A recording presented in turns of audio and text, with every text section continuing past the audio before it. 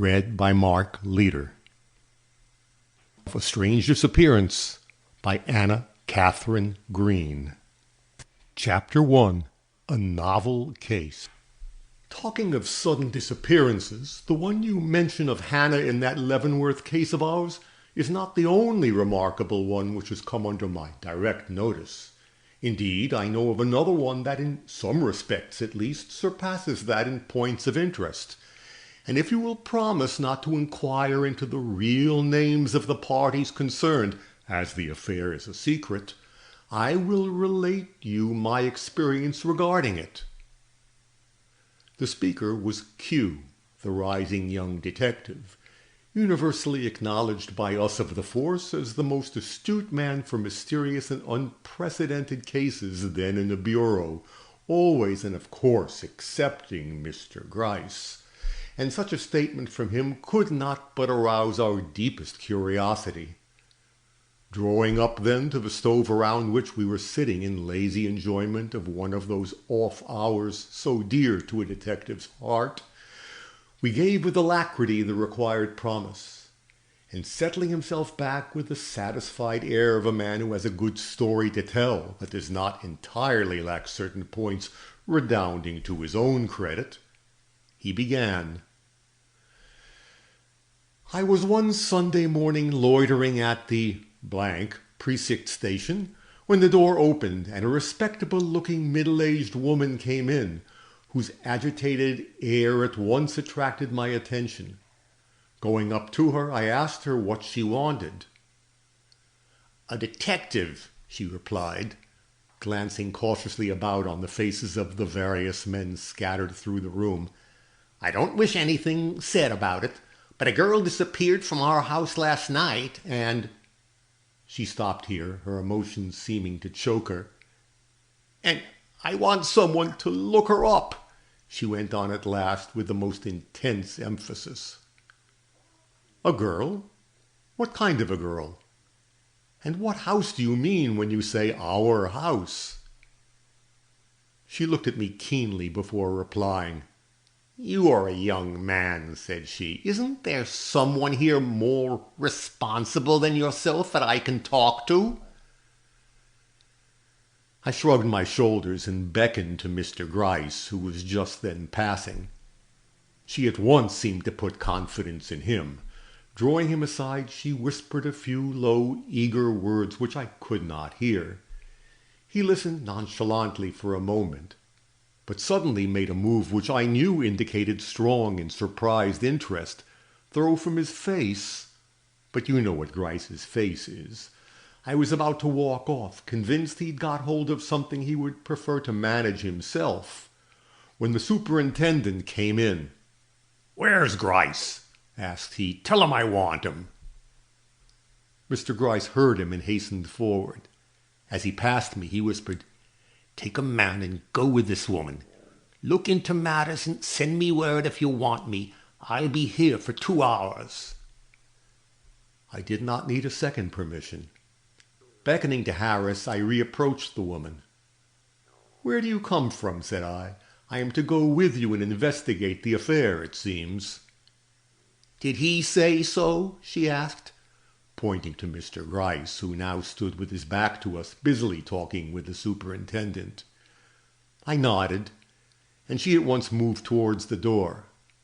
"I come from number 2nd Avenue, Mr. Blake's house," she whispered, uttering a name so well known I at once understood Mr. Gryce's movement of sudden interest. "A girl, one who sewed for us, disappeared last night in a way to alarm us very much. She was taken from her room." "Yes," she cried vehemently, seeing my look of sarcastic incredulity. "Taken from her room. She never went of her own accord, and she must be found if I spend every dollar of the pittance I have laid up in the bank against my old age." Her manner was so intense, her tone so marked, and her words so vehement, I at once and naturally asked if the girl was a relative of hers that she felt her abduction so keenly. "No," she replied, "not a relative.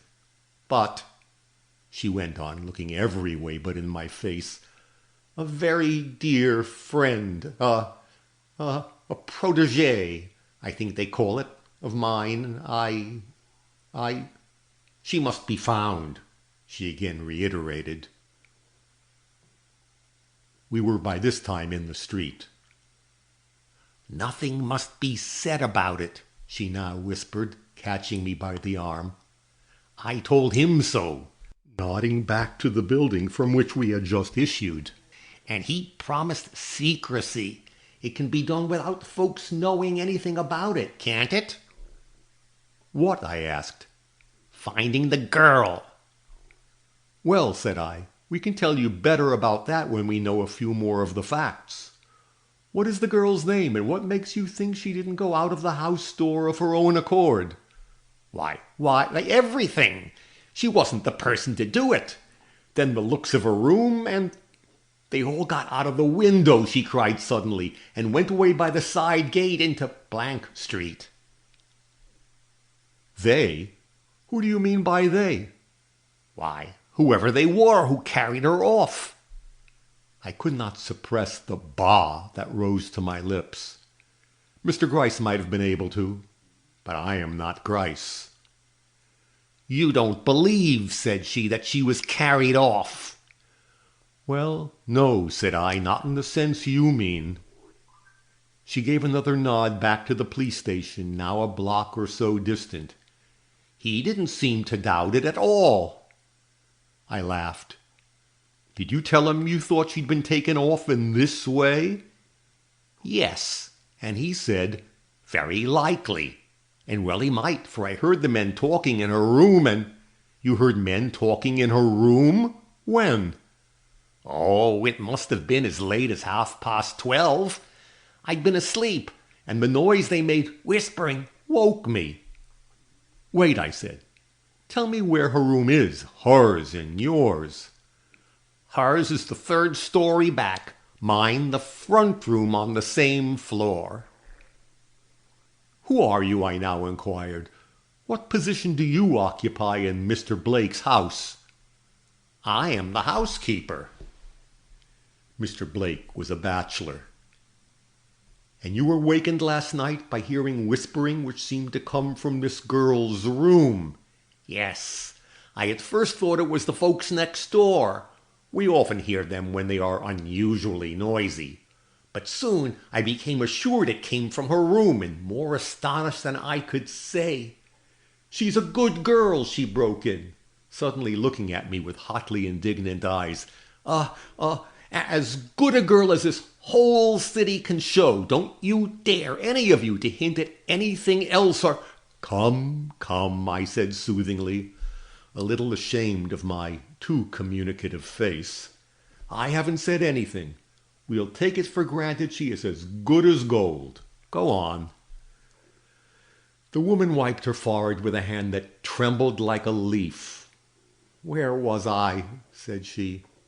"Oh, I heard voices and was surprised and got up and went to her door. The noise I made unlocking my own must have startled her, for all was perfectly quiet when I got there. I waited a moment, then I turned the knob and called her. She did not reply, and I called again. Then she came to the door, but did not unlock it. "What is it?" she asked. "Oh," said I thought I heard her talking here, and I was frightened." "It must have been next door," said she. I begged pardon and went back to my room. There was no more noise, but when in the morning we broke into her room and found her gone, the window open and signs of distress and struggle around, I knew I had not been mistaken, that there were men with her when I went to her door, and that they carried her off. This time I could not restrain myself. "Did they drop her out of the window?" I inquired. "Oh," said she, "we are building an extension, and there's a ladder running up to the 3rd floor, and it was by means of that they took her." "Indeed, she seems at least to have been a willing victim," I remarked. The woman clutched my arm with a grip like iron. "Don't you believe it," gasped she, stopping me in the street where we were. I tell you, if what I say is true, and these burglars, or whatever they were, did carry her off, it was an agony to her, an awful, awful thing that will kill her if it is not done so already. You don't know what you're talking about. You never saw her." "Was she pretty?" I asked, hurrying the woman along, for more than one passer-by had turned their heads to look at us. The question seemed in some way to give her a shock. "Ah, I don't know," she muttered. "Some might not think so. I always did. It depended upon the way you looked at her." For the first time I felt a thrill of anticipation shoot through my veins. Why, I could not say.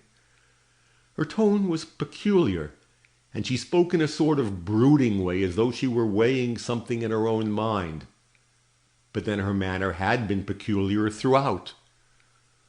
Whatever it was that aroused my suspicion, I determined henceforth to keep a very sharp eye upon her ladyship. Leveling a straight glance at her face, I asked her how it was that she came to be the one to inform the authorities of the girl's disappearance. "Doesn't Mr. Blake know anything about it?" The faintest shadow of a change came into her manner. "Yes," said she. "I told him at breakfast time. But Mr. Blake doesn't take much interest in his servants. He leaves all such matters to me."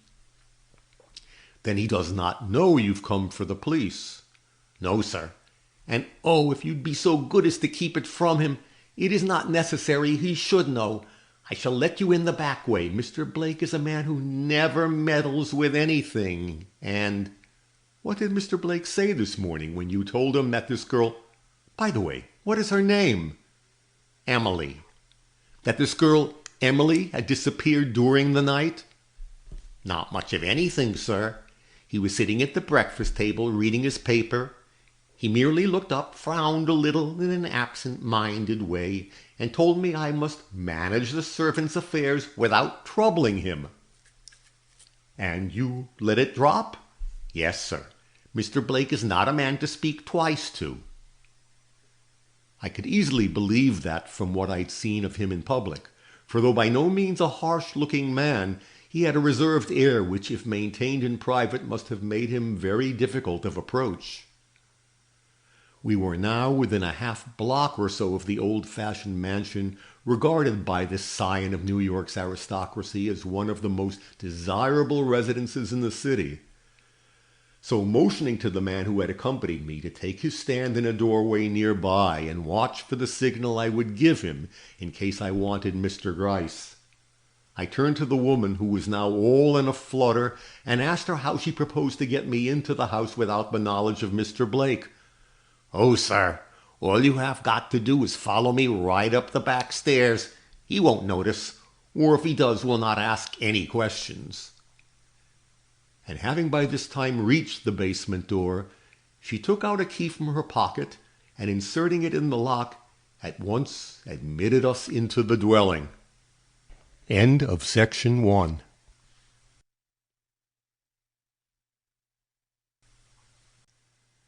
Chapter 2.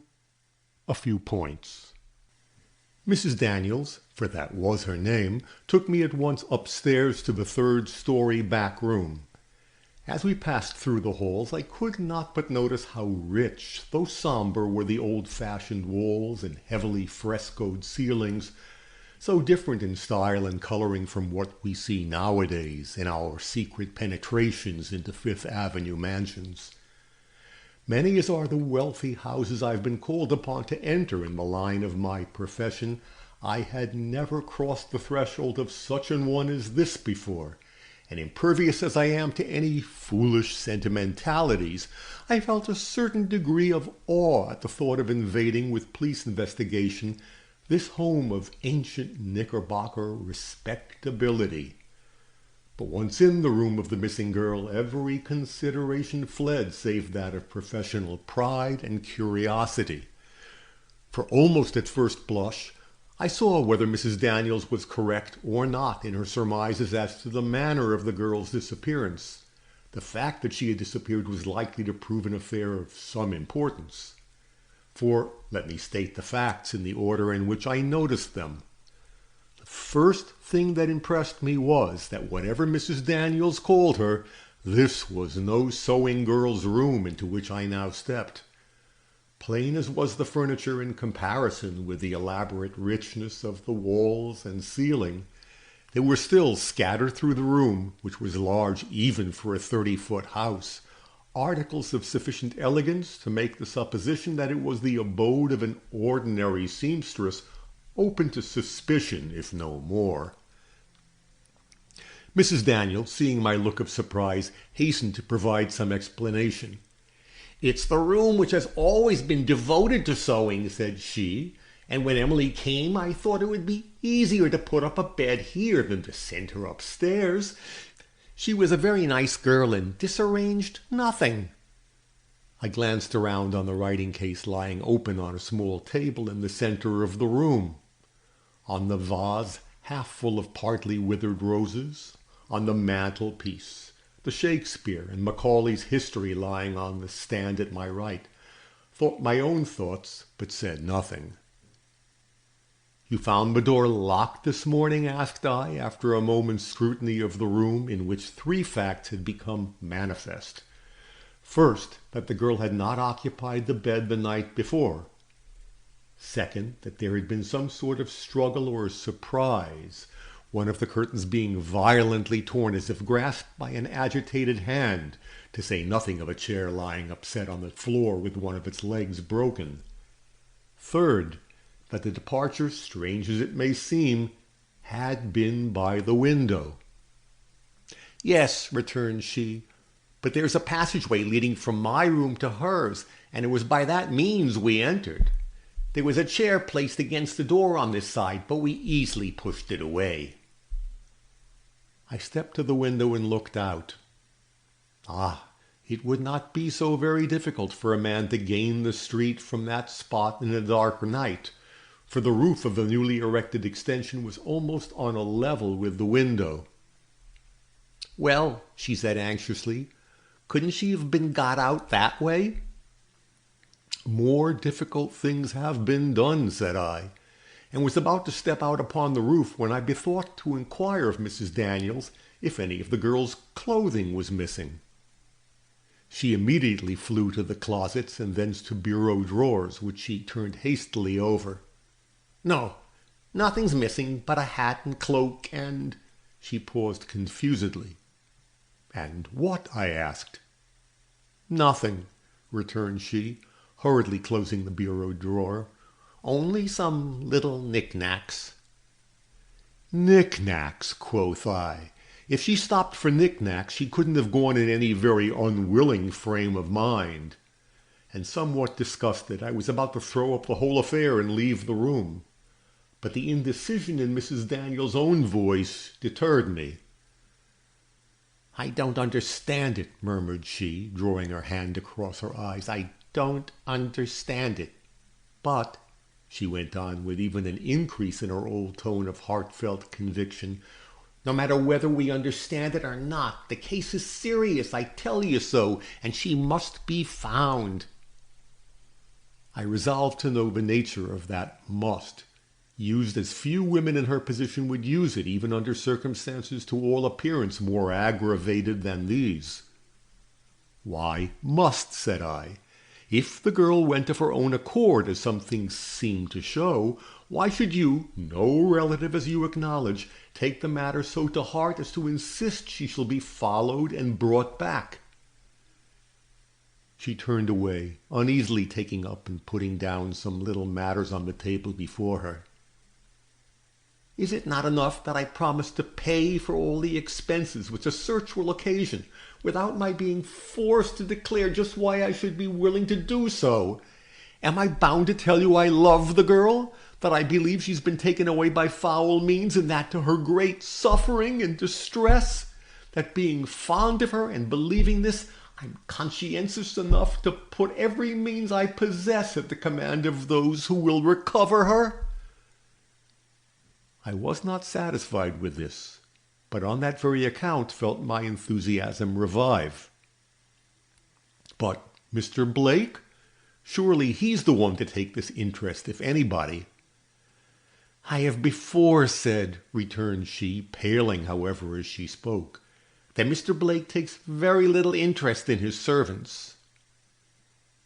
I cast another glance about the room. "How long have you been in this house?" asked I. "I was in the service of Mr. Blake's father, and he died a year ago." "Since when you have remained with Mr. Blake himself?" "Yes, sir." "And this Emily, when did she come here?" "Oh, it must be 11 months or so ago." "An Irish girl?" "Oh, no, American. She's not a common person, sir." "What do you mean by that? That she was educated, ladylike, pretty, or what?" "I don't know what to say. She was educated, yes, but not as you would call a lady educated. Yet she knew a great many things the rest of us didn't. She liked to read, you see, and... Oh, sir, ask the girls about her. I never know what to say when I'm questioned." I scanned the gray-haired woman still more intently than I had yet done. Was she the weak, commonplace creature she seemed, or had she really some cause other than appeared for these her numerous breaks and hesitations? "Where did you get this girl?" I inquired. "Where did she live before coming here?" "I cannot say. I never asked her to talk about herself. She came to me for work, and I liked her and took her without recommendation." "And she has served you well?" "Excellently." "Been out much? Had any visitors?" She shook her head. "Never went out. Never had any visitors." I own I was nonplussed. "Well," said I, "no more of this at present. I must first find out if she left this house alone or in company with others." And without further parley, I stepped out upon the roof of the extension. As I did so, I debated with myself whether the case warranted me or not in sending for Mr. Gryce. As yet there was nothing to show that the girl had come to any harm. A mere elopement with or without a lover to help her was not such a serious matter that the whole police force need be stirred up on the subject.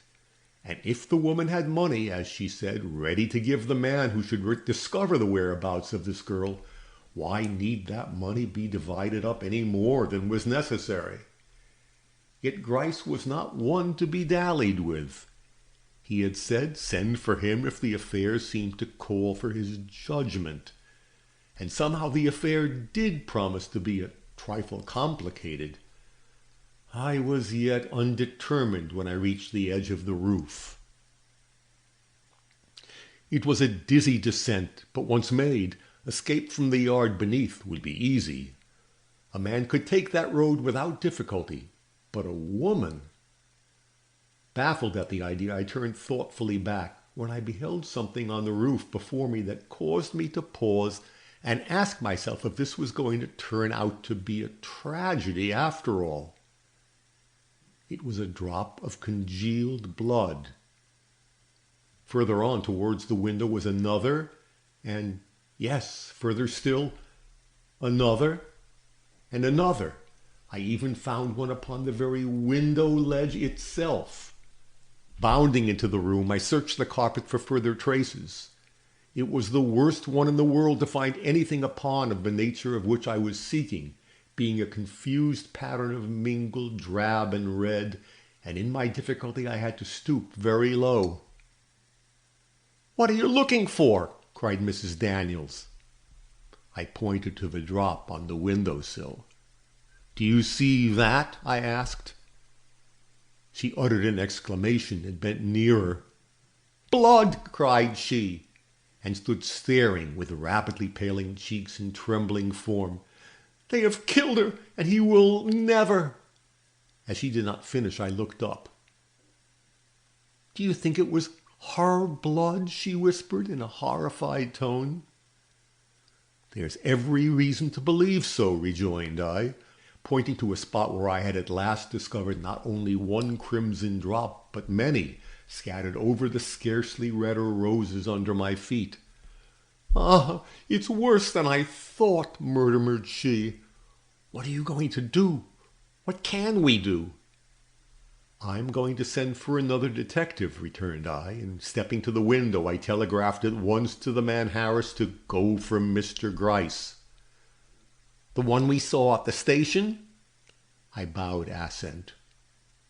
Her face lost something of its drawn expression. "Oh, I'm glad. He'll do something." Subduing my indignation at this back thrust, I employed my time in taking note of such details as had escaped my previous attention. There were not many. The open writing desk, in which, however, I found no letters or written documents of any kind, only a few sheets of paper with pen, ink, etc. The brush and hairpins scattered on the bureau as though the girl had been interrupted while arranging her hair, if she had been interrupted, and the absence of any great pile of work such as one would expect to see in a room set apart for sewing, were all I could discover. Not much to help us, in case this was to prove an affair of importance, as I began to suspect. With Mr. Gryce's arrival, however, things soon assumed a better shape. He came to the basement door, was ushered in by your humble servant, had the whole matter, as far as I had investigated it, at his finger ends in a moment, and was upstairs and in that room before I, who am called the quickest man in the force, as you all know, could have time to determine just what difference his presence would make to me in a pecuniary way, in event of Mrs. Daniels' promises amounting to anything. He did not remain there long, but when he came down I saw that his interest was in no wise lessened.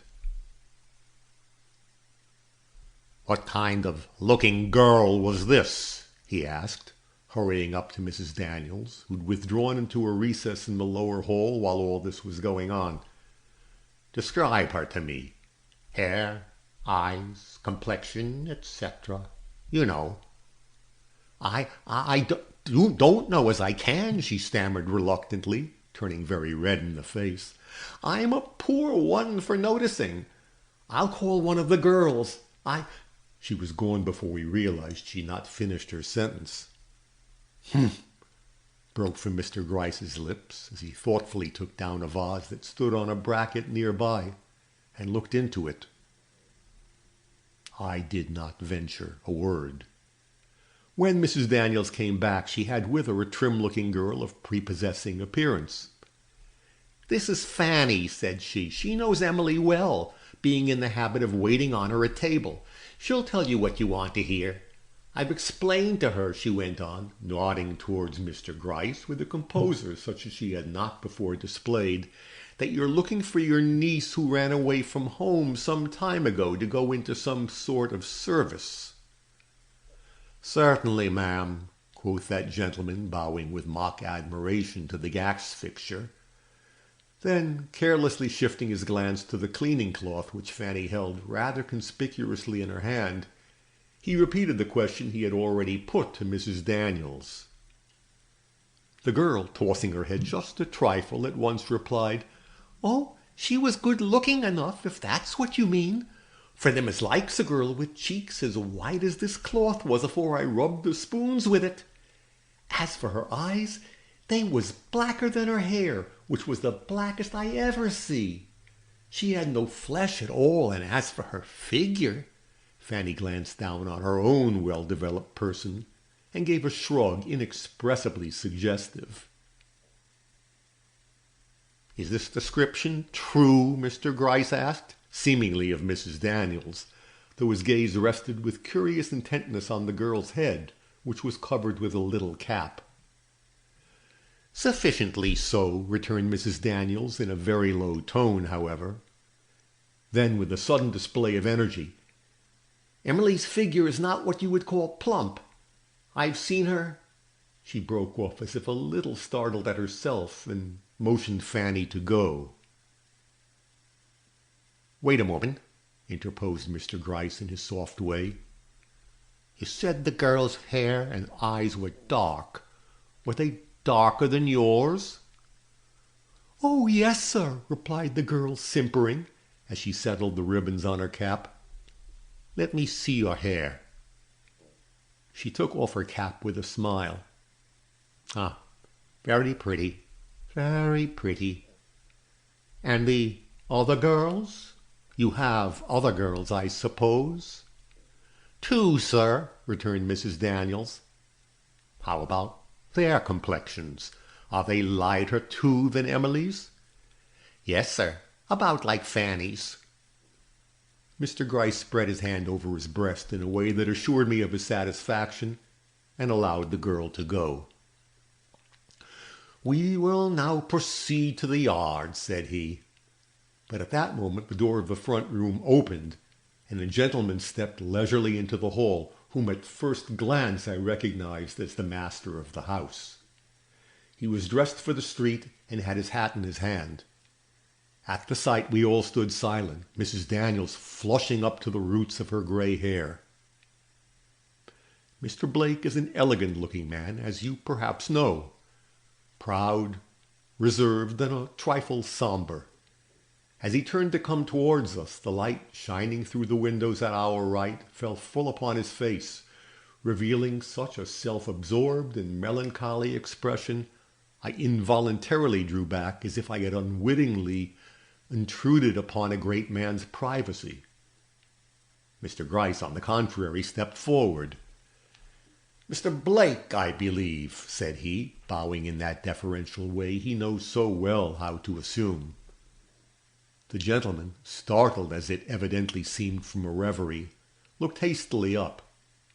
Meeting Mr. Gryce's bland smile, he returned the bow, but haughtily, and as it appeared in an abstracted way. "Allow me to introduce myself," proceeded my superior. "I am Mr. Gryce from the Detective Bureau. We were notified this morning that a girl in your employ had disappeared from your house last night in a somewhat strange and unusual way, and I just stepped over with my man here to see if the matter is of sufficient importance to inquire into. With many apologies for the intrusion, I stand obedient to your orders." With a frown expressive of annoyance, Mr. Blake glanced around and, detecting Mrs. Daniels, said, "Did you consider the affair so serious as that?" She nodded, seeming to find it difficult to speak. He remained looking at her with an expression of some doubt. "I can hardly think," said he, "such extreme measures were necessary. The girl will doubtless come back, or if not—" His shoulders gave a slight shrug, and he took out his gloves. "The difficulty seems to be," quoth Mr. Gryce, eyeing those gloves with his most intent and concentrated look, "that the girl did not go alone, but was helped away or forced away by parties who had previously broken into your house." "That is a strange circumstance," remarked Mr. Blake, but still without any appearance of interest.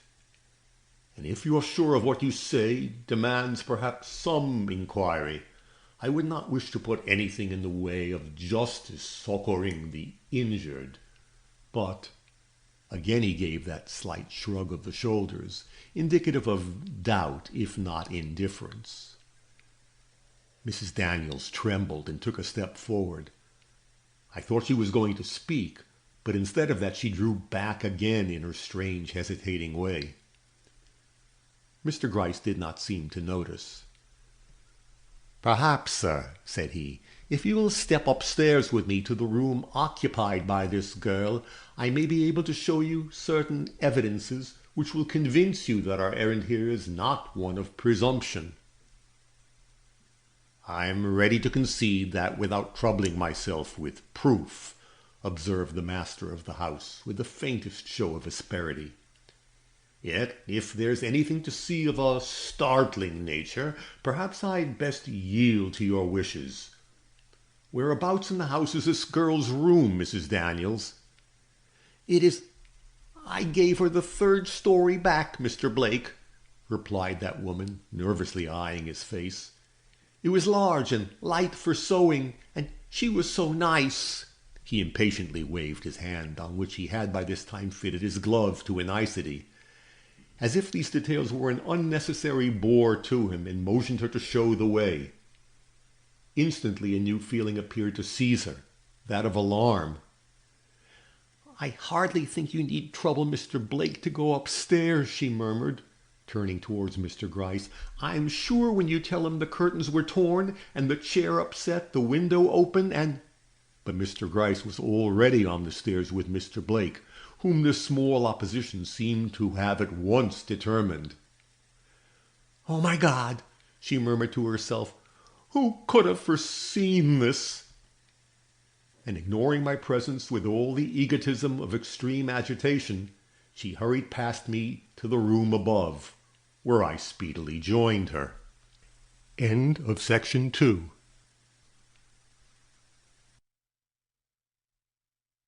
Chapter 3. The Contents of a Bureau Drawer. Mr. Blake was standing in the center of the room when I entered, carelessly following with his eyes the motion of Mr. Gryce's finger as that gentleman pointed with unwearying assiduity to the various little details that had struck us. His hat was still in his hand, and he presented a very formidable and imposing appearance, or so Mrs. Daniels appeared to think as she stood watching him from the corner, whither she had withdrawn herself. "A forcible departure, you see," exclaimed Mr. Gryce. "She'd not even time to gather up her clothes." And with a sudden movement he stooped and pulled out one of the bureau drawers before the eyes of his nonchalant listener. Immediately a smothered exclamation struck our ears, and Mrs. Daniels started forward. "I pray, gentlemen," she entreated, advancing in such a way as to place herself against the front of the bureau in a manner to preclude the opening of any more drawers, "that you will remember that a modest woman such as this girl was would hardly like to have her clothing displayed before the eyes of strangers." Mr. Gryce instantly closed the drawer. "You're right," said he. "Pardon the rough ways of a somewhat hardened officer of the law." She drew up closer to the bureau, still protecting it with her meager but energetic form, while her eyes rested with almost a savage expression upon the master of the house, as if he, and not the detective, had been the aggressor whose advances she feared. Mr. Blake did not return the look. "If that's all you can show me, I think I will proceed to my appointment," said he. "The matter does seem to be more serious than I thought, and if you judge it necessary to take any active measures, why, let no consideration of my great and inherent dislike to notoriety of any kind interfere with what you consider your duty. As for the house, it is at your command, under Mrs. Daniels' direction. Good morning." And returning our bows with one singularly impressive for all its elegant carelessness, he at once withdrew. Mrs. Daniels took one long, deep breath and came from the bureau. Instantly Mr. Gryce stooped and pulled out the drawer she had so visibly protected. A white towel met our eyes, spread neatly out at its full length. Lifting it, we looked beneath. A carefully folded dress of dark blue silk, to all appearance elegantly made, confronted our rather eager eyes. Beside it, a collar of exquisite lace, I know enough of such matters to be a judge, pricked through by a gold breastpin of a strange and unique pattern. A withered bunch of what appeared to have been a bouquet of red roses surmounted the whole, giving to the otherwise commonplace collection the appearance of a relic from the tomb. We both drew back in some amazement, involuntarily glancing up at Mrs. Daniels. "I have no explanation to give," said that woman, with a calmness strangely in contrast to the agitation she displayed while Mr. Blake had remained in the room. "That those things, rich as they are, really belong to the girl, I have no doubt. She brought them when she came, and they only confirm what I have before intimated, that she was no ordinary sewing girl, but a woman who had seen better days." With a low "humph," and another glance at the dark blue dress and delicate collar, Mr. Gryce carefully replaced the cloth he had taken from them and softly closed the drawer without either of us having laid a finger upon a single article. 5 minutes later, he disappeared from the room. I did not see him again till occasion took me below, when I beheld him softly issue from Mr. Blake's private apartment. Meeting me, he smiled, and I saw that whether he was conscious of betraying it or not, he'd come upon some clue, or at the least fashioned for himself some theory with which he was more or less satisfied. "An elegant apartment, that," whispered he, nodding sideways toward the room he just left. "Pity you haven't time to examine it." "Are you sure that I haven't?" returned I, drawing a step nearer to escape the eyes of Mrs. Daniels, who had descended after me. "Quite sure." And we hastened down together into the yard. But my curiosity, once aroused in this way, would not let me rest. Taking an opportunity when Mr. Gryce was engaged in banter with the girls below, and in this way learning more in a minute of what he wanted to know than some men would gather in an hour by that or any other method, I stole lightly back and entered this room. I almost started in my surprise. Instead of the luxurious apartment I'd prepared myself to behold, a plain, scantily furnished room opened before me, of a nature between a library and a studio.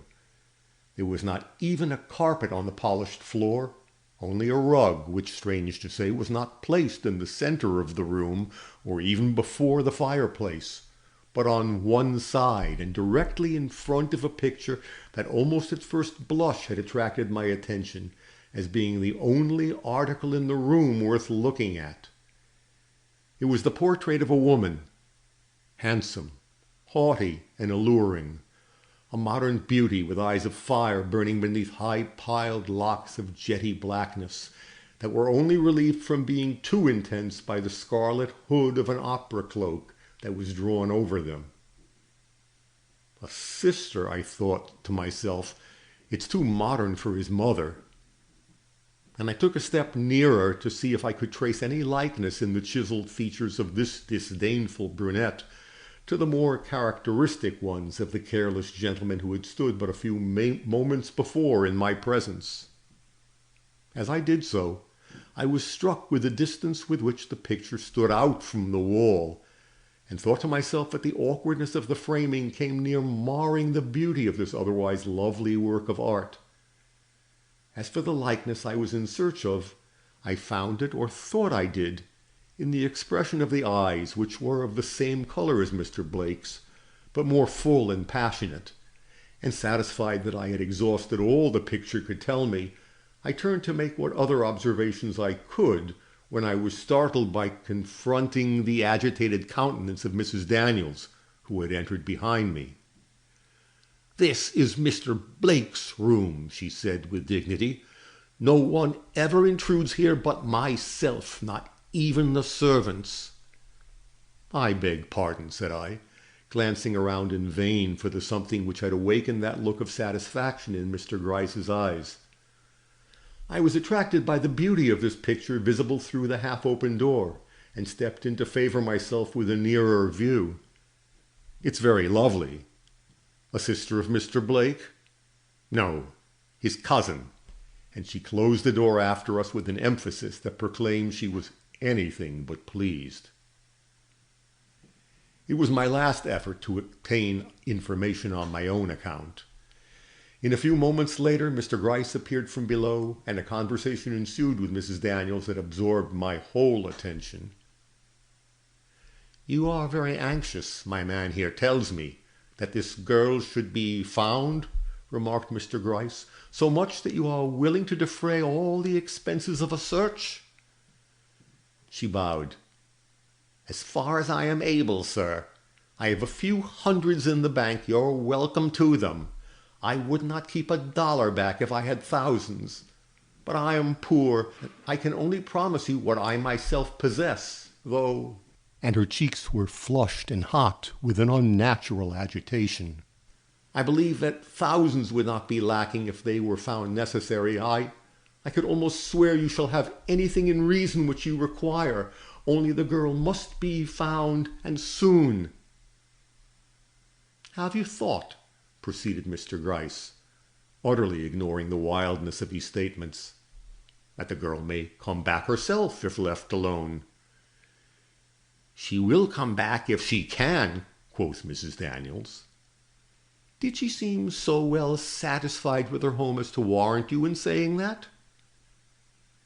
"She liked her home, but she loved me," returned the woman steadily. "She loved me so well she would never have gone as she did without being forced. Yes," said she, "though she made no outcry and stopped to put on her bonnet and shawl. She was not a girl to make a fuss. If they'd killed her outright, she would never have uttered a cry." "Why do you say 'they'?" "Because I am confident I heard more than one man's voice in her room." "Humph! Would you know those voices if you heard them again?" "No." There was a surprise in this last negative which Mr. Gryce evidently noticed. "I ask," said he, "because I've been told that Mr. Blake lately kept a body servant who's been seen to look at this girl more than once when she's passed them on the stairs." Mrs. Daniels' face turned scarlet with rage, and she hastily rose from the chair. "I don't believe it," said she. "Henry was a man who knew his place, and I won't hear such things," she suddenly exclaimed. "Emily was a lady, and—" "Well, well," interposed Mr. Gryce soothingly, "though the cat looks at the king, it's no sign the king looks at the cat. We have to think of everything, you know." "You must never think of anything like that." Mr. Gryce softly ran his thumb around the brim of the hat he held in his hand. "Mrs. Daniels," observed he, "it would greatly facilitate matters if you would kindly tell us why you take such interest in this girl. One glimpse at her real history would do more towards setting us on the right track than anything else you could offer." Her face assumed an unmistakable frown. "Have I not told you," said she, "what is known of it, that she came to me about 2 years ago for work, that I liked her and so hired her, that she's been with us ever since, and—" "Then you will not tell us," exclaimed Mr. Gryce. Her face fell and a look of hesitation crossed it. "I doubt if we can do anything unless you do," continued he. Her countenance settled again into a resolved expression. "You are mistaken," said she. "If the girl had a secret, as nearly all girls have, brought low as she has evidently been, it had nothing to do with her disappearance, nor would a knowledge of it help you in any way. I am confident of this, and so shall hold my peace." She was not a woman to be frightened or cajoled into making revelations she did not think necessary, and seeing it, Mr. Gryce refrained from urging her further. "However, you will at least tell me this," said he. "What were the knickknacks she took away with her from her bureau drawer?" "No," said she, "for they have nothing to do with her abduction. They were articles of positive value to her, though I assure you of little importance to anyone else. All that is shown by their disappearance is the fact that she had a moment's time allowed her in which to collect what she most wanted." Mr. Gryce arose. "Well," said he, "you've given us a hard sum to work out, but I am not the man to recoil from anything hard. If I can discover the whereabouts of this girl, I will certainly do it. But you must help me." "I? How?" "By inserting a personal in the Herald. You say she loves you and would come back if she could. Now, whether you believe it or not, this is open to doubt. Therefore, I would advise that you take some such means as that to inform her of the anxiety of her friends and their desire to communicate with her." "Impossible!" she cried vehemently. I should be afraid. Well, I might put it that Mrs. D, anxious about Emily, desires information of her whereabouts. Put it any way you like. You had better add, said I, speaking for the first time, that you would be willing to pay for information. Yes, said Mr. Gryce. Add that. Mrs. Daniels frowned, but made no objection, and after getting as minute a description as possible of the clothing worn by the girl the night before, we left the house. End of section 3.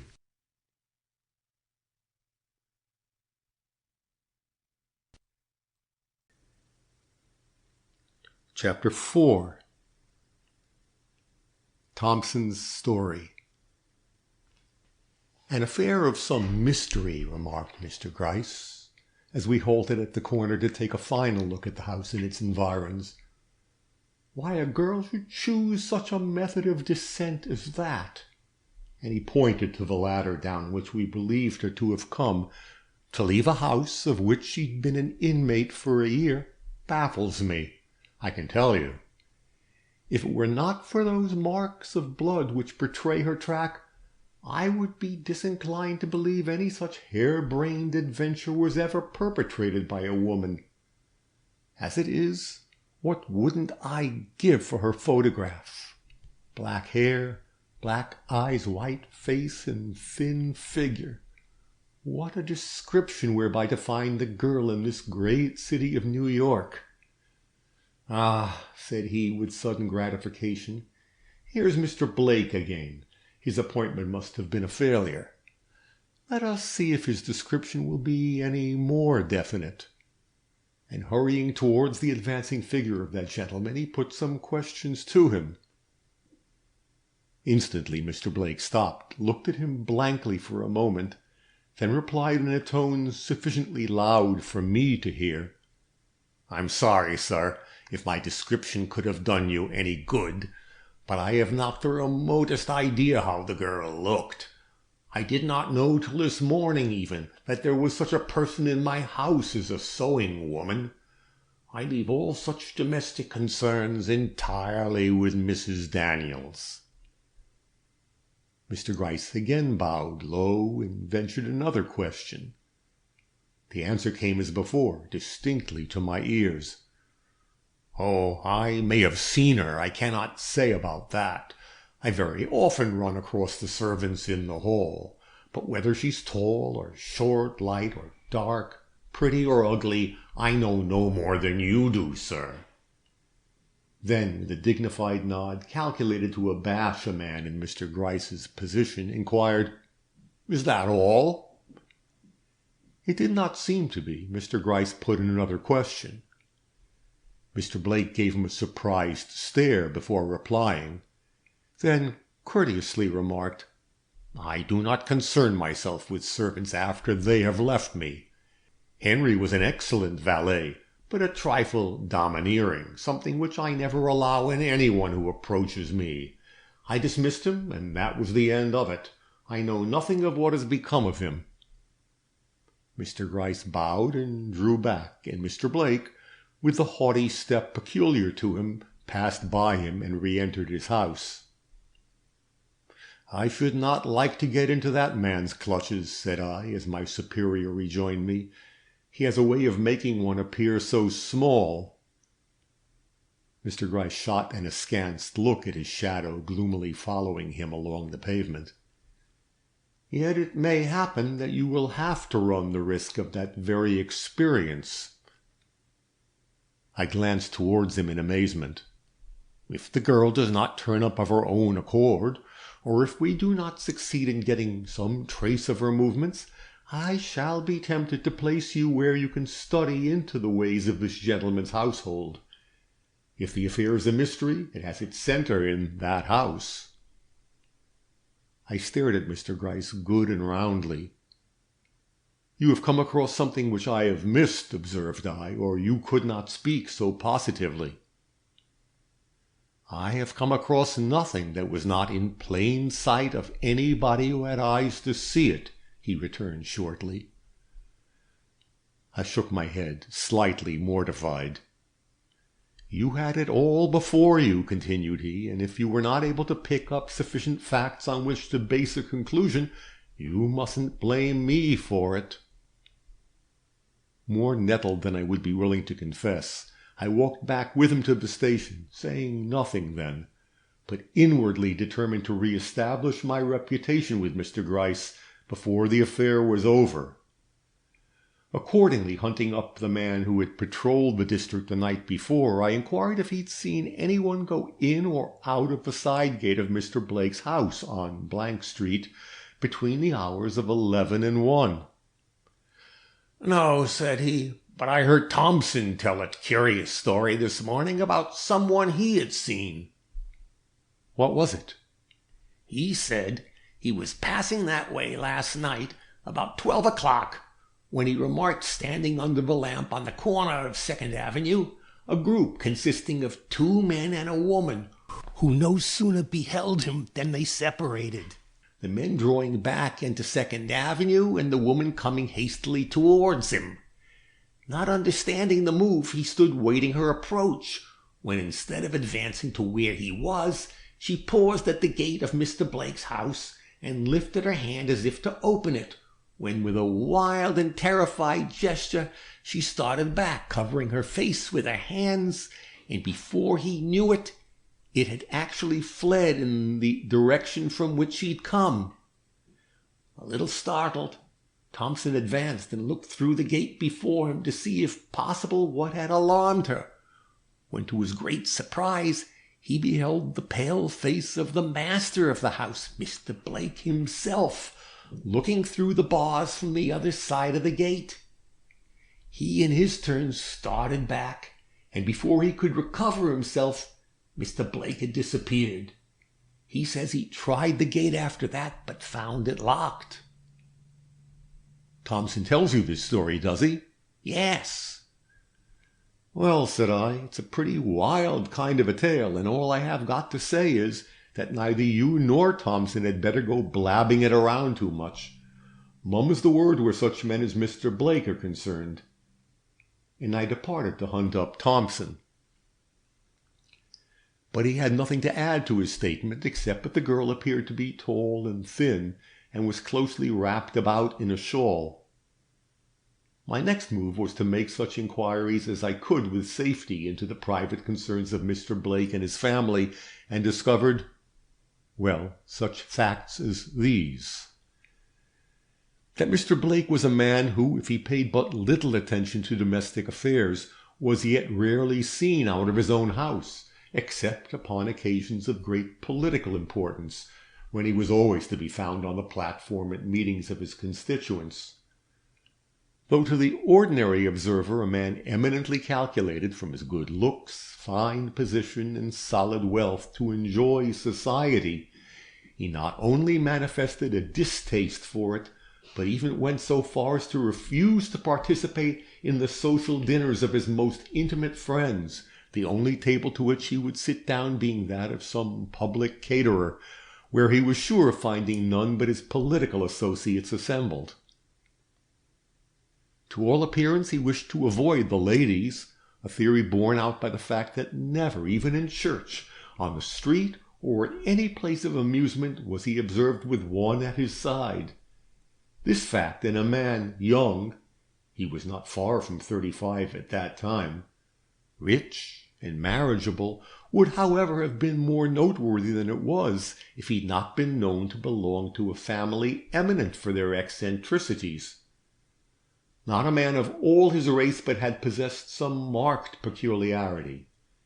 His father, bibliomaniac though he was, would never treat a man or a woman with decency who mentioned Shakespeare to him, nor would he acknowledge to his dying day any excellence in that divine poet beyond a happy way of putting words together.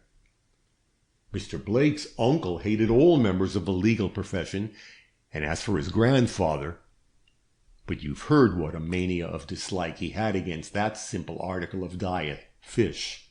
how his friends were obliged to omit it from their bills of fare whenever they expected him to dinner. If, then, Mr. Blake chose to have any pet antipathy, as for women, for instance, he surely had precedent enough in his own family to back him.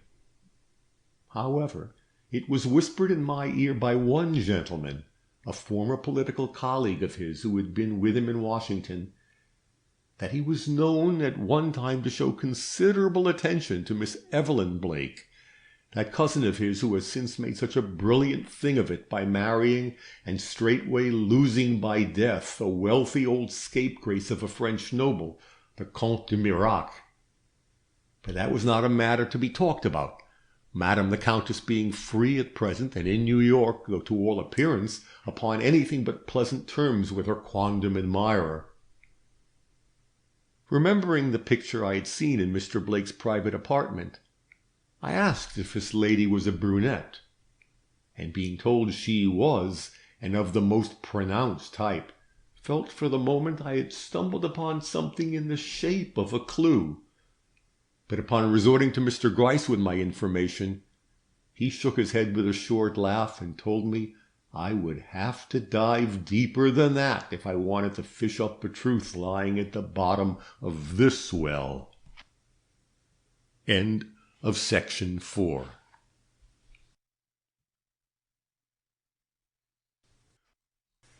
Chapter 5. A New York Belle. Meanwhile, all our efforts to obtain information in regard to the fate or whereabouts of the missing girl had so far proved utterly futile. Even the advertisements inserted by Mrs. Daniels had produced no effect, and frustrated in my scheme, I began to despair when the accounts of that same Mrs. Daniels' strange and unaccountable behavior during these days of suspense, which came to me through Fanny, the pretty housemaid at Mr. Blake's, whose acquaintance I had lately taken to cultivating, aroused once more my dormant energies, and led me to ask myself if the affair was quite as hopeless as it seemed. "If she was a ghost," was her final expression on the subject, "she couldn't go perambulating in this house more than she does. It seems as if she couldn't keep still a minute. Upstairs and down, till we're most wild. And so white as she is, and so trembling. Why, her hands shake so all the time she never dares lift a dish off the table. And then the way she hangs about Mr. Blake's door when he's at home. She never goes in, that's the oddest part of it, but walks up and down before it, wringing her hands and talking to herself just like a mad woman. Why, I've seen her almost put her hand on the knob twice in an afternoon, perhaps, then draw back as if she was afraid it would burn her. And if by any chance the door opened and Mr. Blake came out, you ought to have seen how she run. What it all means, I don't know, but I have my imaginings, and if she isn't crazy, why," etc., etc. In face of facts like these, I felt it would be pure insanity to despair. Let there be but a mystery, though it involved a man of the position of Mr. Blake, and I was safe. My only apprehension had been that the whole affair would dissolve itself into an ordinary elopement or some such commonplace matter. When, therefore, a few minutes later, Fanny announced that Mr. Blake had ordered a carriage to take him to the charity ball that evening, I determined to follow him and learn, if possible, what change had taken place in himself or his circumstances to lead him into such an innovation upon his usual habits. Though the hour was late, I had but little difficulty in carrying out my plan, arriving at the academy something less than an hour after the opening dance. The crowd was great, and I circulated the floor 3 times before I came upon him. When I did, I own I was slightly disappointed, for instead of finding him as I anticipated, the center of an admiring circle of ladies and gentlemen, I espied him withdrawn into a corner with a bland old politician of the 15th Ward, discussing, as I presently overheard, the merits and demerits of a certain Smith who at that time was making some disturbance in the party. If that is all he's come for, thought I, I'd better have stayed at home and made love to the pretty Fanny. And somewhat chagrined, I took up my stand nearby and began scrutinizing the ladies. Suddenly, I felt my heart stand still, the noise of voices ceasing the same instant behind me. A lady was passing on the arm of a foreign-looking gentleman, whom it did not require a second glance to identify with the subject of the portrait in Mr. Blake's house. Older by some few years than when her picture was painted, her beauty had assumed a certain defiant expression that sufficiently betrayed the fact that the years had not been so wholly happy as she had probably anticipated when she jilted handsome Holman Blake for the old French count. At all events, so I interpreted the look of a latent scorn that burned in her dark eyes as she slowly turned her richly bejeweled head towards the corner where that gentleman stood, and meeting his eyes, no doubt, bowed with a sudden loss of self-possession that not all the haughty carriage of her noble form, held doubly erect for the next few moments, could quite conceal or make forgotten. "She still loves him," I inwardly commented, and turned to see if the surprise had awakened any expression on his uncommunicative countenance. Evidently not, for the tough old politician of the 15th Ward was laughing at one of his own jokes, probably, and looking up in the face of Mr. Blake, whose back was turned to me, in a way that entirely precluded all thought of any tragic expression in that quarter. Somewhat disgusted, I withdrew and followed the lady. I could not get very near. By this time the presence of a live countess in the assembly had become known, and I found her surrounded by a swarm of half-fledged youths. But I cared little for this. All I wanted to know was whether Mr. Blake would approach her or not during the evening. Tediously the moments passed, but a detective on duty, on fancy duty, succumbs to no weariness. I had a woman before me worth studying, and the time could not be thrown away. I learned to know her beauty, the poise of her head, the flush of her cheek, the curl of her lip, the glance, yes, the glance of her eye, though that was more difficult to understand, for she had a way of drooping her lids at times that, while exceedingly effective upon the poor wretch toward whom she might be directing that half-veiled shaft of light, was anything but conducive to my purposes. At length, with a restless shrug of her haughty shoulders, she turned away from her crowd of adorers, her breast heaving under its robing of garnet velvet, and her whole face flaring with a light that might mean resolve and might mean simply love. I had no need to turn my head to see who was advancing towards her. Her stately attitude as countess, her thrilling glance as woman, betrayed only too readily. He was the more composed of the two. Bowing over her hand with a few words I could not hear, he drew back a step and began uttering the usual commonplace sentiments of the occasion. She did not respond. With a splendor of indifference not often seen even in the manner of our grandest ladies, she waited, opening and shutting her richly feathered fan, as one who would say, "I know all this has to be gone through with, therefore I will be patient." But as the moments passed, and his tone remained unchanged, I could detect a slight gleam of impatience flash in the depths of her dark eyes, and a change come into the conventional smile that had hitherto lighted without illuminating her countenance. Drawing still further back from the crowd that was not to be awed from pressing upon her, she looked around as if seeking a refuge. Her glance fell upon a certain window with a gleam of satisfaction. Seeing they would straightway withdraw there, I took advantage of the moment and made haste to conceal myself behind a curtain as near that vicinity as possible. In another instant I heard them approaching. "You seem to be rather overwhelmed with attention tonight," were the first words I caught, uttered in Mr. Blake's calmest and most courteous tones. "Do you think so?"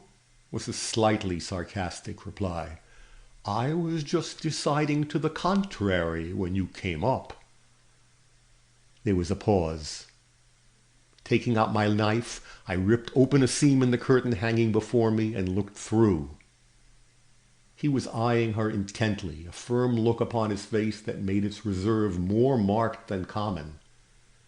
I saw him gaze at her handsome head piled with its midnight tresses, amid which the jewels, doubtless of her dead lord, burned with a fierce and ominous glare at her smooth olive brow, her partly veiled eyes where the fire passionately blazed, at her scarlet lips trembling with an emotion her rapidly flushing cheeks would not allow her to conceal.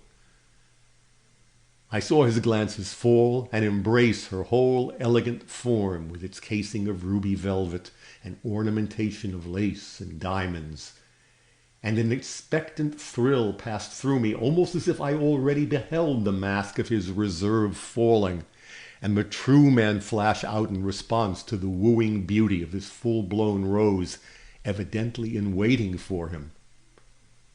But it died away, and a deeper feeling seized me as I saw his glances return unkindled to her countenance, and heard him say in still more measured accents than before, "Is it possible, then, that the Countess de Mirac can desire the adulation of us poor American plebeians? I had not thought it, madame." Slowly her dark eyes turned towards him. She stood a statue. "But I forget," he went on, a tinge of bitterness for a moment showing itself in his smile. "Perhaps, in returning to her own country, Evelyn Blake has so far forgotten the last 2 years as to find pleasure again in the toys and foibles of her youth. Such things have been, I hear." And he bowed almost to the ground in his half-sarcastic homage. "Evelyn Blake! It's long since I have heard that name," she murmured. He could not restrain the quick flush from mounting to his brow. "Pardon me," said he, "if it brings you sadness or unwelcome memories. I promise you I will not so transgress again." A wan smile crossed her lips, grown suddenly pallid. "You mistake," said she. "If my name brings up a past laden with bitter memories and shadowed by regret, it also recalls much that is pleasant and never to be forgotten. I do not object to hearing my girlhood's name uttered by my nearest relative." The answer was dignity itself. "Your name is Countess de Mirac. Your relatives must be proud to utter it." A gleam, not unlike the lightning's quick flash, shot from the eyes she drooped before him. "Is it Holman Blake I am listening to?" said she. "I do not recognize my old friend in the cool and sarcastic man of the world now before me." "We often fail to recognize the work of our hands, madame, after it has fallen from our grasp." "What?" she cried. "Do you mean... would you say that—" "I would say nothing," interrupted he calmly, stooping for the fan she had dropped. "At an interview which is at once a meeting and a parting, I would give utterance to nothing which would seem like recrimination. Wait!" suddenly exclaimed she, reaching out her hand for her fan with a gesture lofty as it was resolute. "You have spoken a word which demands explanation. What have I ever done to you that you should speak the word recrimination to me?" "What? You shook my faith in womankind. You showed me that a woman who had once told a man she loved him could so far forget that love as to marry one she could never respect for the sake of titles and jewels. You showed me—" "Hold!" said she again, this time without gesture or any movement, save that of her lips grown pallid as marble. "And what did you show me?" He started, colored profoundly, and for a moment stood before her unmasked of his stern self-possession. "I beg your pardon," said he. I take back that word, recrimination. It was now her turn to lift her head and survey him. With glance less cool than his, but fully as deliberate, she looked at his proud head bending before her, studying his face line by line, from the stern brow to the closely compressed lips on which melancholy seemed to have set its everlasting seal. And a change passed over her countenance. "Holman," said she, with a sudden rush of tenderness, "if in the times gone by we both behaved with too much worldly prudence for it now to be any great pleasure for either of us to look back, is that any reason why we should mar our whole future by dwelling too long upon what we are surely still young enough to bury, if not forget? I acknowledge that I would have behaved in a more ideal fashion if, after I'd been forsaken by you, I had turned my face from society and let the cankerworm of despair slowly destroy whatever life and bloom I had left. But I was young, and society had its charms. So did the prospect of wealth and position, however hollow they may have proved. You who are the master of both this day, because 12 months ago you forsook Evelyn Blake, should be the last to reproach me with them. I do not reproach you. I only say let the past be forgotten." "Impossible!" exclaimed he, his whole face darkening with an expression I could not fathom. "What was done at that time cannot be undone. For you and me there is no future." "Yes," he said, turning towards her as she made a slight fluttering move of dissent, "no future. We can bury the past, but we cannot resurrect it. I doubt if you would wish to if we could, as we cannot. Of course you will not desire even to converse upon the subject again. Evelyn, I wanted to see you once, but I do not wish to see you again. Will you pardon my plain speaking and release me?" "I will pardon your plain speaking, but—" Her look said she would not release him. He seemed to understand it so, and smiled, but very bitterly. In another moment he had bowed and gone, and she had returned to her crowd of adoring sycophants. End of section 5.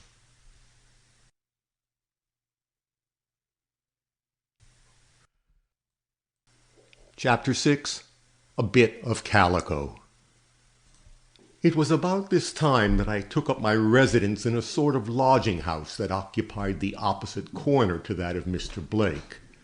My room, as I took pains to have it, overlooked the avenue, and from its windows I could easily watch the goings and comings of the gentlemen whose movements were daily becoming of more and more interest to me. For set it down to caprice, and men are often as capricious as women, or account for it as you will, his restlessness at this period was truly remarkable. Not a day that he did not spend his time in walking the streets, and that not in his usual aimless, gentlemanly fashion, but eagerly and with an intent gaze that roamed here and there, like a bird seeking its prey. It would often be as late as 5 o'clock before he came in, and if, as now frequently happened, he did not have company to dinner, he was even known to start out again after 7 o'clock, and go over the same ground as in the morning, looking with strained gaze, that vainly endeavored to appear unconcerned, into the faces of the women that he passed.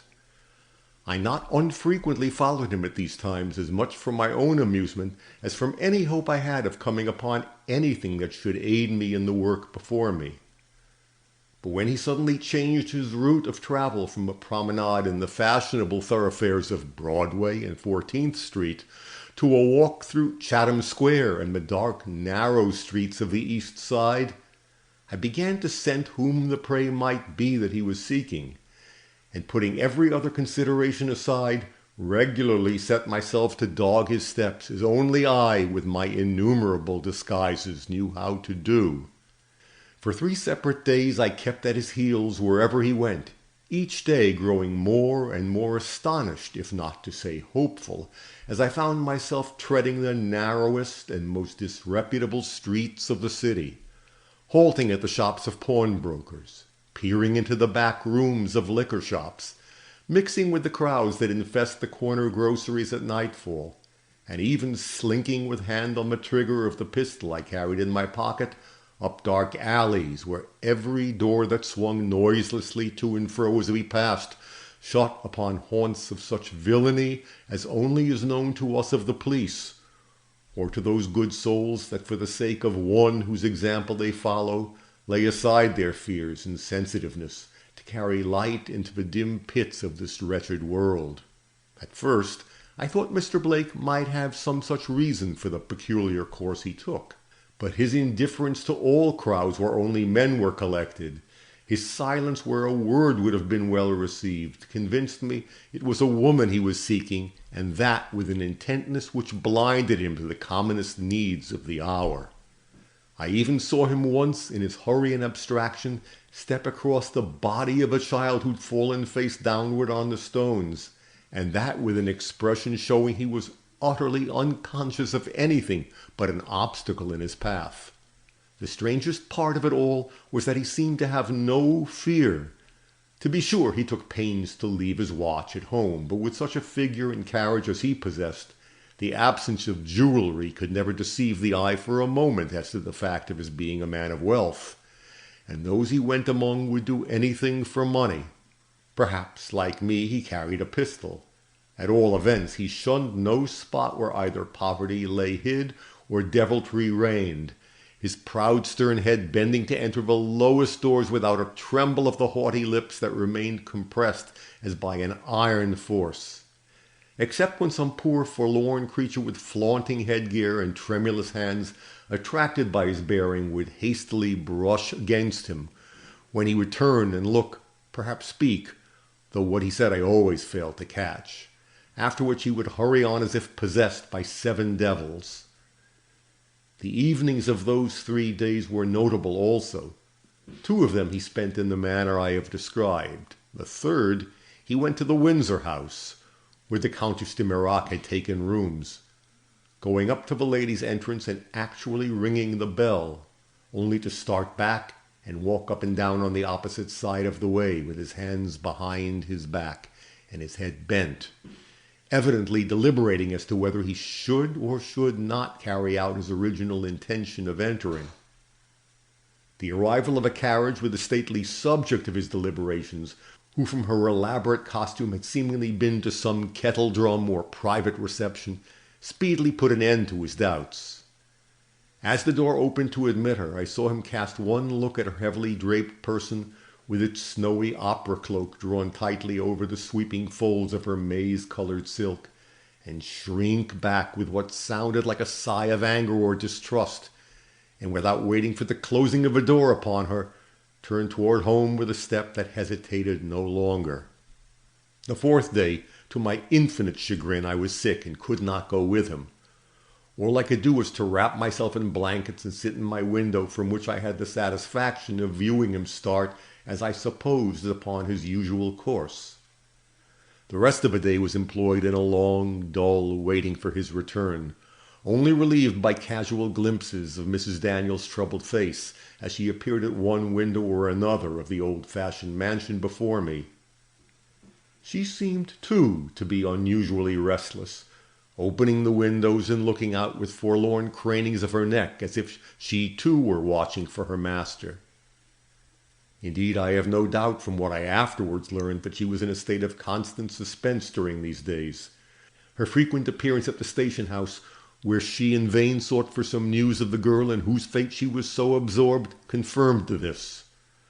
Only the day before I gave myself up to my unreserved espionage of Mr. Blake, she had had an interview with Mr. Gryce, in which she had let fall her apprehensions that the girl was dead, and asked whether, if that were the case, the police would be likely to come into a knowledge of the fact.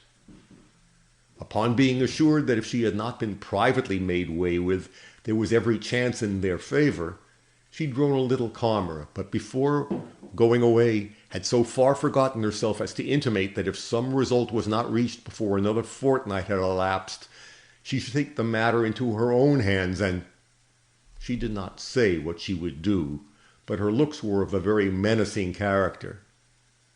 It was no wonder, then, that her countenance bore marks of the keenest anxiety as she trod the halls of that dim old mansion, with its dusky corners rich with bronzes and the glimmering shine of ancient brocades, breathing suggestions of loss and wrong, or bent her wrinkled forehead to gaze from the windows for the coming of one whose footsteps were ever delayed. She happened to be looking out when, after a longer stroll than usual, the master of the house returned. As he made his appearance at the corner, I saw her hurriedly withdraw her head and hide herself behind the curtain, from which position she watched him as with tired steps and somewhat dejected mien he passed up the steps and entered the house.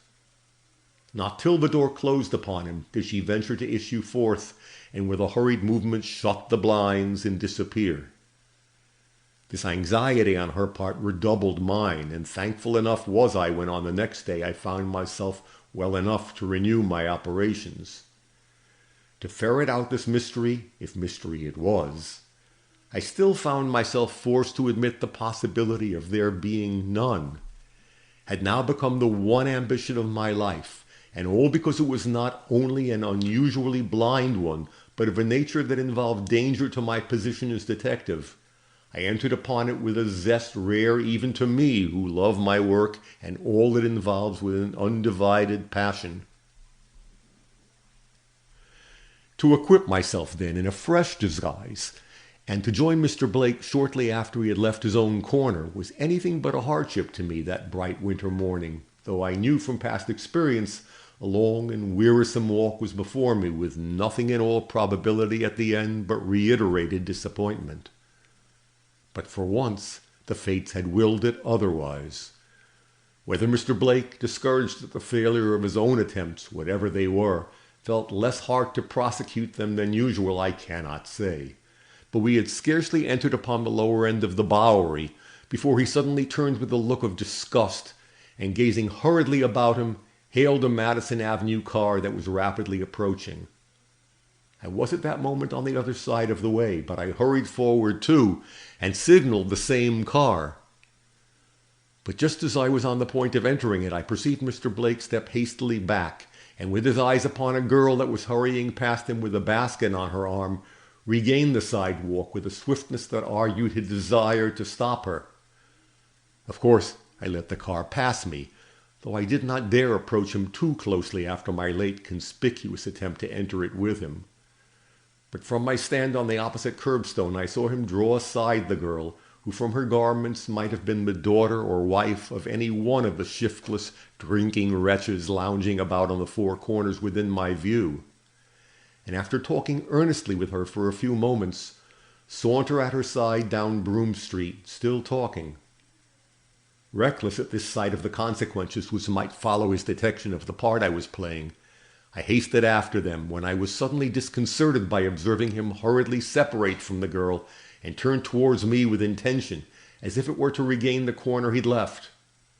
Weighing in an instant the probable good to be obtained by following either party, I determined to leave Mr. Blake for one day to himself, and turn my attention to the girl he had addressed, especially as she was tall and thin, and bore herself with something like grace.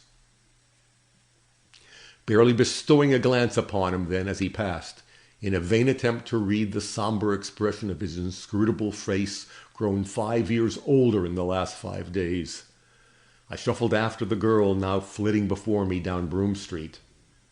As I did so, I noticed her dress to its minutest details, somewhat surprised to find how ragged and uncouth it was.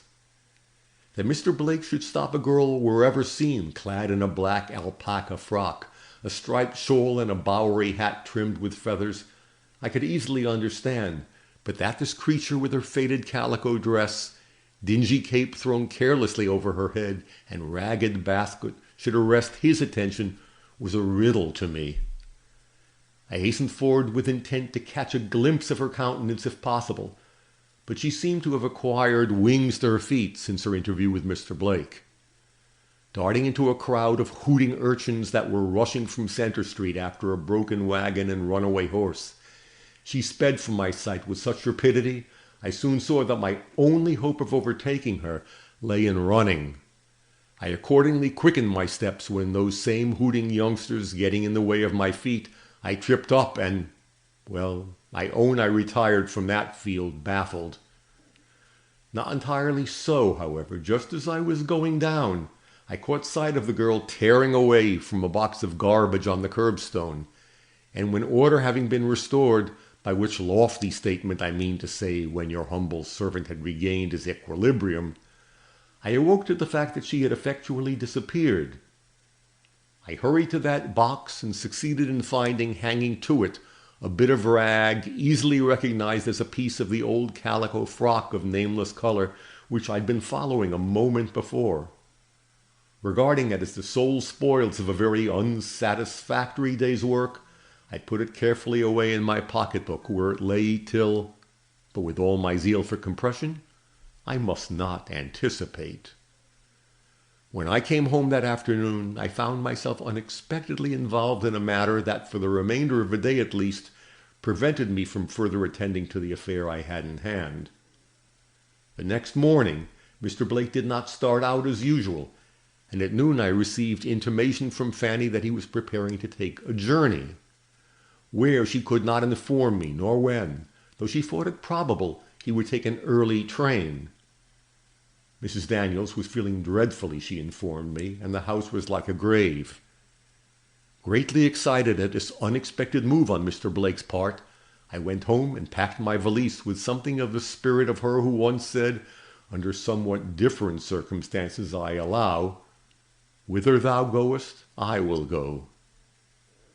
The truth was, I had traveled so far and learned so little that my professional pride was piqued. That expression of Mr. Gryce still rankled, and nothing could soothe my injured spirit now but success. Accordingly, when Mr. Blake stepped up to the ticket office of the Hudson River Railroad next morning to buy a ticket for Putney, a small town in the northern part of Vermont, he found beside him a spruce young drummer, or what certainly appeared such, who by some strange coincidence wanted a ticket for the same place. The fact did not seem in the least to surprise him, nor did he cast me a look beyond the ordinary glance of one stranger at another. Indeed, Mr. Blake had no appearance of being a suspicious man, nor do I think at this time he had the remotest idea that he was either watched or followed, an ignorance of a truth which I took care to preserve by taking my seat in a different car from him, and not showing myself again during the whole ride from New York to Putney. End of section 6.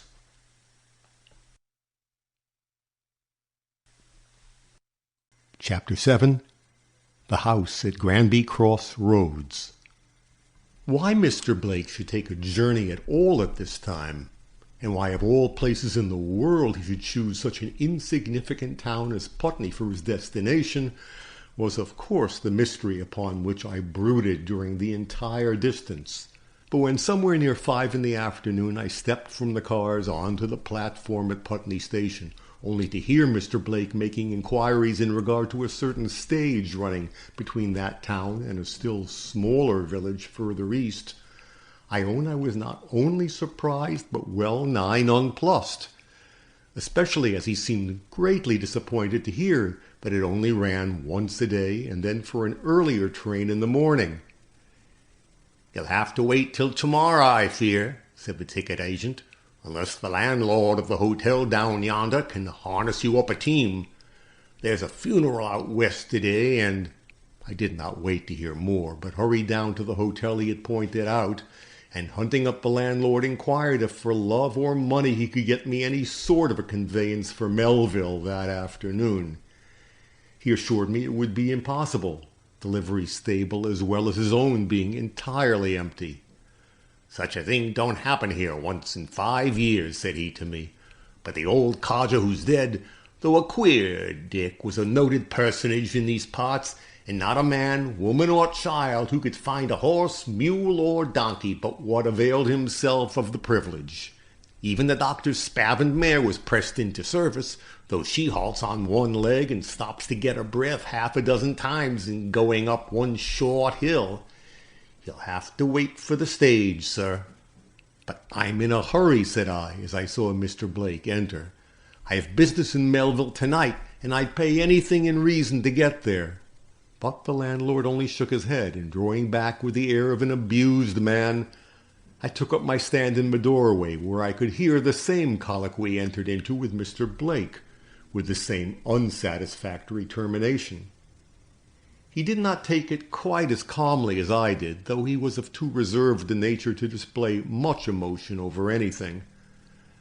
The prospect of a long, tedious evening spent in a country hotel seemed almost unendurable to him, but he finally succumbed to the force of circumstances, as indeed he seemed obliged to do, and partaking of such refreshment as the rather poorly managed hotel afforded, retired without ceremony to his room, from which he did not emerge again till next morning. In all this he had somehow managed not to give his name, and by means of some inquiries I succeeded in making that evening, I found his person was unknown in the town. By a little management I secured the next room to his, by which arrangement I succeeded in passing a sleepless night, Mr. Blake spending most of the wee small hours in pacing the floor of his room, with an unremitting regularity that had anything but a soothing effect upon my nerves. Early the next morning we took the stage, he sitting on the back seat and I in front with the driver. There were other passengers, but I noticed he never spoke to any of them, nor through all the long drive did he once look up from the corner where he had ensconced himself. It was 12 o'clock when he reached the end of the route, a small town of somewhat less than the usual pretensions of mountain villages. So insignificant indeed that I found it more and more difficult to imagine what the wealthy ex-congressman could find in such a spot as this, to make amends for a journey of such length and discomfort, when to my increasing wonder I heard him give orders for a horse to be saddled and brought round to the inn door directly after dinner. This was a move I had not expected, and it threw me a little aback, for although I had thus far managed to hold myself so aloof from Mr. Blake, even while keeping him under my eye, that no suspicion of my interest in his movements had as yet been awakened. How could I thus for the third time follow his order with one precisely similar, without attracting an attention that would be fatal to my plans? Yet to let him ride off alone now would be to drop the trail at the very moment the scent became of importance. The landlord, a bustling, wiry little man, all nervousness and questions, unwittingly helped me at this crisis. "Are you going on to Perry, sir?" inquired he of that gentleman. "I've been expecting a man along these 3 days bound for Perry." "I'm that man," I broke in, stepping forward with some appearance of asperity, "and I hope you won't keep me waiting. A horse as soon as dinner is over, do you hear? I'm 2 days late now and won't stand any nonsense." And to escape the question sure to follow, I strode into the dining room with a half-fierce, half-sullen countenance that effectually precluded all advances.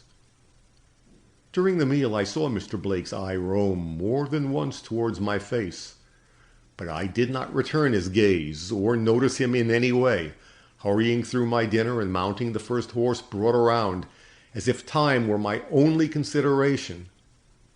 But once on the road I took the first opportunity to draw rein and wait, suddenly remembering that I had not heard Mr. Blake give any intimation of a direction he intended taking. A few minutes revealed to me his elegant form well mounted and showing to perfection in his closely buttoned coat, slowly approaching up the road. Taking advantage of a rise in the ground, I lingered till he was almost upon me, when I cantered quickly on, fearing to arouse his apprehensions if I allowed him to pass me on a road so solitary as that which now stretched out before us, a move provocative of much embarrassment to me, as I dared not turn my head for the same reason, anxious as I was to keep him in sight. The roads dividing before me at length gave me my first opportunity to pause and look back. He was some 50 paces behind. Waiting till he came up, I bowed with a surly courtesy I thought in keeping with the character I had assumed, and asked if he knew which road led towards Perry, saying I'd come off in such haste I'd forgotten to inquire my way. He returned my bow, pointed towards the left-hand road, and saying, "I know this does not," calmly took it. Now, here was a dilemma. If in face of his curt response I proceeded to follow him, my hand was revealed at once. Yet the circumstances would admit of no other course. I determined to compromise matters by pretending to take the right-hand road till he was out of sight, when I would return and follow him swiftly upon the left. Accordingly, I reined my horse to the right, and for some 15 minutes galloped slowly away towards the north. But another 15 saw me facing the west, and riding with a force and fury of which I had not thought the old mare they'd given me capable, till I put her to the test. It was not long before I saw my fine gentleman trotting in front of me up a long but gentle slope that rose in the distance, and slackening my own rein, I withdrew into the forest at the side of the road till he passed its summit and disappeared, when I again galloped forward. And thus we went on for an hour, over the most uneven country I've ever traversed, he always one hill ahead, when suddenly, by what instinct I cannot determine, I felt myself approaching the end, and hastening to the top of the ascent up which I was then laboring, looked down into the shallow valley spread out before me. What a sight met my eyes, as if I'd been intent on anything less practical than the movements of a solitary horseman below.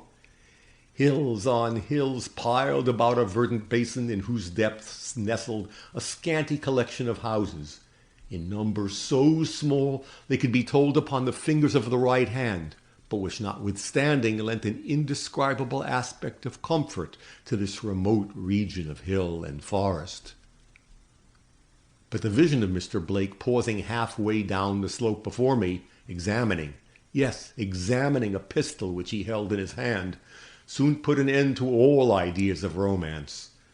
Somewhat alarmed, I reined back, but his action had evidently no connection with me, for he did not once glance behind him, but kept his eye on the road, which I now observed took a short turn towards a house of so weird and ominous an appearance that I scarcely marveled at his precaution. Situated on a level tract of land at the crossing of 3 roads, its spacious front, rude and unpainted as it was, presented every appearance of an inn. From its moss-grown chimneys no smoke arose, nor could I detect any sign of life in its shutterless windows and closed doors, across which shivered the dark shadow of the one gaunt and aged pine that stood like a guard beside its tumbled-down porch. Mr. Blake seemed to have been struck by the same fact concerning its loneliness, for hurriedly replacing his pistol in his breast pocket, he rode slowly forward. I instantly conceived the plan of striking across the belt of underbrush that separated me from this old dwelling, and by taking my stand opposite its front, intercept a view of Mr. Blake as he approached. Hastily dismounting, therefore, I led my horse into the bushes and tied her to a tree, proceeding to carry out my plan on foot. I was so far successful as to arrive at the further edge of the wood, which was thick enough to conceal my presence, without being too dense to obstruct my vision, just as Mr. Blake passed on his way to his solitary dwelling. He was looking very anxious, but determined. Turning my eyes from him, I took another glance at the house, which by this movement I had brought directly before me. It was even more deserted looking than I had thought, its unpainted front with its double row of blank windows meeting your gaze without a response, while the huge old pine, with half its limbs dismantled of foliage, rattled its old bones against its sides and moaned in its aged fashion like the solitary retainer of a dead race. I own I felt the cold shivers creep down my back as that creaking sound struck my ears, though as the day was chill with an east wind, I dare say it was more the effect of my sudden cessation from exercise than of any superstitious awe I felt. Mr. Blake seemed to labor under no such impressions. Riding up to the front door, he knocked without dismounting on its dismal panels with his riding whip. No response was heard. Knitting his brows impatiently, he tried the latch. The door was locked.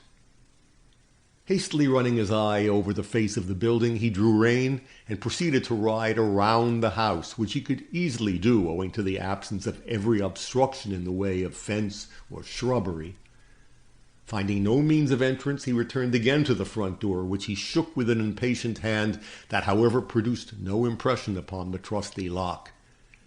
And recognizing, doubtless, the futility of his endeavors, he drew back, and merely pausing to give one other look at its deserted front, turned his horse's head, and to my great amazement proceeded with sombre mien and clouded brow to retake the road to Melville. This old inn or decayed homestead was then the object of his lengthened and tedious journey, this ancient house rotting away among the bleak hills of Vermont, the bourne towards which his steps had been tending for these past 2 days. I could not understand it. Rapidly emerging from the spot where I had secreted myself, I in my turn made a circuit of the house, if haply I should discover some loophole of entrance which had escaped his attention. But every door and window was securely barred, and I was about to follow his example and leave the spot, when I saw 2 or 3 children advancing towards me down the crossroads, gaily swinging their school books. I noticed they hesitated and huddled together as they approached and saw me, but not heeding this, I accosted them with a pleasant word or so.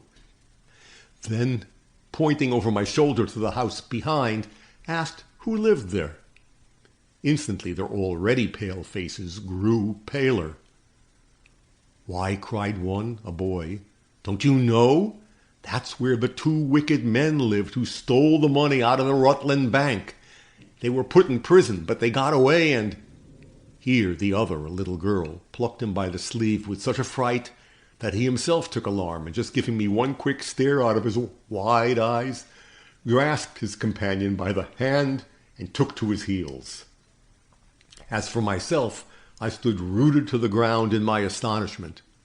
This blank, sleepy old house, the home of the notorious Schoenmakers, after whom half of the detectives of the country were searching? I could scarcely credit my own ears. True, I now remembered they'd come from these parts. Still. Turning round, I eyed the house once more. How altered it looked to me!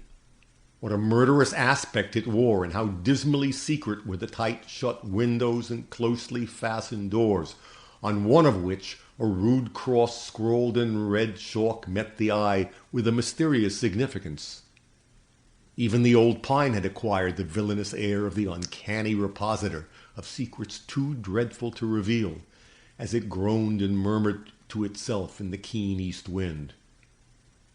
Dark deeds and foul wrongs seemed written all over the fearful place, from the long strings of black moss that clung to the worm-eaten eaves to the worn stone with its great blotch of something, could it have been blood, that served as a threshold to the door. Suddenly, with the quickness of lightning, the thought flashed across me, what could Mr. Blake, the aristocratic representative of New York's oldest family, have wanted in this nest of infamy? What errand of hope, fear, despair, avarice, or revenge could have brought this superior gentleman, with his refined tastes and proudly reticent manners, so many miles from home, to the forsaken den of a brace of hardy villains whose name for 2 years now had stood as the type of all that was bold, bad, and lawless, and for whom during the last 6 weeks the prison had yawned and the gallows hungered? Contemplation brought no reply, and shocked at my own thoughts, I put the question by for steadier brains than mine, and instead of trying further to solve it, cast about how I was to gain entrance into this deserted building. For to enter it I was more than ever determined, now that I'd heard to whom it had once belonged. Examining with a glance the several roads that branched off in every direction from where I stood, I found them all equally deserted. Even the school children had disappeared in some one of the 4 or 5 houses scattered in the remote distance. If I was willing to enter upon any daring exploit, there was no one to observe or interrupt. I resolved to make the attempt with which my mind was full. This was to climb the old tree, and from one of the 2 or 3 branches that brushed against the house, gain entrance at an open garret window that stared at me from amid the pine's dark needles. Taking off my coat with a sigh over the immaculate condition of my new casimere trousers, I bent my energies to the task. A difficult one, you'll say, for a city lad, but thanks to fortune I was not brought up in New York, and know how to climb trees with the best. With little more than a scratch or so, I reached the window of which I've spoken, and after a moment spent in regaining my breath, gave one spring and accomplished my purpose. I alighted upon a heap of broken glass in a large bare room. An ominous chill at once struck to my heart. Though I am anything but a sensitive man as far as physical impressions are concerned, there was something in the hollow echo that arose from the 4 blank walls about me as my feet alighted on that rough, uncarpeted floor that struck a vague chill through my blood, and I actually hesitated for the moment whether to pursue the investigations I had promised myself or beat a hasty retreat. A glance at the huge distorted limbs swaying across the square of the open window decided me. It was easy to enter by means of that unsteady support, but it would be extremely unsafe to venture forth in that way. If I prized life and limb, I must seek some other method of egress. I at once put my apprehensions in my pocket and entered upon my self-imposed task. A single glance was sufficient to exhaust the resources of the empty garret in which I found myself. 2 or 3 old chairs piled in one corner, a rusty stove or so, a heap of tattered and decaying clothing were all that met my gaze. Taking my way then at once to the ladder, whose narrow ends projecting above a hole in the garret floor seemed to proffer the means of reaching the rooms below, I proceeded to descend into what to my excited imagination looked like a gulf of darkness. It proved, however, to be nothing more nor less than an unlighted hall of small dimensions, with a staircase at one end and a door at the other, which, upon opening, I found myself in a large square room, whose immense 4-post bedstead, entirely denuded of its usual accompaniment of bed and bolster, at once struck my eye, and for a moment held it enchained. There were other articles in the room, a disused bureau, a rocking chair, even a table, but nothing had such a ghostly look as that antique bedstead with its curtains of calico tied back over its naked framework, like rags draped from the bare bones of a skeleton. Passing hurriedly by, I tried a closet door or so, finding little, however, to reward my search. And eager to be done with what was every moment becoming more and more drearisome, I hastened across the floor to the front of the house, where I found another hall, and a row of rooms that, while not entirely stripped of furniture, were yet sufficiently barren to offer little encouragement to my curiosity. One only, a small but not uncomfortable apartment, showed any signs of having been occupied within a reasonable length of time. And as I paused before its hastily spread bed, thrown together as only a man would do it, and wondering why the room was so dark, looked up and saw that the window was entirely covered by an old shawl and a couple of heavy coats that had been hastily nailed across it. I own I felt my hand go to my breast pocket, almost as if I expected to see the wild faces of the dreaded shoemaker start up all aglare from one of the dim corners before me. Rushing to the window, I tore down with one sweep of my arm both coat and shawl, and with a start discovered that the window still possessed its draperies in the shape of a pair of discolored and tattered curtains tied with ribbons that must once have been brilliant and cheery of color. Nor was this the only sign in the room of a bygone presence that had possessed a taste for something beyond the mere necessities of life. On the grim, coarsely papered wall hung more than one picture, cut from pictorial newspapers to be sure, but each and every one, if I may be called the judge of such matters, possessing some quality of expression to commend it to a certain order of taste. They were all strong pictures, vivid faces of men and women in daring positions, a hunter holding back a jaguar from his throat, a soldier protecting his comrade from the stroke, and most striking of all, a woman, lissom as she was powerful, starting aghast and horror-stricken from what? I could not tell. A rough hand had stripped the remainder of the picture from the wall. A bit of candle and a half-sheet of newspaper lay on the floor. I picked up the paper. It was a Rutland Herald and bore the date of 2 days before. As I read, I realized what I had done. If these daring robbers were not at this very moment in the house, they had been there, and that within 2 or 3 days. The broken panes of glass in the garret above were now explained. I was not the first one who had climbed that creaking pine tree this fall. Something like a sensible dread of a very possible danger now seized hold of me.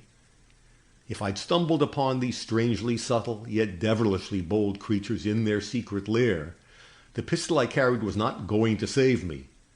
Shut in like a fox in a hole, I had little to hope for if they once made their appearance at the stairhead, or came upon me from any of the dim halls of the crazy old dwelling, which I now began to find altogether too large for my comfort.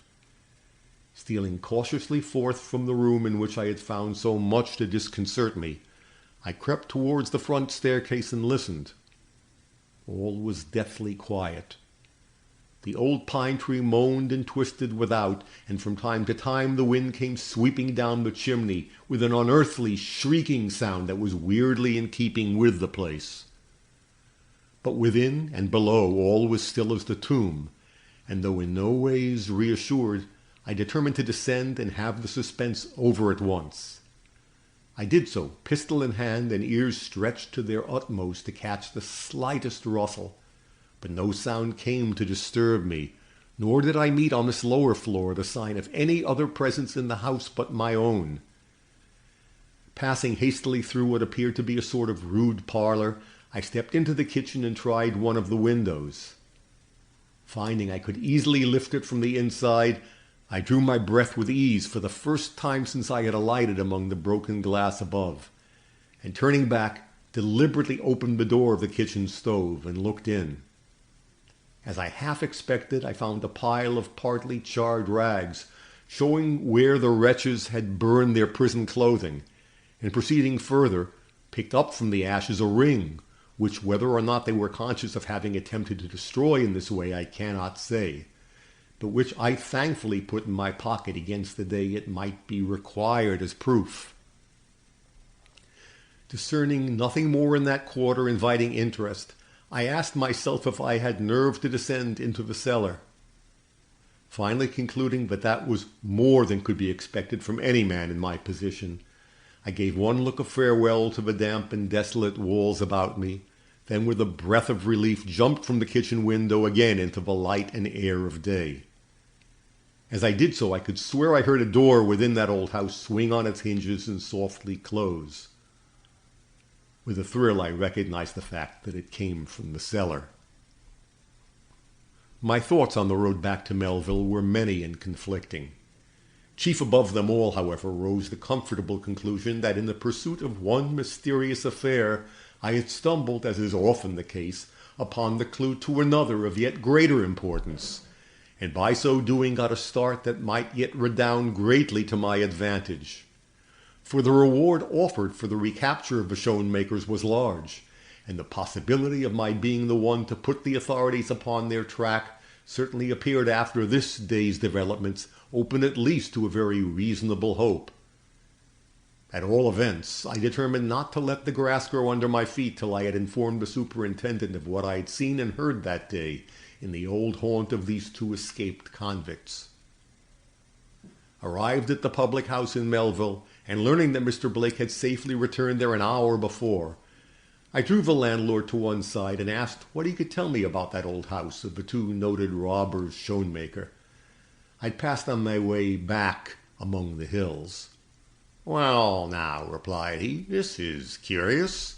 Here I've just been answering the gentleman upstairs a heap of questions concerning that self-same old place, and now you come along with another batch of them, just as if that rickety old den was the only spot of interest we had in these parts."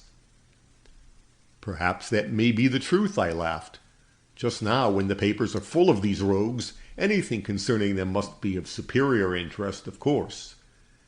And I pressed him again to give me a history of the house and the two thieves who had inhabited it. "Well," drawled he, "'tain't much we know about them, yet after all it may be a trifle too much for their necks some day. Time was when nobody thought a special ill of them beyond a suspicion or so of their being somewhat mean about money. That was when they kept an inn there. But when the robbery of the Rutland Bank was so clearly traced to them, more than one man about here started up and said as how they'd always suspected them Schoenmakers of being villains, and even hinted at something worse than robbery. But nothing beyond that one rascality has yet been proved against them, and for that they were sent to jail for 20 years, as you know. 2 months ago they escaped, and that's the last known of 'em. A precious set, too, they are, the father being only so much the greater rogue than the son, as he is years older." "And the inn? When was that closed?" "Just after their arrest." "Hasn't it been opened since?" "Only once, when a brace of detectives came up from Troy to investigate, as they called it." "Who has the key?" "Oh, that's more than I can tell you." I dared not ask how my questions differed from those of Mr. Blake, nor indeed touch upon that point in any way. I was chiefly anxious now to return to New York without delay. So paying my bill, I thanked the landlord, and without waiting for the stage, remounted my horse and proceeded at once to Putney, where I was fortunate enough to catch the evening train. By 5 o'clock next morning I was in New York, where I proceeded to carry out my program by hastening at once to headquarters and reporting my suspicions regarding the whereabouts of the Schoenmakers. The information was received with interest, and I had the satisfaction of seeing 2 men dispatched north that very day with orders to procure the arrest of the 2 notable villains wherever found. End of Section 7.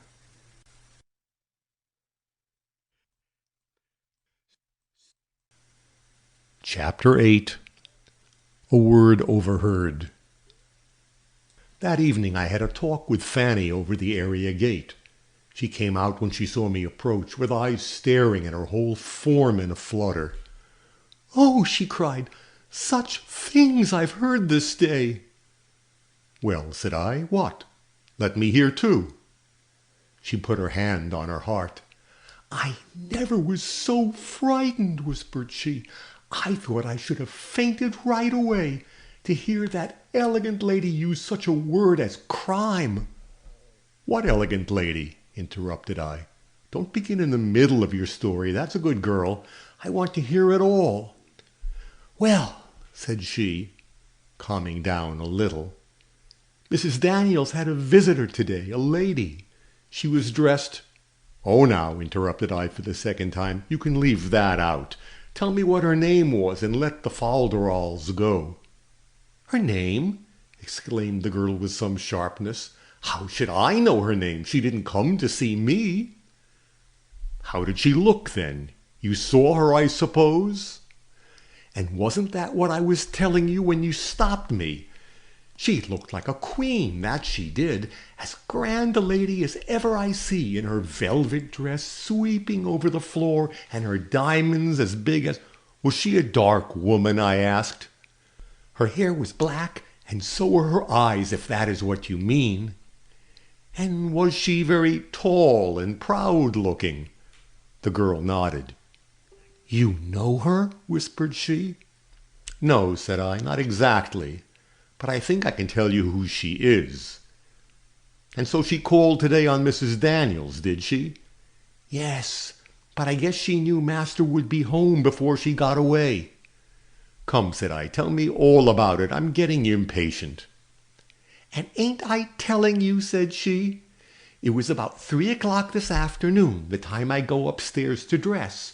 So I just hangs about in the hall a bit near the parlor door, and I hear her gossiping with Mrs. Daniels almost as if she was an old friend, and Mrs. Daniels answering her mighty stiffly and as if she wasn't glad to see her at all. But the lady didn't seem to mind, but went on talking as sweet as honey, and when they came out, you would have thought she loved the old woman like a sister to see her look into her face and say something about knowing how busy she was, but that it would give her so much pleasure if she'd come some day to see her and talk over old times.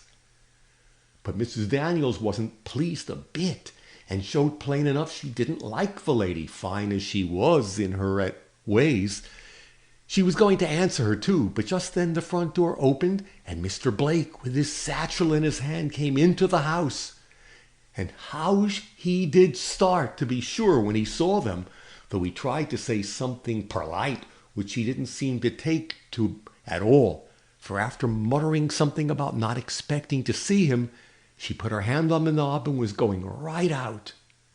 But he stopped her, and they went into the parlor together, while Mrs. Daniels stood staring after them like one mad, her hand held out with the bag and umbrella in it, stiff as a statter in the Central Park.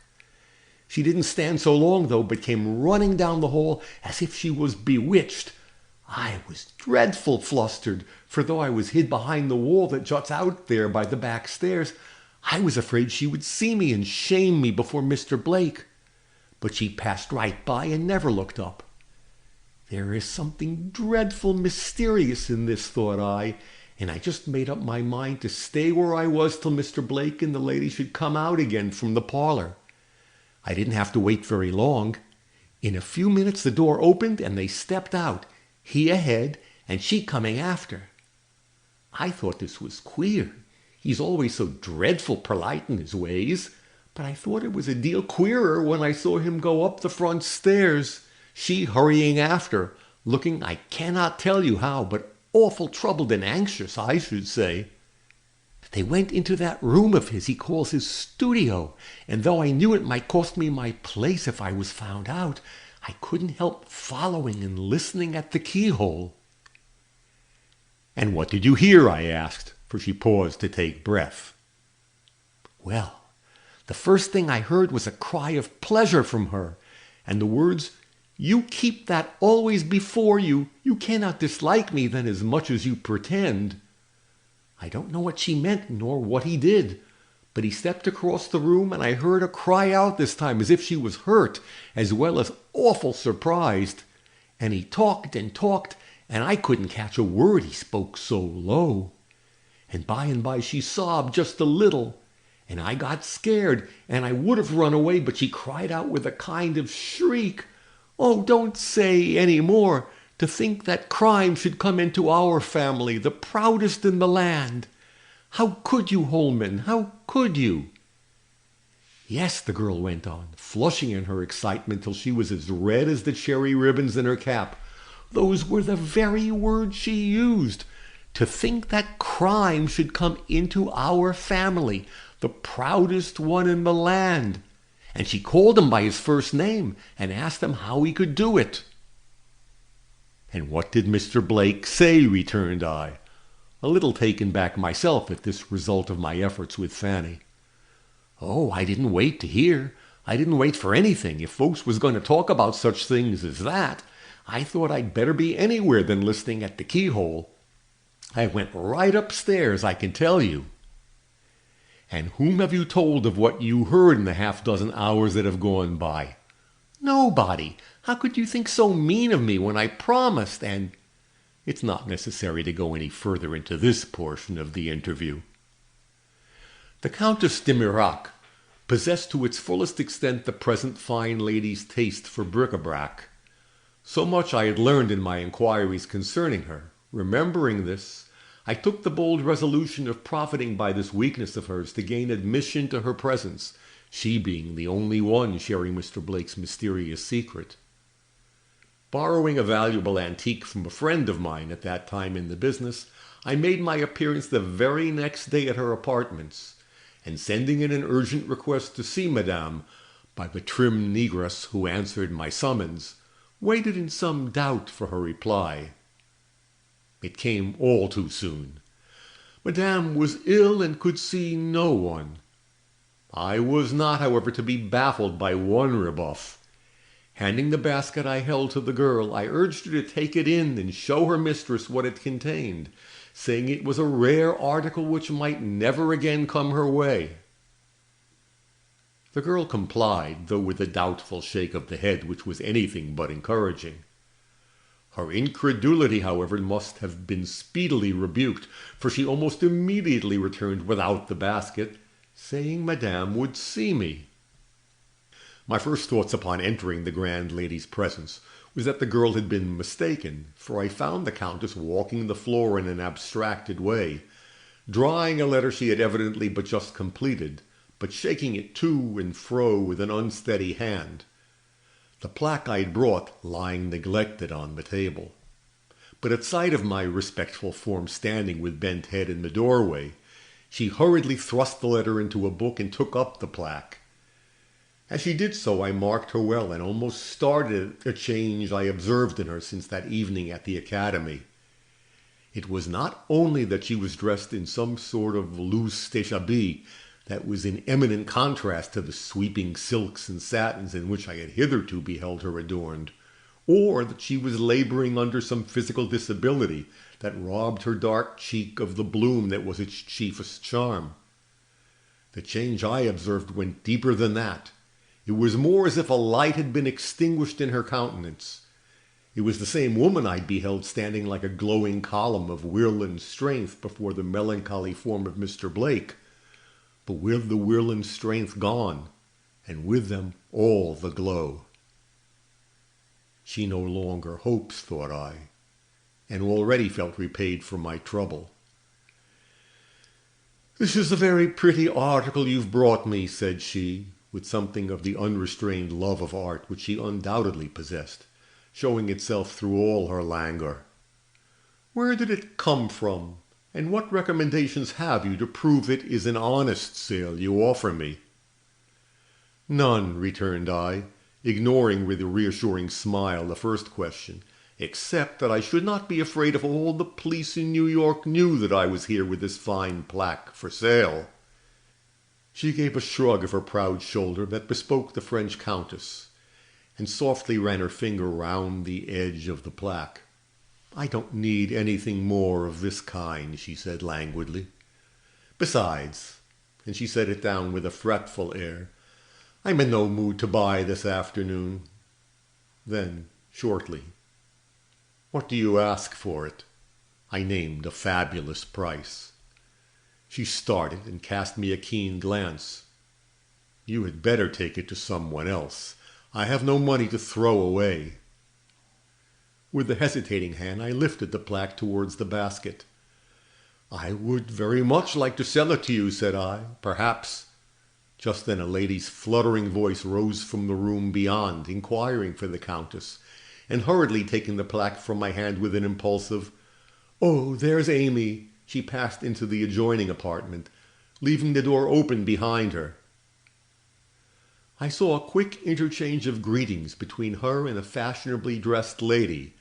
Then they withdrew to one side with the ornament I'd brought, evidently consulting in regard to its merits. Now was my time. The book in which she had placed the letter she had been writing lay on the table right before me, not 2 inches from my hand. I had only to throw back the cover and my curiosity would be satisfied. Taking advantage of a moment when their backs were both turned, I pressed open the book with a careful hand, and with one eye on them and one on the sheet before me, managed to read these words.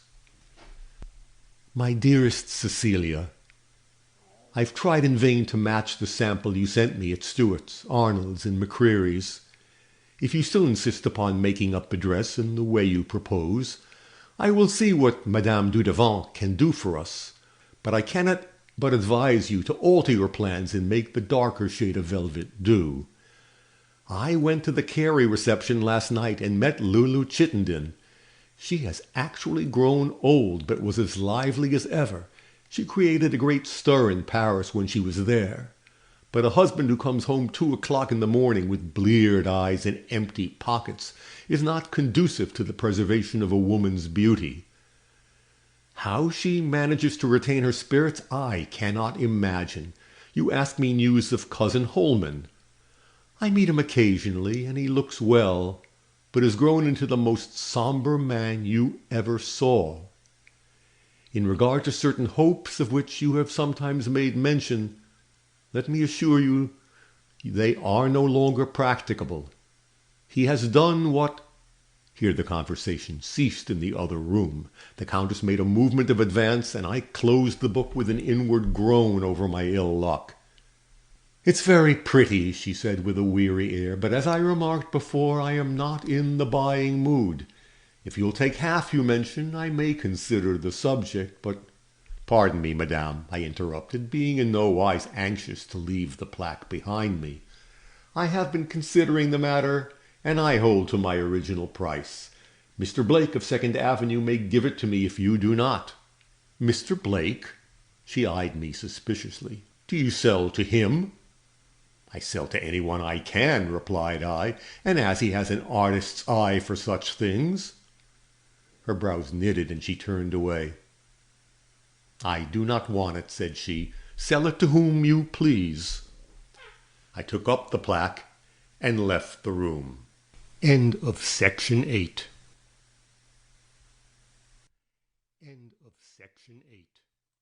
Chapter 9. A Few Golden Hairs. When a few days from that I made my appearance before Mr. Gryce, it was to find him looking somewhat sober. "Those Schoenmakers," said he, "are making a deal of trouble. It seems they escaped the fellows up north and are now somewhere in this city, but where—" An expressive gesture finished the sentence. "Is that so?" exclaimed I. "Then we are sure to nab them. Given time and a pair of low, restless German thieves, I'll wager anything our hands will be upon them before the month is over. I only hope when we do come across them, it will not be to find their betters too much mixed up with their devilish practices." And I related to him what Fanny had told me a few evenings before. "The coil is tightening," said he. "What the end will be, I don't know." "Crime?" said she. "I wish I knew in what blind hole of the earth that girl we are after lies hidden." And as if in answer to this wish, the door opened and one of our men came in with a letter in his hand. "Ha!" exclaimed Mr. Gryce after he'd perused it. "Look at that." I took the letter from his hand and read: "The dead body of a girl such as you describe was found in the East River off 50th Street this morning. From appearance has been dead some time. Have telegraphed to police headquarters for orders. Should you wish to see the body before it is removed to the morgue or otherwise disturbed, please hasten to Pier 48 ER. Graham." "Come," said I, "let's go and see for ourselves. If it should be the one—" "The dinner party proposed by Mr. Blake for tonight may have its interruptions," he remarked. I do not wish to make my story any longer than is necessary, but I must say that when, in an hour or so later, I stood with Mr. Gryce before the unconscious form of that poor drowned girl, I felt an unusual degree of awe stealing over me. There was so much mystery connected with this affair, and the parties implicated were of such standing and repute. I almost dreaded to see the covering removed from her face, lest I should behold—what? I could not have told if I tried. "A trim-made body enough," cried the official in charge, as Mr. Gryce lifted an end of the cloth that enveloped her and threw it back. "Pity the features that are not better preserved."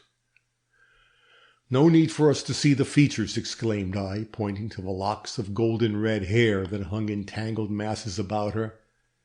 "The hair is enough. She's not the one." And I turned aside, asking myself if it was relief I felt. To my surprise, Mr. Gryce did not follow. Tall, thin, white face, black eyes, I heard him whisper to himself. It's a pity the features are not better preserved. But, said I, taking him by the arm, Fanny spoke particularly of her hair being black, while this girl's— Good heavens, I suddenly ejaculated as I looked again at the prostrate form before me. Yellow hair or black, this is the girl I saw him speaking to that day in Broome Street. I remember her clothes, if nothing more. And opening my pocketbook, I took out the morsel of cloth I'd plucked that day from the ash barrel, lifted up the discolored rags that hung about the body, and compared the two. The pattern, texture, and color were the same.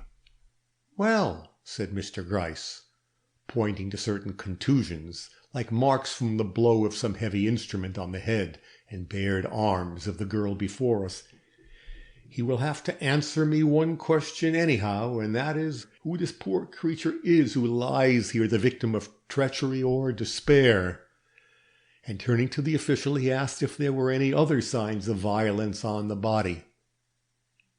The answer came deliberately. Yes, she's evidently been battered to death. Mr. Gryce's lips closed with grim decision. A most brutal murder, said he, and lifting up the cloth with a hand that visibly trembled, he softly covered her face. Well, said I, as we slowly paced back up the pier, there's one thing certain, she's not the one who disappeared from Mr. Blake's house. I'm not so sure of that. How, said I? You believed Fanny lied when she gave that description of the missing girl upon which we've gone till now? Mr. Gryce smiled, and turning back, beckoned to the official behind us. Let me have that description, said he, which I distributed among the harbor police some days ago for the identification of a certain corpse I was on the lookout for. The man opened his coat and drew out a printed paper, which at Mr. Gryce's word he put into my hand.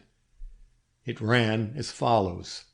Look out for the body of a young girl, tall, well-shaped but thin, a fair complexion and golden hair of a peculiar bright and beautiful color, and when found, acquaint me at once.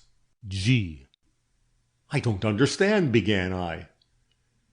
But Mr. Gryce, tapping me on the arm, said in his most deliberate tones, Next time you examine a room in which anything of a mysterious nature has occurred, look under the bureau, and if you find a comb there with several long golden hairs tangled in it, be very sure before you draw any definite conclusions that your Fannies know what they're talking about when they declare the girl who used that comb had black hair on her head.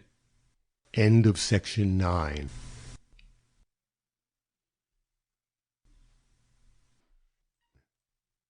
Chapter 10. The Secret of Mr. Blake's Studio. Mr. Blake is at dinner, sir, with company, but I will call him if you say so. No, returned Mr. Gryce, show us into some room where we can be comfortable, and we'll wait till he has finished. The servant bowed, and stepping forward down the hall, opened the door of a small and cozy room heavily hung with crimson curtains. I will let him know that you are here, said he, and vanished towards the dining-room. I doubt if Mr. Blake will enjoy the latter half of his bill of fare as much as the first, said I, drawing up one of the luxurious armchairs to the side of my principal. I wonder if he will break away from his guests and come in here. No, if I am not mistaken, we shall find Mr. Blake a man of nerve. Not a muscle of his face will show that he is disturbed. Well, said I dread it. Mr. Gryce looked about on the gorgeous walls and the rich old-fashioned furniture that surrounded him, and smiled one of his grimmest smiles. Well, you may, said he.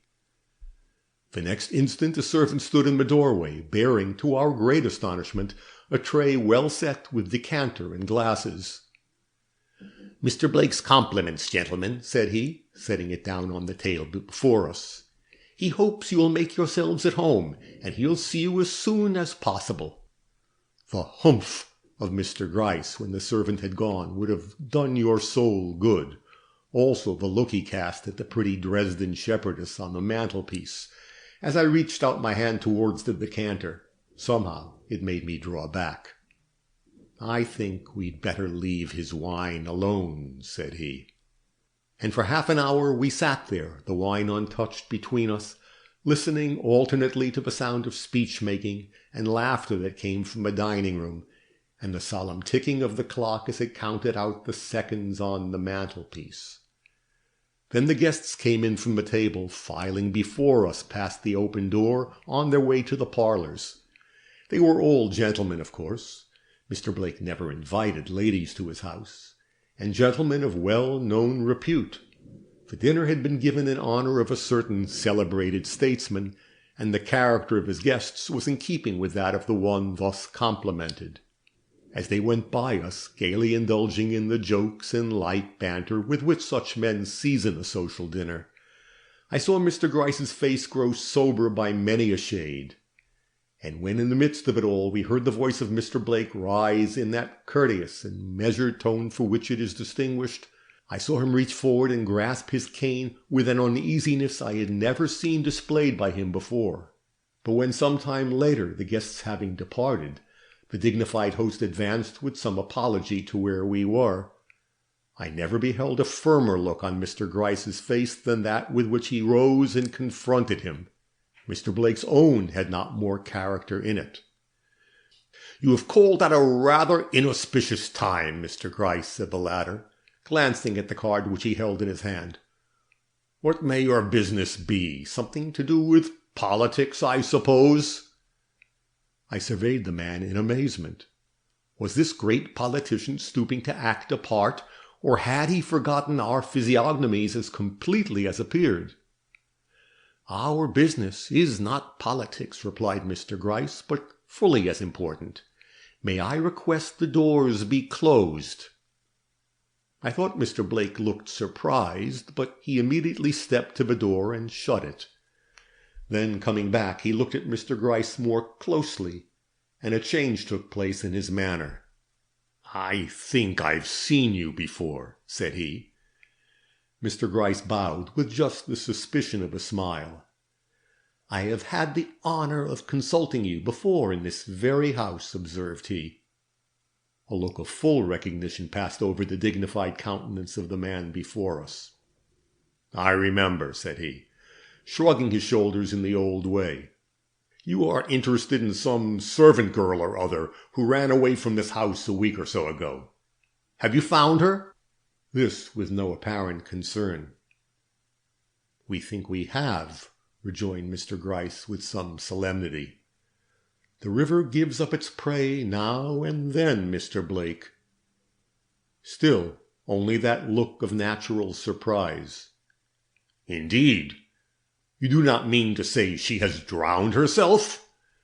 I am sorry for that. A girl who had once lived in my house. What trouble could she have had to drive her to such an act?" Mr. Gryce advanced a step nearer the gentleman. "That is what we have come here to learn," said he, with a deliberation that yet was not lacking in the respect due to a man so universally esteemed as Mr. Blake.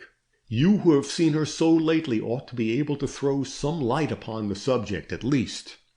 Mr. He again glanced at the card. "Mr. Gryce, excuse me. I believe I told you when you were here before that I had no remembrance of this girl at all, that if such a person was in my house I did not know it, and that all questions put to me on that subject would be so much labor thrown away." Mr. Gryce bowed. "I remember," said he. "I was not alluding to any connection you may have had with the girl in this house, but to the interview you were seen to have with her on the corner of Broome Street some days ago. You had such an interview, did you not?" A flush, deep as it was sudden, swept over Mr. Blake's usually unmoved cheek. "You are transgressing, sir," said he, and stopped. Though a man of intense personal pride, he had but little of that quality called temper, or perhaps if he had, thought it unwise to display it on this occasion. I saw and spoke to a girl on the corner of that street some days ago," he went on more mildly. "But that she was the one who lived here, I neither knew at the time nor feel willing to believe now without positive proof." Then, in a deep, ringing tone, the stateliness of which it would be impossible to describe, he inquired, "Have the city authorities presumed to put a spy on my movements, that the fact of my speaking to a poor forsaken creature on the corner of a street should be not only noted, but remembered?" "Mr. Blake," observed Mr. Gryce, and I declare I was proud of my superior at that moment. No man who is a true citizen and a Christian should object to have his steps followed, when by his own thoughtlessness, perhaps, he has incurred a suspicion which demands it. "And do you mean to say that I have been followed?" inquired he, clenching his hand and looking steadily, but with a blanching cheek, first at Mr. Gryce and then at me. "It was indispensable," quoth that functionary gently. The outraged gentleman riveted his gaze upon me. "In town and out of town?" demanded he. I let Mr. Gryce reply. "It is known that you have lately sought to visit the Schoenmakers," said he. Mr. Blake drew a deep breath, cast his eyes about the handsome apartment in which we were, let them rest for a moment upon a portrait that graced one side of the wall, and which was, I have since learned, a picture of his father, and slowly drew forward a chair. "Let me hear what your suspicions are," said he. I noticed Mr. Gryce colored at this. He had evidently been met in a different way from what he expected. "Excuse me," said he, "I do not say I have any suspicions. My errand is simply to notify you of the death of the girl you were seen to speak with, and to ask whether or not you can give us any information that can aid us in the matter before the coroner. You know I have not. If I've been as closely followed as you say, you must know why I spoke to that girl and others, why I went to the house of the Schoenmakers, and— Do you know?" he suddenly inquired. Mr. Gryce was not the man to answer such a question as that. He eyed the rich signet ring that adorned the hand of a gentleman before him, and suavely smiled. "I am ready to listen to any explanation," said he. Mr. Blake's haughty countenance became almost stern. "You consider you have a right to demand them. Let me hear why." "Well," said Mr. Gryce, with a change of tone, "you shall.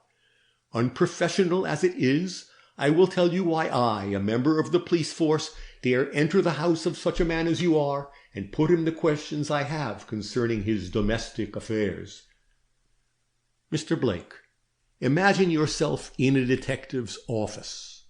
A woman comes in, the housekeeper of a respected citizen, and informs us that a girl employed by her as seamstress has disappeared in a very unaccountable way from her master's house the night before, in fact, been abducted, as she thinks from certain evidences, through the window.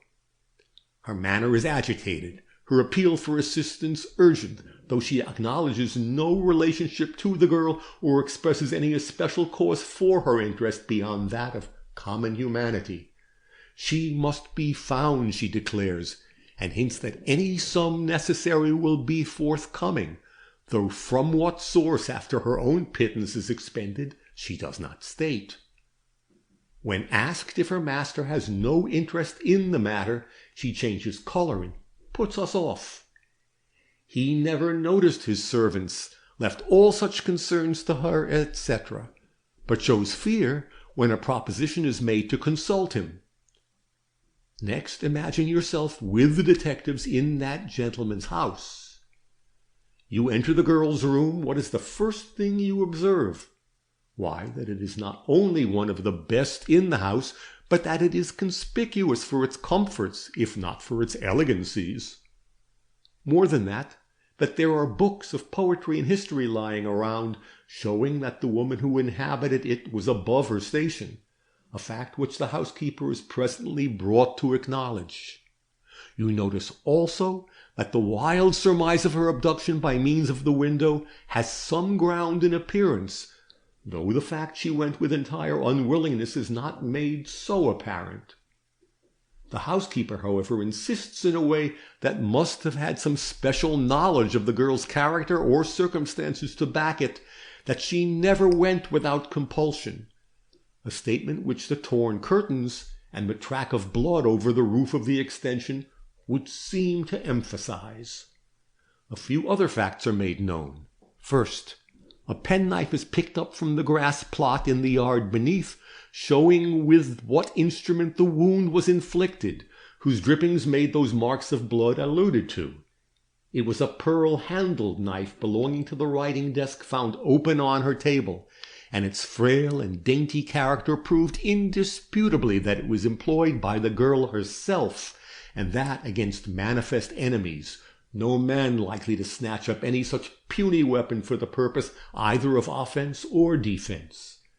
That these enemies were two and were both men was insisted upon by Mrs. Daniels, who overheard their voices the night before.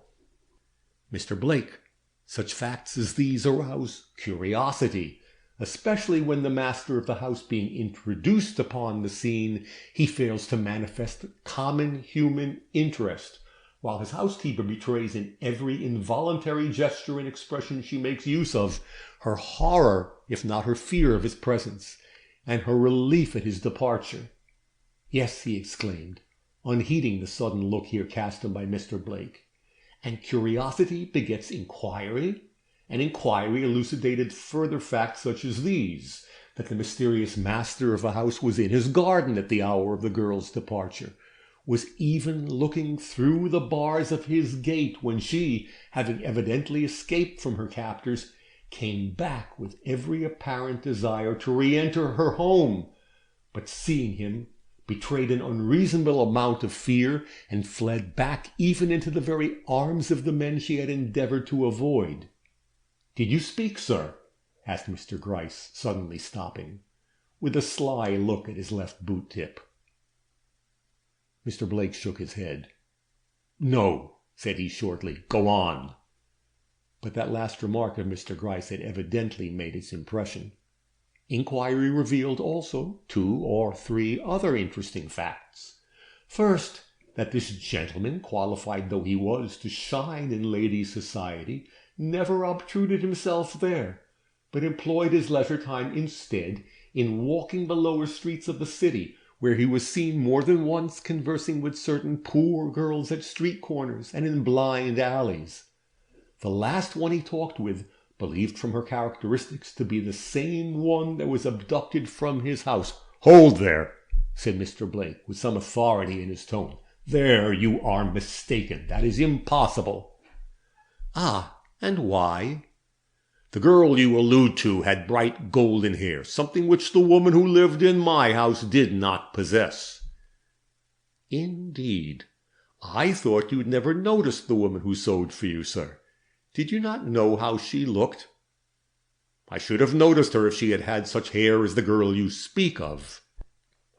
Mr. Gryce smiled and opened his pocketbook.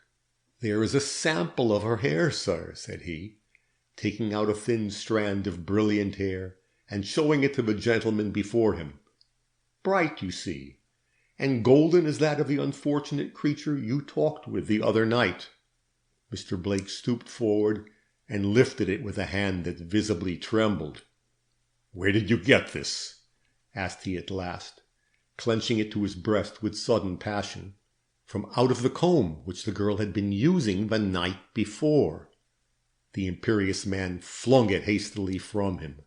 "We waste our time," said he, looking Mr. Gryce intently in the face. "All that you have said does not account for your presence here, nor the tone you have used while addressing me. What are you keeping back? I am not a man to be trifled with." Mr. Gryce rose to his feet. "You are right," said he, and he gave a short glance in my direction. "All that I have said would not perhaps justify me in this intrusion if—" He looked again towards me. "Do you wish me to continue?" he asked. Mr. Blake's intent look deepened. "I see no reason why you should not utter the whole," said he. "A good story loses nothing by being told to the end. You wish to say something about my journey to Schoenmaker's house, I suppose?" Mr. Gryce gravely shook his head. "What? You can let such a mystery as that go without a word?" "I am not here to discuss mysteries that have no connection with the sewing girl in whose cause I am interested." "Then," said Mr. Blake, turning for the first time upon my superior with all the dignified composure for which he was eminent, "it's no longer necessary for us to prolong this interview. I have allowed, nay, encouraged you to state in the plainest terms what it was you had or imagined you had against me, knowing that my actions of late, seen by those who did not possess the key to them, must have seemed a little peculiar. But when you say you have no interest in any mystery disconnected with the girl who has lived the last few months in my house, I can with assurance say that it is time we quitted this unprofitable conversation, as nothing which I have lately done, said, or thought here or elsewhere has in any way had even the remotest bearing upon that individual, she having been a stranger to me while in my house, and quite forgotten by me after her unaccountable departure hence." Mr. Gryce's hand, which had been stretched out towards the hitherto untouched decanter before him, suddenly dropped. "You deny, then," said he, "all connection between yourself and the woman, lady, or sewing girl who occupied that room above our heads for 11 months, previous to the Sunday morning I first had the honor to make your acquaintance?" "I am not in the habit of repeating my assertions," said Mr. Blake, with some severity, "even when they relate to a less disagreeable matter than the one under discussion." Mr. Gryce bowed and slowly reached out for his hat. I had never seen him so disturbed. "I am sorry," he began, and stopped, fingering his hat brim nervously. Suddenly he laid his hat back and drew up his form into as near a semblance of dignity as its portliness would allow. "Mr. Blake," said he, "I have too much respect for the man I believe you to be when I entered this house tonight, to go with the thing unsaid which is lying at present like a dead weight upon my lips.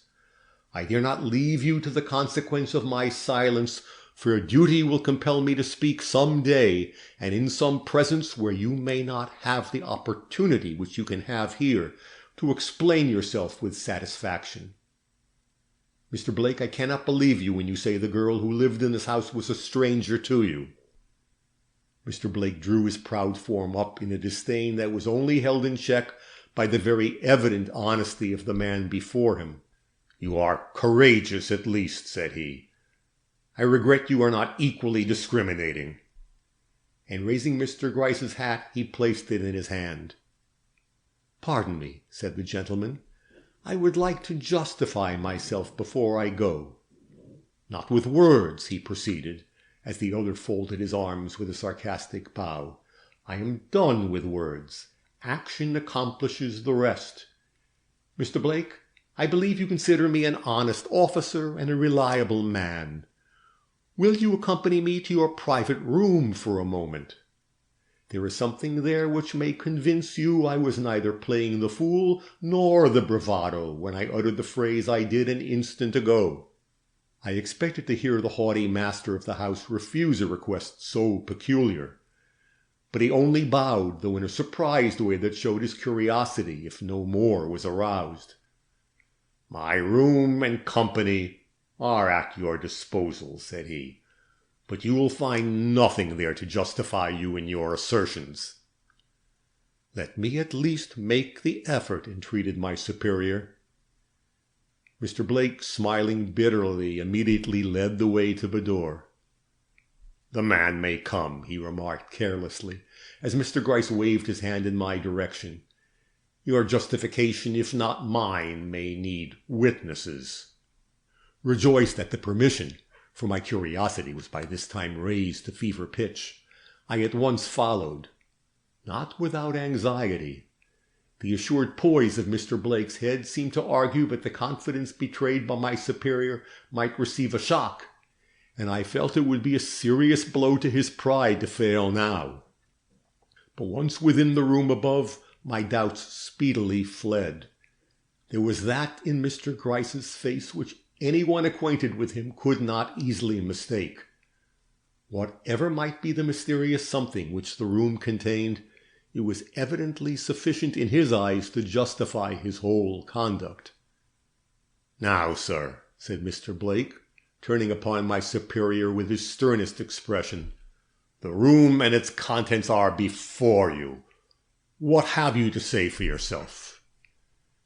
Mr. Gryce, equally stern, if not equally composed, cast one of his inscrutable glances round the apartment, and without a word stepped before the picture that was, as I have said, the only ornamentation of the otherwise bare and unattractive room. I thought Mr. Blake looked surprised, but his face was not one that lightly expressed emotion. "A portrait of my cousin, the Countess de Mirac," said he, with a certain dryness of tone, hard to interpret. Mr. Gryce bowed, and for a moment stood looking with a strange lack of interest at the proudly brilliant face of the painting before him. Then, to our great amazement, stepped forward, and with a quick gesture turned the picture rapidly to the wall, when, gracious heavens! What a vision started out before us from the reverse side of that painted canvas! No luxurious brunette countenance now, steeped in pride and languor, but a face— let me see if I can describe it.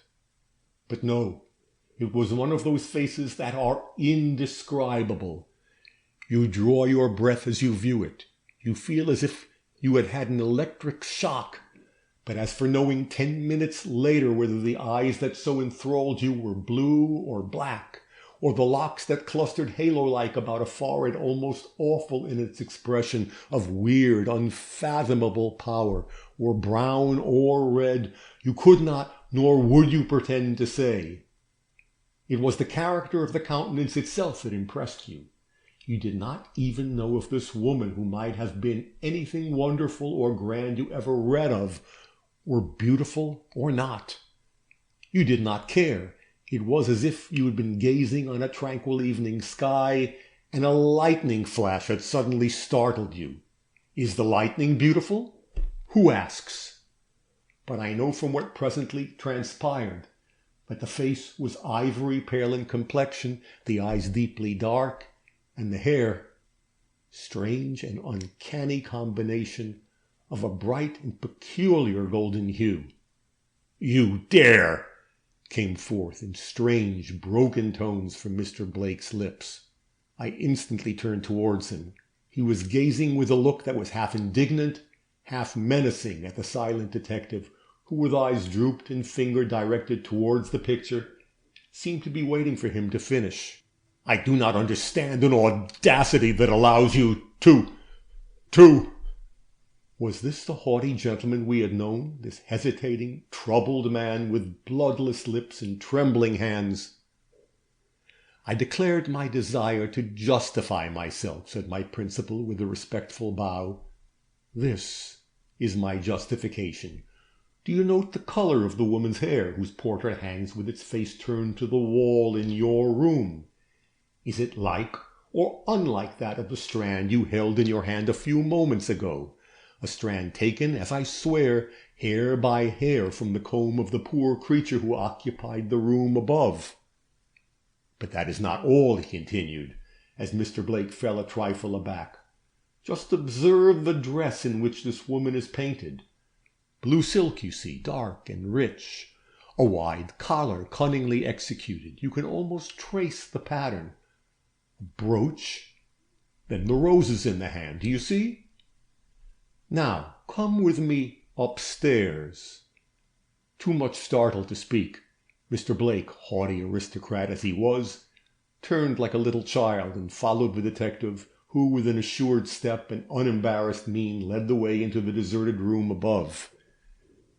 "You accuse me of insulting you when I expressed disbelief of your assertion that there was no connection between you and the girl Emily," said Mr. Gryce, as he lit the gas and unlocked that famous bureau drawer.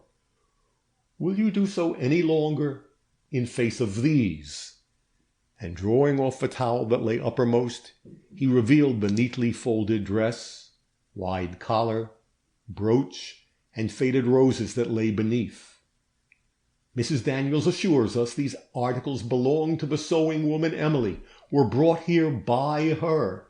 Dare you say they are not the ones reproduced in the portrait below?"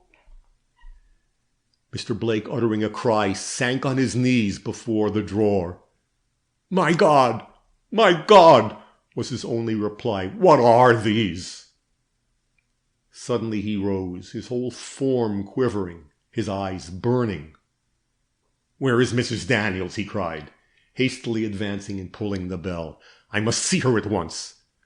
"Send the housekeeper here," he ordered, as Fanny, smiling demurely, made her appearance at the door. "Mrs. Daniels is out," returned the girl. "Went out as soon as ever you got up from dinner, sir." "Gone out at this hour?" "Yes, sir. She goes out very often nowadays, sir." Her master frowned. "Send her to me as soon as she returns," he commanded, and dismissed the girl. "I don't know what to make of this," he now said, in a strange tone, approaching again the touching contents of that open bureau drawer, with a look in which longing and doubt seemed in some way to be strangely commingled. "I cannot explain the presence of these articles in this room.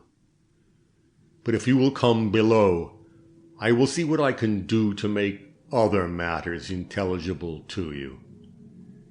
Disagreeable as it is for me to take anyone into my confidence, affairs have gone too far for me to hope any longer to preserve secrecy as to my private concerns." End of section 10.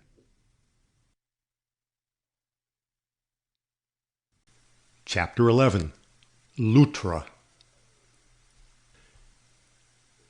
"Gentlemen," said he, as he ushered us once more into his study, "you have presumed, and not without reason, I should say, to infer that the original of this portrait and the woman who has so long occupied the position of sewing woman in my house are one and the same.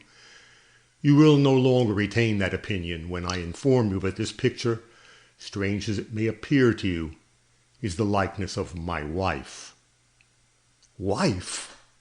We both were astonished, as I take it, but it was my voice which spoke.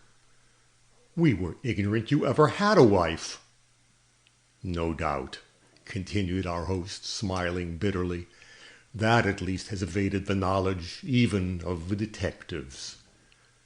Then, with a return to his naturally courteous manner, "She was never acknowledged by me as my wife, nor have we ever lived together. But if priestly benediction can make a man and woman one, that woman as you see her there is my lawful wife." Rising, he softly turned the lovely, potent face back to the wall, leaving us once more confronted by the dark and glowing countenance of his cousin. "I am not called upon," said he, "to go any further with you than this.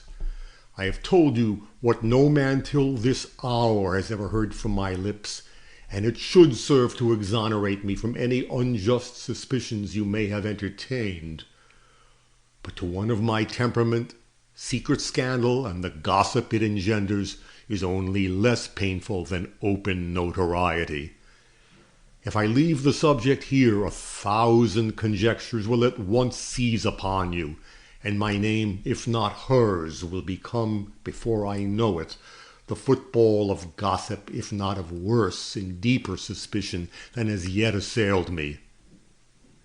Gentlemen, I take you to be honest men, husbands perhaps, and fathers, proud too in your way, and jealous of your own reputation and that of those with whom you are connected.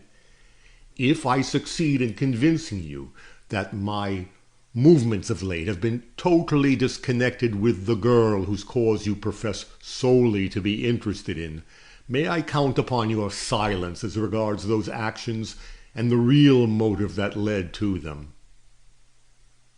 You may count upon my discretion as regards all matters that do not come under the scope of police duty, returned Mr. Gryce. I haven't much time for gossip.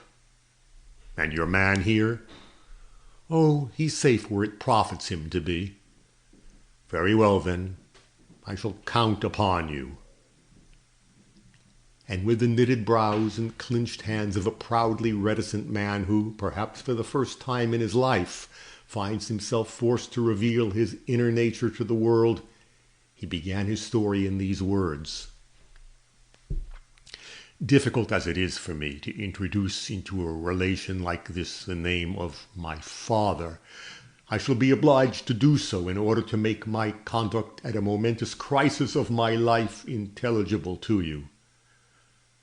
My father, then, was a man of strong will and a few but determined prejudices. Resolved that I should sustain the reputation of the family for wealth and respectability, he gave me to understand from my earliest years that as long as I preserved my manhood from reproach, I had only to make my wishes known to have them immediately gratified, while if I crossed his will either by indulging in dissipation or engaging in pursuits unworthy of my name, I no longer need expect the favor of his countenance or the assistance of his purse. When, therefore, at a certain period of my life, I found that the charms of my cousin Evelyn were making rather too strong an impression upon my fancy for a secured peace of mind, I first inquired how such a union would affect my father, and learning that it would be in direct opposition to his views, cast about in my mind what I should do to overcome my passion. Travel suggested itself, and I took a trip to Europe, but the sight of new faces only awakened in me comparisons anything but detrimental to the beauty of her who was at that time my standard of feminine loveliness. Nature and the sports connected with a wild life were my next resort. I went overland to California, roamed the orange groves of Florida, and probed the wildernesses of Canada and our northern states. It was during these last excursions that an event occurred which has exercised the most material influence upon my fate, though at the time it seemed to be no more than the matter of a day. I had just returned from Canada, and was resting in tolerable enjoyment of a very beautiful autumn at Lake George, when a letter reached me from a friend then loitering in the vicinity, urging me to join him in a certain small town in Vermont, where trout streams abounded, and what is not so often the case under the circumstances, fishers were few. Being in a somewhat reckless mood, I at once wrote a consent, and before another day was over, started for the remote village whence his letter was postmarked. I found it by no means easy of access. Situated in the midst of hills some 20 miles or so distant from any railroad, I discovered that in order to reach it, a long ride in a stagecoach was necessary, followed by a somewhat shorter journey on horseback. Not being acquainted with the route, I timed my connection wrong, so that when evening came I found myself riding over a strange road in the darkest night I had ever known. As if this was not enough, my horse suddenly began to limp, and presently became so lame I found it impossible to urge her beyond a slow walk. It was therefore with no ordinary satisfaction that I presently beheld a lighted building in the distance, which, as I approached, resolved itself into an inn. Stopping in front of the house, which was closed against the chill night air, I called out lustily for someone to take my horse, whereupon the door opened and a man appeared on the threshold with a lantern in his hand. I at once made my wishes known, receiving in turn a somewhat gruff, "Well, it's a nasty night, and it'll be nastier before it's over," an opinion instantly endorsed by a sudden swoop of wind that rushed by at that moment, slamming the door behind him and awakening over my head a lugubrious groaning as from the twisting boughs of some old tree, that was almost threatening in its character. "You'd better go in," said he. "The rain will come next." I at once leaped from my horse and, pushing open the door with main strength, entered the house. Another man met me on the threshold, who, merely pointing over his shoulder to a lighted room in his rear, passed out without a word to help the somewhat younger man who had first appeared in putting up my horse. I at once accepted his silent invitation and stepped into the room before me. Instantly I found myself confronted by the rather startling vision of a young girl of a unique and haunting style of beauty, who, rising at my approach, now stood with her eyes on my face and her hands resting on the deal table before which she had been sitting, in an attitude expressive of mingled surprise and alarm. To see a woman in that place was not so strange, but such a woman, even in the first casual glance I gave her, I at once acknowledged to myself her extraordinary power. Not the slightness of her form, the pallor of her countenance, or the fairness of the locks of golden red hair that fell in 2 long braids over her bosom could for a moment counteract the effect of her dark glance, or the vivid, almost unearthly force of her expression. It was as if you saw a flame upstarting before you, waving tremulously here and there, but burning and resistless in its white heat. I took off my hat with deference. A shudder passed over her, but she made no effort to return my acknowledgment. As we cast our eyes, dilating with horror, down some horrible pit upon whose verge we suddenly find ourselves, she allowed her gaze for a moment to dwell upon my face. Then, with a sudden lifting of her hand, pointed towards the door as if to bid me depart, when it swung open with that shrill rushing of wind that involuntarily awakes a shudder within you, and the 2 men entered and came stamping up to my side. Instantly her hand sunk, not feebly as with fear, but calmly as if at the bidding of her will, and without waiting for them to speak she turned away and quietly left the room. As the door closed upon her, I noticed that she wore a calico frock, and that her face did not own one perfect feature. "Go after Luttra, and tell her to make up the bed in the northwest room," said the elder of the 2 in deep guttural tones, unmistakably German in their accent, to the other, who stood shaking the wet off his coat into the leaping flames of a small wood fire that burned on the hearth before us. "Oh, she'll do without my bothering," was the sullen return. "I'm wet through." The elder man, a large, powerfully framed fellow of some 50 years or so, frowned. It was an evil frown, and the younger one seemed to feel it. He immediately tossed his coat onto a chair and left the room. "Boys are so obstreperous nowadays," remarked his companion to me with what he evidently intended for a conciliatory nod. "In my time they were broke in, did what they were told, and asked no questions." I smiled to myself at his calling the broad-shouldered 6-footer who had just left us a boy, but merely remarking, "He is your son, is he not?" seated myself before the blaze, which shot up a tongue of white flame at my approach that irresistibly recalled to my fancy the appearance of the girl who'd gone out a moment before. "Oh, yes, he is my son, and that girl you saw here was my daughter. I keep this inn, and they help me, but it is a slow way to live, I can tell you. Travel on these roads is slim."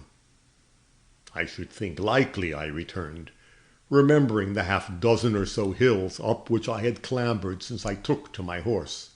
"How far are we from Pentonville?" "Oh, 2 or 3 miles," he replied, but in a hurried kind of a way. "Not far in the daytime, but a regular journey in a night like this?" "Yes," said I, as the house shook under a fresh gust. "It is fortunate I have a place in which to put up." He glanced down at my baggage, which consisted of a small handbag, an overcoat, and a fishing pole, with something like a gleam of disappointment. "Going fishing?" he asked. "Yes," I returned. "Good trout up these streams, and plenty of them," he went on. "Going alone?" I did not half like his importunity, but considering I had nothing better to do, replied as affably as possible, "No, I expect to meet a friend in Pentonville who will accompany me." His hand went to his beard in a thoughtful attitude, and he cast me what, with my increased experience of the world, I should now consider a sinister glance. "Then you are expected," said he. Not considering this worth reply, I stretched out my feet to the blaze and began to warm them, for I felt chilled through. "Been on the road long?" he now asked, glancing at the blue flannel suit I wore. "All summer," I returned. I again thought he looked disappointed. "From Troy or New York?" he went on, with a vague endeavor to appear good-naturally offhand. "New York. A big place, that," he continued. "I was there once. Lots of money stored away in them big buildings down in Wall Street, eh?" I assented, and he drew a chair to my side, a proceeding that was interrupted, however, by the re-entrance of his son, who without any apology crowded into the other side of the fireplace in a way to sandwich me between them. Not fancying this arrangement, which I, however, imputed to ignorance, I drew back and asked if my room was ready. It seemed it was not, and unpleasantly as it promised, I felt forced to reseat myself and join in, if not support, the conversation that followed. A half-hour passed away, during which the wind increased till it almost amounted to a gale. Spurts of rain dashed against the windows with a sharp crackling sound that suggested hail, while ever and anon a distant roll as of rousing thunder rumbled away among the hills in a long and reverberating peal that made me feel glad to be housed even under the roof of these rude and uncongenial creatures. Suddenly the conversation turned upon the time and timepieces, when in a low, even tone I heard murmured behind me, "The gentleman's room is ready," and turning, I saw standing in the doorway the slight figure of the young girl, whose appearance had previously so impressed me. I immediately arose. "Then I will proceed to it at once," said I, taking up my traps and advancing towards her. "Do not be alarmed if you hear creaks and cracklings all over the house," observed the landlord as I departed. "The windows are loose and the doors ill-fitting. In such a storm as this, they make noise enough to keep an army awake. The house is safe enough, though, and if you don't mind noise—" "Oh, I don't mind noise," rejoined I, feeling at that moment tired enough to fall into a doze on the staircase. "I shall sleep, never fear," and without further ado followed the girl upstairs into a large, clumsily furnished room whose enormous bed, draped with heavy curtains, at once attracted my attention. "Oh, I cannot sleep under those things," remarked I, with a gesture towards the dismal draperies, which to me were another name for suffocation. With a single arm sweep she threw them back. "Is there anything more I can do for you?" asked she, glancing hastily about the room. I thanked her and said no, at which she at once departed with a look of still determination upon her countenance that I found it hard to explain. Left alone in that large, bare, and dimly lighted room, with the wind shrieking in the chimney, and the powerful limbs of some huge tree beating against the walls without, with a heavy thud inexpressibly mournful, I found to my surprise and something like dismay that the sleepiness which had hitherto oppressed me had in some unaccountable way entirely fled. In vain I contemplated the bed. comfortable enough now in its appearance that the stifling curtains were withdrawn. No temptation to invade it came to arouse me from the chair upon which I'd thrown myself. It was as if I felt myself under the spell of some invisible influence that, like the eye of a basilisk, held me enchained. I remember turning my head towards a certain quarter of the wall, as if I half expected to encounter there the bewildering glance of a serpent, yet far from being apprehensive of any danger. I only wondered over the weakness of mind that made such fancies possible.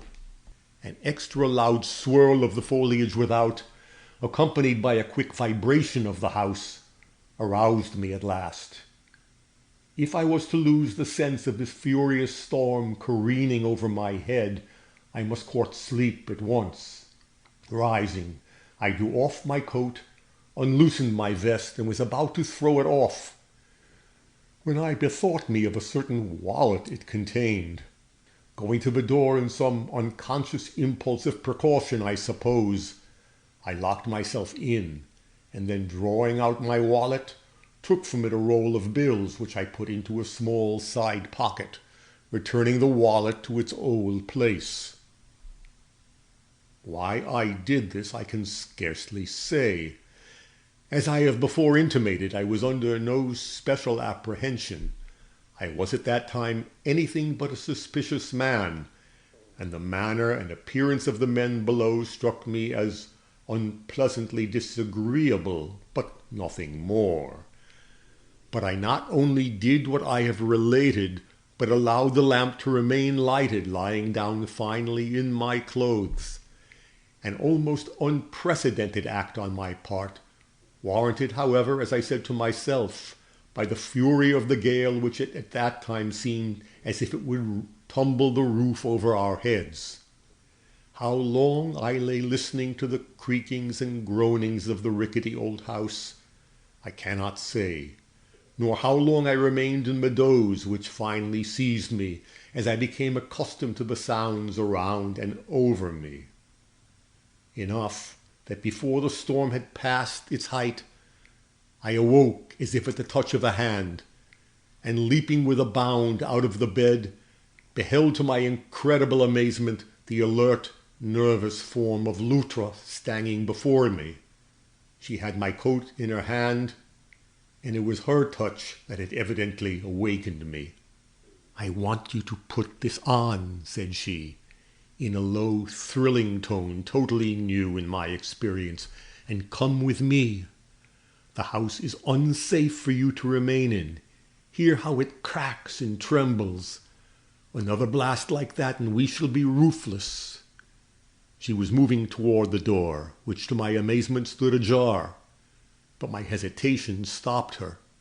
"Won't you come?" she whispered, turning her face towards me with a look of such potent determination I followed in spite of myself. "I dare not let you stay here. Your blood will be upon my head." "You exaggerate," I replied, shrinking back with a longing look at the comfortable bed I just left. "These old houses are always strong. It will take many such a gust as that you hear to overturn it, I assure you." "I exaggerate," she returned, with a look of scorn impossible to describe. "Hark," she said, "hear that." I did hear, and I must acknowledge that it seemed as if we were about to be swept from our foundations. "Yes," said I, "but it is a fearful night to be out in." "I shall go with you," said she. "In that case—" I began with an ill-advised attempt at gallantry, which she cut short with a gesture. "Here is your hat," remarked she, "and here is your bag. The fishing pole must remain. You cannot carry it." "But—" I expostulated. "Hush!" said she, with her ear towards the depths of the staircase, at the top of which we stood.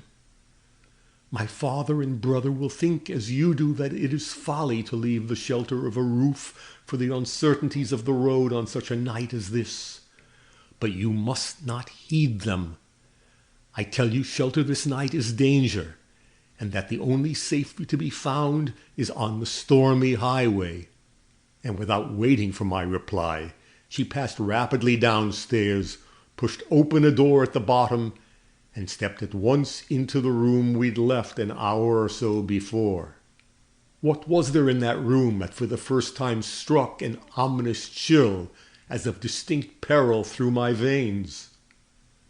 Nothing at first sight. Everything at the second. The fire, which had not been allowed to die out, still burned brightly on the ruddy hearthstone. But it was not that which awakened my apprehension. Nor was the loud ticking clock on the mantelpiece, with its hand pointing silently to the hour of 11. Nor yet the heavy quiet of a scantily furnished room, with its one lamp burning on the deal table against the side of the wall. It was the sight of those two powerful men drawn up in grim silence, the one against the door leading to the front hall, the other against that opening into the kitchen. A glance at LUTTRA standing silent and undismayed at my side, however, instantly reassured me. With that will exercised in my favor, I could not but win through whatever it was that menaced me. Slinging my bag over my shoulder, I made a move towards the door and the silent figure of my host. But with a quick outreaching of her hand, she drew me back. "Stand still," said she. "Karl," she went on, turning her face towards the more sullen but less intent countenance of her brother, "open the door and let this gentleman pass. He finds the house unsafe in such a gale and desires to leave it. At once," she continued, as her brother settled himself more determinedly against the lock. "I don't often ask favors." "The man is a fool that wants to go out in a night like this," quoth the fellow with a dogged move, "and so are you to encourage it. I think too much of your health to allow it." She did not seem to hear. "Will you open the door?" she went on, not advancing a step from the fire before which she had placed herself and me. "No, I won't," was the brutal reply. "It's been locked for the night, and it's not me nor one like me that will open it." With a sudden whitening of her already pale face, she turned towards her father. He was not even looking at her. "Someone must open the door," said she, glancing back at her brother. "This gentleman purposes to leave, and his whim must be humored. Will you unlock that door, or shall I?" An angry snarl interrupted her. Her father had bounded from the door where he stood, and was striding hastily towards her. In my apprehension I put up my arm for a shield, but he looked ready to murder her. But I let it drop again as I caught her glance, which was like white flame undisturbed by the least breeze of personal terror. "You will stop there," said she, pointing to a spot a few feet from where she stood. "Another step, and I let that for which I have heard you declare you would peril your very soul fall into the heart of the flames." And drawing from her breast a roll of bills, she stretched them out above the fire before which she was standing. "You!" broke from the gray-bearded lips of the old man, but he stopped where he was, eyeing those bills as if fascinated. "I am not a girl of many words, as you know," continued she in a lofty tone, inexpressibly commanding. "You may strangle me, you may kill me, it matters little. But this gentleman leaves the house this night, or I destroy the money with a gesture." "You!" again broke from those quivering lips. But the old man did not move. Not so the younger.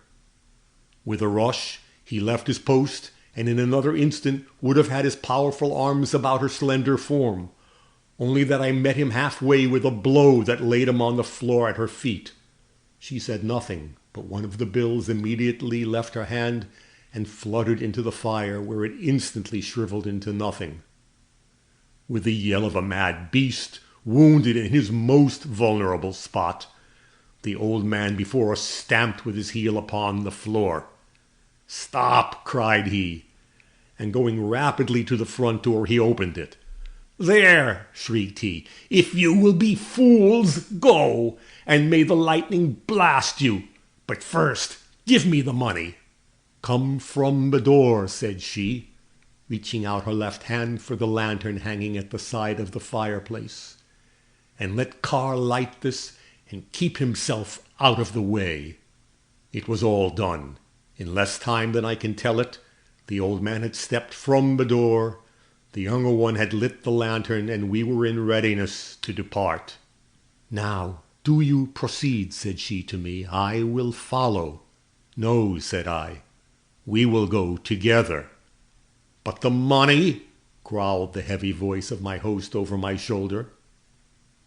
"I will give it to you on my return," said the girl. End of section 11.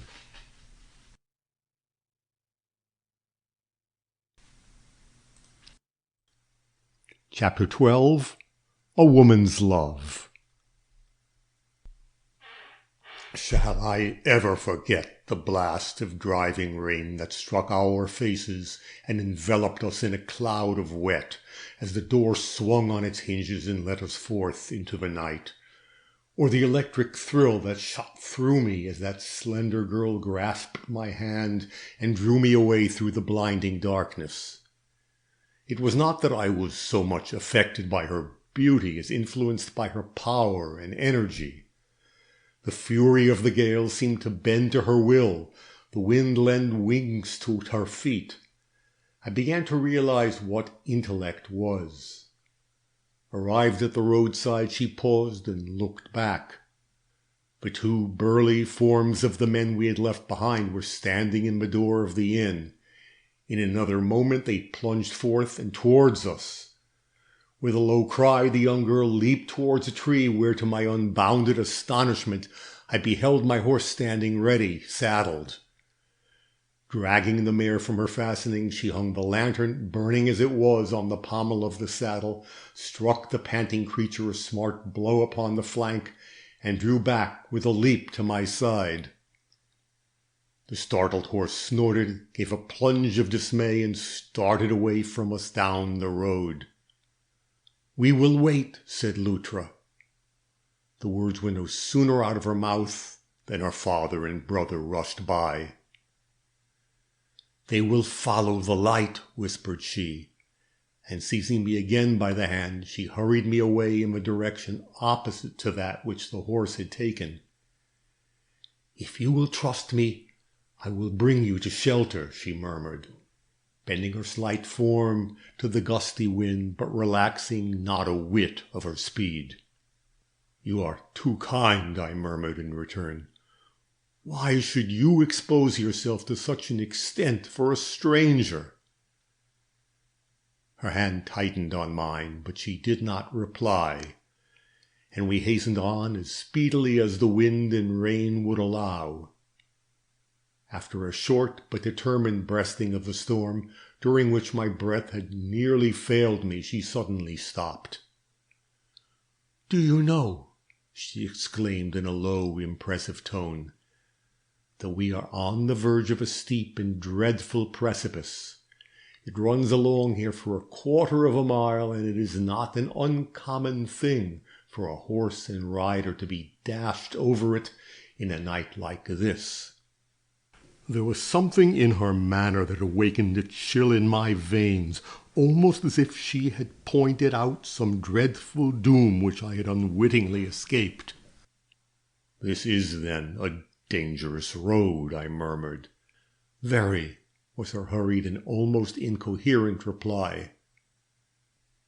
How far we traveled through the mud and tangled grasses of that horrible road I do not know. It seemed a long distance. It was probably not more than 3/4 of a mile. At last she paused with a short, "Here we are," and looking up I saw that we were in front of a small unlighted cottage. No refuge ever appeared more welcome to a pair of sinking wanderers, I am sure. Wet to the skin, bedrabbled with mud, exhausted with breasting the gale, we stood for a moment under the porch to regain our breath. Then with her characteristic energy she lifted the knocker and struck a smart blow on the door. "We will find shelter here," said she. She was not mistaken. In a few moments we were standing once more before a comfortable fire, hastily built by the worthy couple whose slumbers we had thus interrupted. As I began to realize the sweetness of conscious safety, all that this young, heroic creature had done for me swept warmly across my mind. Looking up from the fire that was beginning to infuse its heat through my grateful system, I surveyed her as she slowly undid her long braids and shook them dry over the blaze, and almost started to see how young she was. Not more than 16, I should say, and yet what an invincible will shone from her dark eyes and dignified her slender form. A will gentle as it was strong, elevated as it was unbending. I bowed my head as I watched her in grateful thankfulness, which I presently put into words. At once she drew herself erect. "I did but my duty," said she quietly. "I'm glad I was prospered in it." Then slowly, "If you are grateful, sir, will you promise to say nothing of what took place at the inn?" Instantly I remembered a suspicion which had crossed my mind while there, and my hand went involuntarily to my vest pocket. The roll of bills was gone. She did not falter. "I would be relieved if you would," continued she. I drew out my empty hand, looked at it, but said nothing. "Have you lost anything?" asked she. "Search in your overcoat pockets." I plunged my hand into the one nearest her, and drew it out with satisfaction. The roll of bills was there. "I give you my promise," said I. "You will find a bill missing," she murmured. "For what amount I do not know. The sacrifice of something was inevitable." "I can only wonder over the ingenuity you displayed, as well as express my appreciation for your bravery," returned I with enthusiasm. "You are a noble girl." She put out her hand as if compliments hurt her. "It is the first time they have ever attempted anything like that," cried she, in a quick, low tone full of shame and suffering. "They have shown a disposition to take money sometimes, but they never threatened life before. And they did threaten yours. They saw you take out your money through a hole pierced in the wall of the room you occupied, and the sight made them mad. They were going to kill you and then tumble you and your horse over the precipice below there. But I overheard them talking, and when they went out to saddle the horse, I hurried up to your room to wake you. I had to take possession of the bills. You were not safe while you held them. I took them quietly because I hoped to save you without betraying them. But I failed in that. You must remember they are my father and my brother." "I will not betray them," said I. She smiled. It was a wintry gleam, but it ineffably softened her face. I became conscious of a movement of pity towards her. "You have a hard lot," remarked I. "Your life must be a sad one." She flashed upon me one glance of her dark eye. "I was born for hardship," said she, "but—" and a sudden wild shudder seized her. "But not for crime." The word felt like a drop of blood wrung from her heart. "Good heavens!" cried I.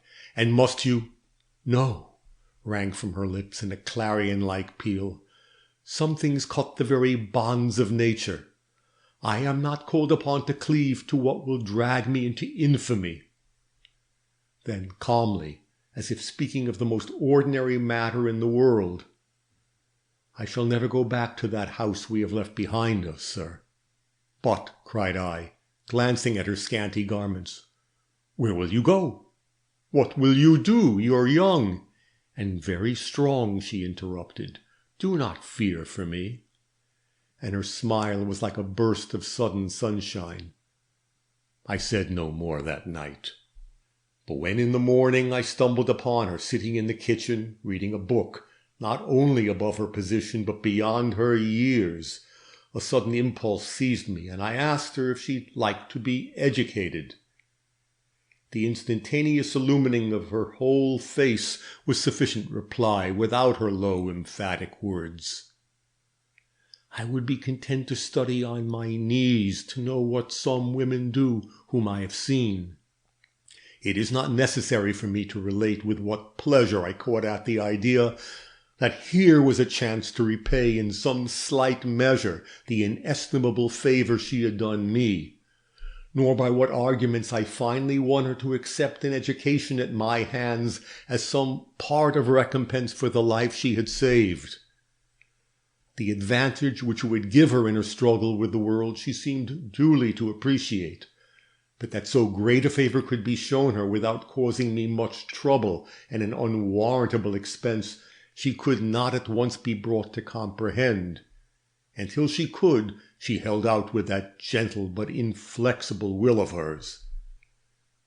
The battle, however, was won at last, and I left her in that little cottage, with the understanding that as soon as the matter could be arranged, she was to enter a certain boarding school in Troy, with the mistress of which I was acquainted. Meanwhile, she was to go out to service at Melville, and earn enough money to provide herself with clothes. I was a careless fellow in those days, but I kept my promise to that girl. I not only entered her into that school for a course of 3 years, but acting through its mistress, who had taken a great fancy to her, supplied her with the necessities her position required. It was so easy, merely the signing of a check from time to time, and it was done. I say this because I really think if it had involved any personal sacrifice on my part, even an hour of my time, or the labor of a thought, I should not have done it, for with my return to the city, my interest in my cousin revived, absorbing me to such an extent that any matter disconnected with her soon lost all charm for me. 2 years passed. I was the slave of Evelyn Blake, but there was no engagement between us. My father's determined opposition was enough to prevent that. But there was an understanding which I fondly hoped would one day open for me the way of happiness. But I did not know my father. Sick as he was at that time laboring under the disease which in a couple of months later bore him to the tomb. He kept an eye upon my movements and seemed to probe my inmost heart. At last he came to a definite decision and spoke. His words opened a world of dismay before me. I was his only child, as he remarked, and it had been and was the desire of his heart to leave me as rich and independent a man as himself. But I seemed disposed to commit one of those acts against which he had the most determined prejudice, marriage between cousins being in his eyes an unsanctified and dangerous proceeding, liable to consequences the most unhappy. If I persisted, he must will his property elsewhere. The Blake estate should never descend with the seal of his approbation to a race of probable imbeciles. Nor was this enough. He not only robbed me of the woman I loved, but with a clear insight into the future, I presume, insisted upon my marrying someone else of respectability and worth before he died. Anyone whose appearance will do you credit, and whose virtue is beyond reproach, said he. I don't ask her to be rich, or even the offspring of one of our old families. Let her be good and pure, and of no connection to us, and I will bless her and you with my dying breath. The idea had seized upon him with great force, and I soon saw he was not to be shaken out of it. To all my objections he returned but the one word. I don't restrict your choice, and I give you a month in which to make it. If at the end of that time you cannot bring your bride to my bedside, I must look around for an heir who will not thwart my dying wishes.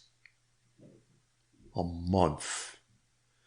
I surveyed the fashionable belles that nightly thronged the parlors of my friends, and felt my heart sink within me. Take one of them for my wife, loving another woman? Impossible. Women like these demanded something in return for the honor they conferred upon a man by marrying him. Wealth, they had it. Position, that was theirs also. Consideration. Ah, what consideration had I to give? I turned from them with distaste. My cousin Evelyn gave me no help. She was a proud woman and loved my money and my expectations as much as she did me. "If you must marry another woman to retain your wealth, marry," said she, "but do not marry one of my associates. I will have no rival in my own empire. Your wife must be a plainer and a less aspiring woman than Evelyn Blake. You do not discredit your name, which is mine," she would always add. Meanwhile the days flew by. If my own conscience had allowed me to forget the fact, my father's eagerly inquiring but sternly unrelenting gaze as I came each evening to his bedside would have kept it sufficiently in my mind. I began to feel like one in the power of some huge crushing machine whose slowly descending weight he in vain endeavors to escape. How or when the thought of LUTTRA first crossed my mind, I cannot say. At first I recoiled at the suggestion and put it away from me in disdain. But it ever recurred, and with it so many arguments in her favor, that before long I found myself regarding it as a refuge. To be sure, she was a waif and a stray, but that seemed to be the kind of wife demanded of me.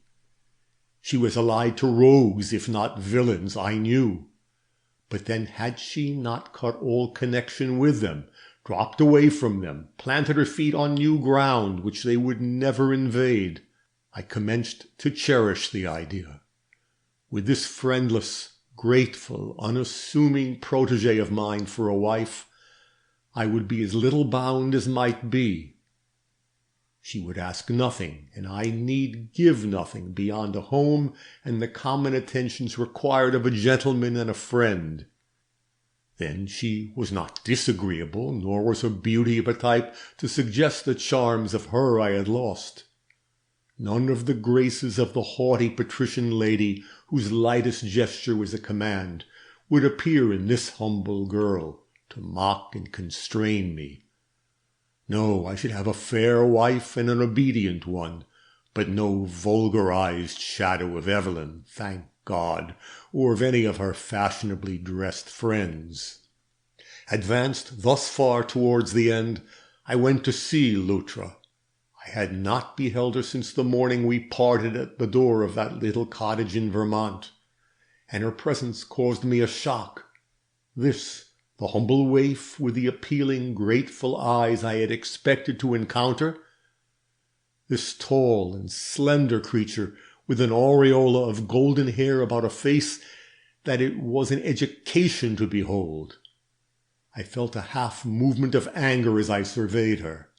I had been cheated. I had planted a grape seed, and a palm tree had sprung up in its place. I was so taken aback. My salute lost something of the benevolent condescension I had intended to infuse into it. She seemed to feel my embarrassment, and a half-smile fluttered to her lips. That smile decided me. It was sweet, but above all else it was appealing. How I won that woman to marry me in 10 days' time I care not to state. Not by holding up my wealth and position before her. Something restrained me from that. I was resolved, and perhaps it was the only point of light in my conduct at that time, not to buy this young girl. I never spoke of my expectations. I never alluded to my present advantages. Yet I won her. We were married, there in Troy in the quietest and most unpretending manner. Why the fact has never transpired, I cannot say. I certainly took no especial pains to conceal it at the time, though I acknowledge that after our separation I did resort to such measures as I thought necessary to suppress what had become gall and wormwood to my pride. My first move after the ceremony was to bring her immediately to New York and to this house. With perhaps a pardonable bitterness of spirit, I had refrained from any notification of my intentions, and it was as strangers might enter an unprepared dwelling that we stepped across the threshold of this house and passed immediately to my father's room. I can give you no wedding and no honeymoon, I had told her. My father is dying and demands my care. From the altar to a deathbed may be sat for you, but it is an inevitable condition of your marriage with me. And she had accepted her fate with a deep, unspeakable smile. It has taken me long months of loneliness and suffering to understand. Father, I bring you my bride, were my first words to him as the door closed behind us, shutting us in with the dread invisible presence that for so long a time had been relentlessly advancing upon our home. I shall never forget how he roused himself in his bed, nor with what eager eyes he read her young face and surveyed her slight form swaying towards him in her sudden emotion like a flame in a breeze. Nor while I live shall I lose sight of the spasm of uncontrollable joy with which he lifted his aged arms towards her, nor the look with which she sprang from my side and nestled, yes, nestled, on the breast that never to my remembrance had opened itself to me even in the years of my earliest childhood.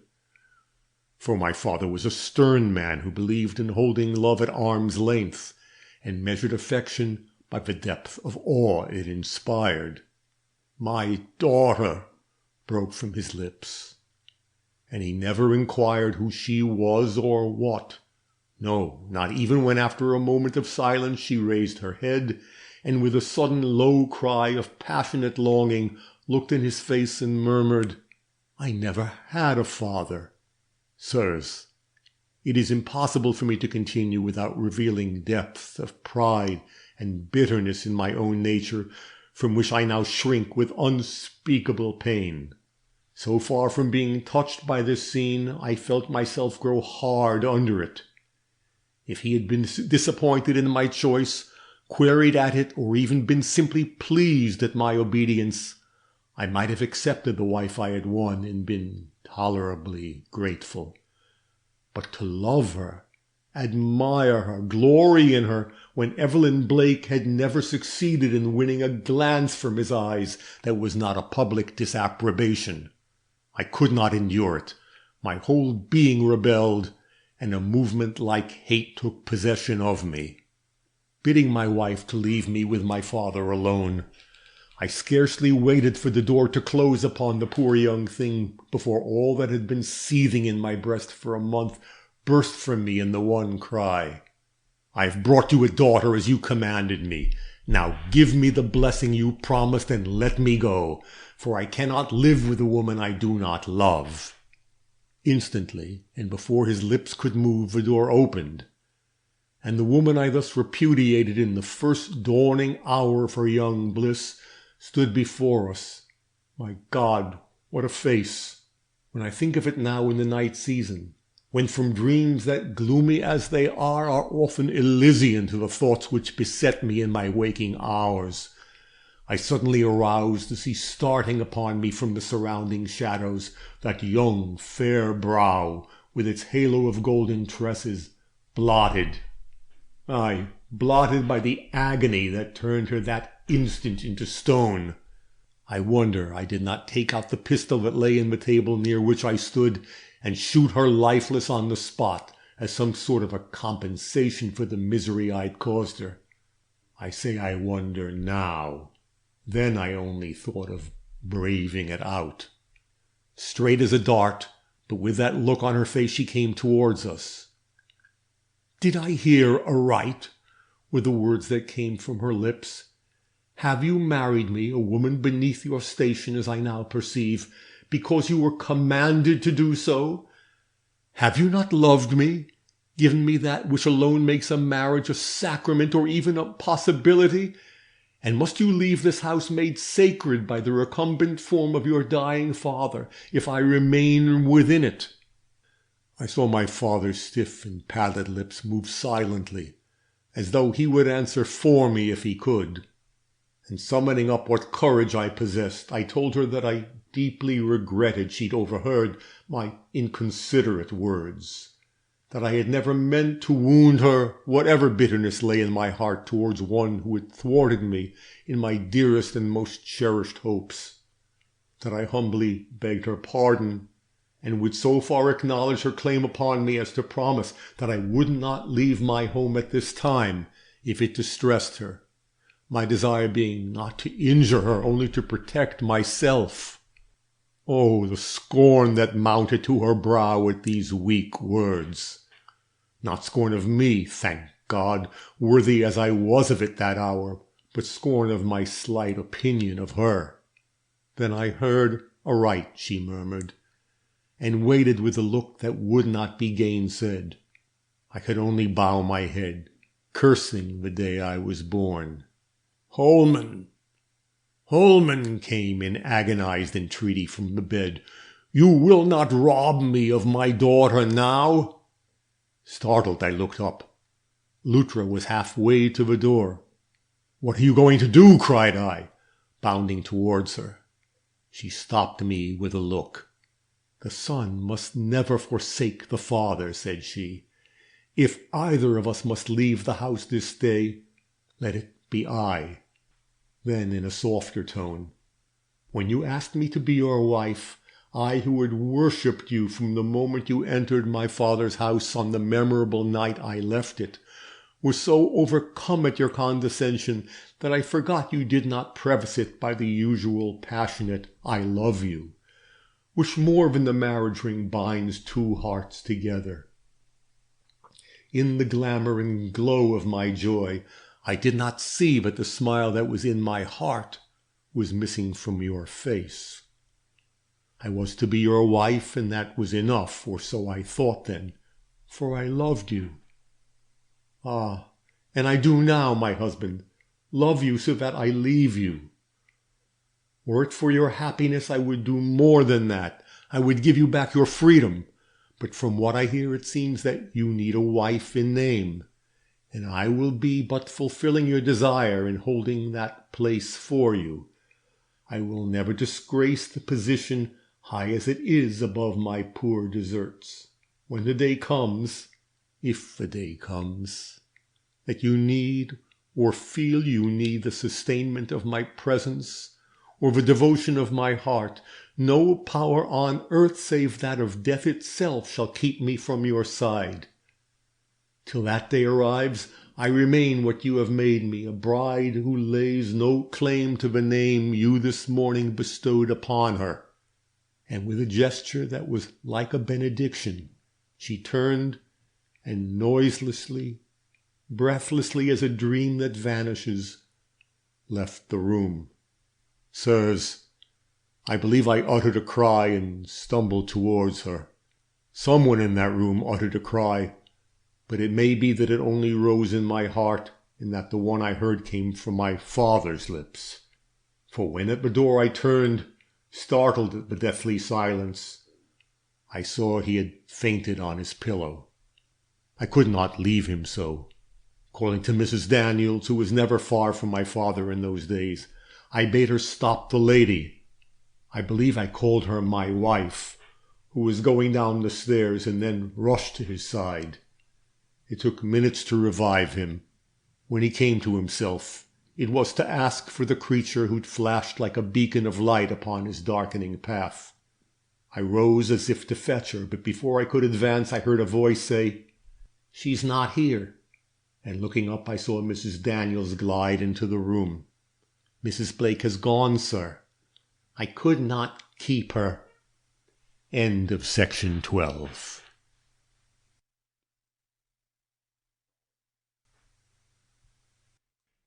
Chapter 13. A Man's Heart.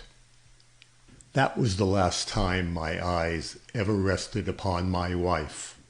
Whither she went or what refuge she gained, I never knew. My father, who had received in this scene a great shock, began to fail so rapidly he demanded my constant care. And though from time to time, as I ministered to him and noted with what a yearning persistency he would eye the door and then turn and meet my gaze, with a look I could not understand, I caught myself asking whether I had done a deed destined to hang forever about me like a pall. It was not till after his death that the despairing image of the bright young creature to whom I'd given my name returned with any startling distinctness to my mind, or that I allowed myself to ask whether the heavy gloom which I now felt settling upon me was owing to the sense of shame that overpowered me at the remembrance of the past, or to the possible loss I had sustained in the departure of my young, unloved bride. The announcement at this time of the engagement between Evelyn Blake and the Count de Mirac may have had something to do with this. Though I had never in the most passionate hours of my love for her lost sight of that side of her nature which demanded as her right the luxury of great wealth. And though in my tacit abandonment of her in secret marriage with another I had certainly lost the right to complain of her actions, whatever they might be, this manifest surrendering of herself to the power of wealth and show, at the price of all that women are believed to hold dear, was an undoubted blow to my pride and the confidence I had till now unconsciously reposed in her inherent womanliness and affection.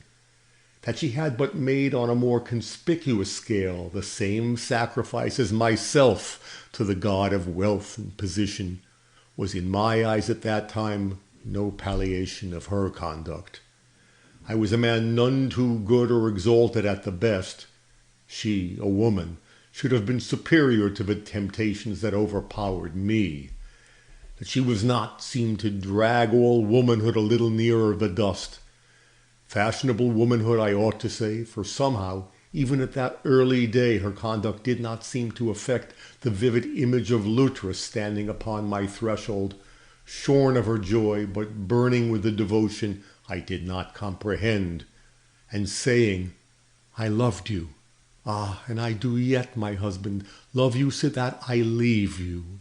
When the day comes, if the day comes, you need or feel you need the sustainment of my presence or the devotion of my heart, no power on earth save that of death itself shall keep me from your side." Yes, with the fading away of other faces and other forms, that face and that form now began to usurp the chief place in my thoughts, not to my relief and pleasure. That could scarcely be, remembering all that had occurred. Rather to my increasing distress and passionate resentment. I longed to forget I was held by a tie that known to the world would cause me the bitterest shame. For by this time the true character of her father and brother had been revealed, and I found myself bound to the daughter of a convicted criminal. But I could not forget her. The look with which she had left me was branded into my consciousness. Night and day it floated before me, till to escape it I resolved to fasten it upon canvas, if by that means I might succeed in eliminating it from my dreams. The painting you've seen this night is the result, born with an artist's touch and insight that under other circumstances might, perhaps, have raised me into the cold, dry atmosphere of fame. The execution of this piece of work presented but few difficulties to my somewhat accustomed hand. Day by day her beauty grew beneath my brush, startling me often with its spiritual force and significance, till my mind grew feverish over its work, and I could scarcely refrain from rising at night to give a touch here or there to the floating golden hair, or the piercing tender eyes turned, ever turned upon the inmost citadel of my heart, with that look that slew my father before his time and made me, yes, me, old in spirit, even in the ardent years of my first manhood. At last it was finished, and she stood before me lifelike and real in the very garments and with almost the very aspect of that never-to-be-forgotten moment. Even the roses, which in the secret uneasiness of my conscience I had put in her hand on our departure from Troy, as a sort of visible token that I regarded her as my bride, and which through all her interview with my father she'd never dropped, blossomed before me on the canvas. Nothing that could give reality to the likeness was lacking. The vision of my dream stood embodied in my sight, and I looked for peace. Alas, that picture now became my dream. Inserting it behind that of Evelyn, which for 2 years had held its place above my armchair, I turned its face to the wall when I rose in the morning. But at night it beamed ever upon me, becoming as the months passed the one thing to hold to and muse over when the world grew a little noisy in my ears, and the never-ceasing conflict of the ages beat a trifle too loudly on heart and brain. Meanwhile, no word of her, only of her villainous father and brother. No token that she had escaped evil or was removed from want. If I had loved her, I could not have succored her, for I did not know where to find her. Her countenance illumined my wall, but her fair young self lay, for all I knew, sheltered within the darkness and silence of the tomb. At length my morbid broodings worked out their natural result. A dull melancholy settled upon me which nothing could break. Even the news that my cousin, who had lost her husband a month after marriage, had returned to America with expectation to remain, scarcely caused a ripple in my apathy. Was I sinking into a hypochondriac, or was my passion for the beautiful brunette dead? I determined to solve the doubt. Seeking her where I knew she would be found, I gazed again upon her beauty. It was absolutely nothing to me.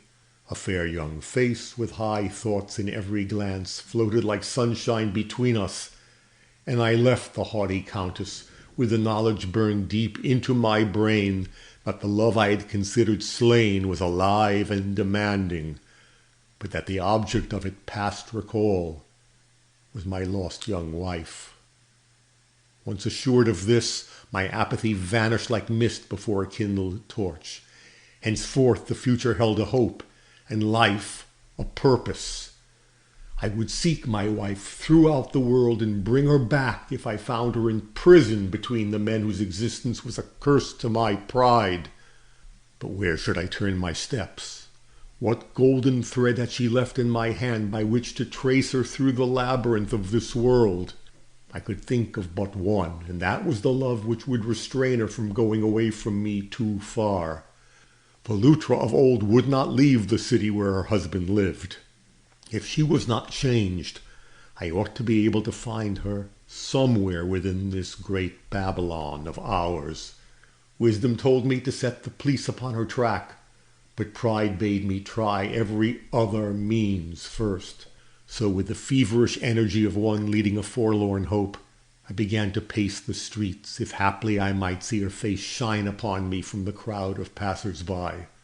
A foolish fancy, unproductive of result. I not only failed to see her, but anyone like her. In the midst of the despair occasioned by this failure, a thought flashed across me, or rather a remembrance. One night not long since, being uncommonly restless, I had risen from my bed, dressed me and gone out into the yard back of my house for a little air. It was an unusual thing for me to do, but I seemed to be suffocating where I was, and nothing else would satisfy me. As you already surmise, it was the night on which disappeared the sewing girl of which you have so often spoken, but I knew nothing of that. My thoughts were far from my own home and its concerns. You may judge what a state of mind I was in when I tell you that I even thought at one moment while I paused before the gate leading into Street, that I saw the face of her with whom my thoughts were ever busy, peering upon me through the bars. You tell me that I did see a girl there, and that it was the one who had lived as sewing woman in my house. It may be so, but at the time I considered it a vision of my wife, and the remembrance of it, coming as it did after my repeated failures to encounter her in the street, worked a change in my plans. For regarded as weakness or not, the recollection that the vision I had seen wore the garments of a working woman rather than a lady acted upon me like a warning not to search for her any longer among the resorts of the well-dressed, but in the regions of poverty and toil. I therefore took to wanderings such as I have no heart to describe, nor do I need to.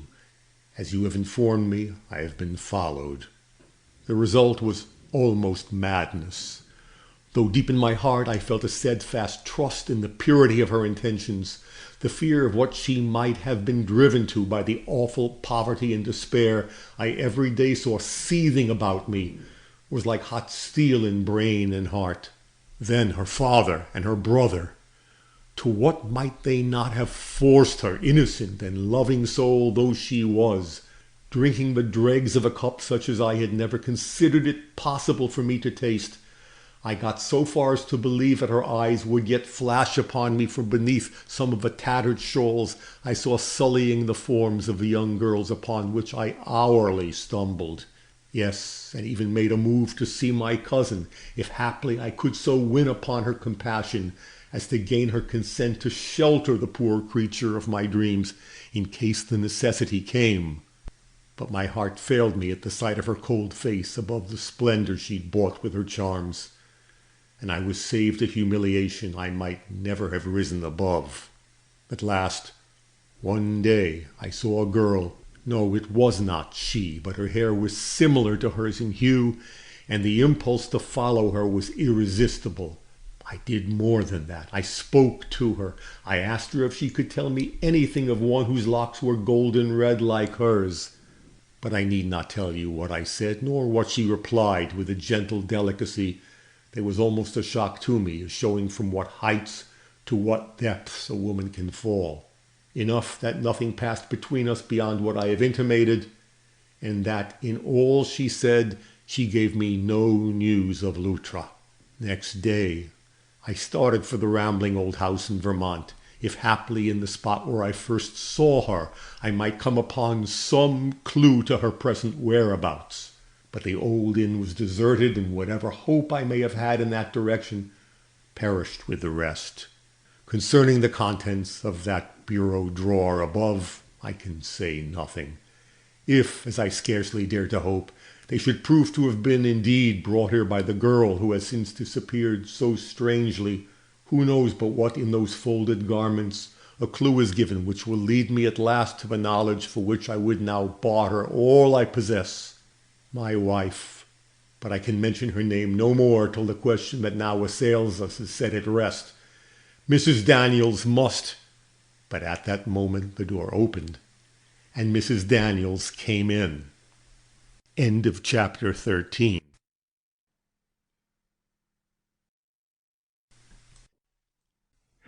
Chapter 14. Mrs. Daniels. She still wore her bonnet and shawl, and her face was like marble.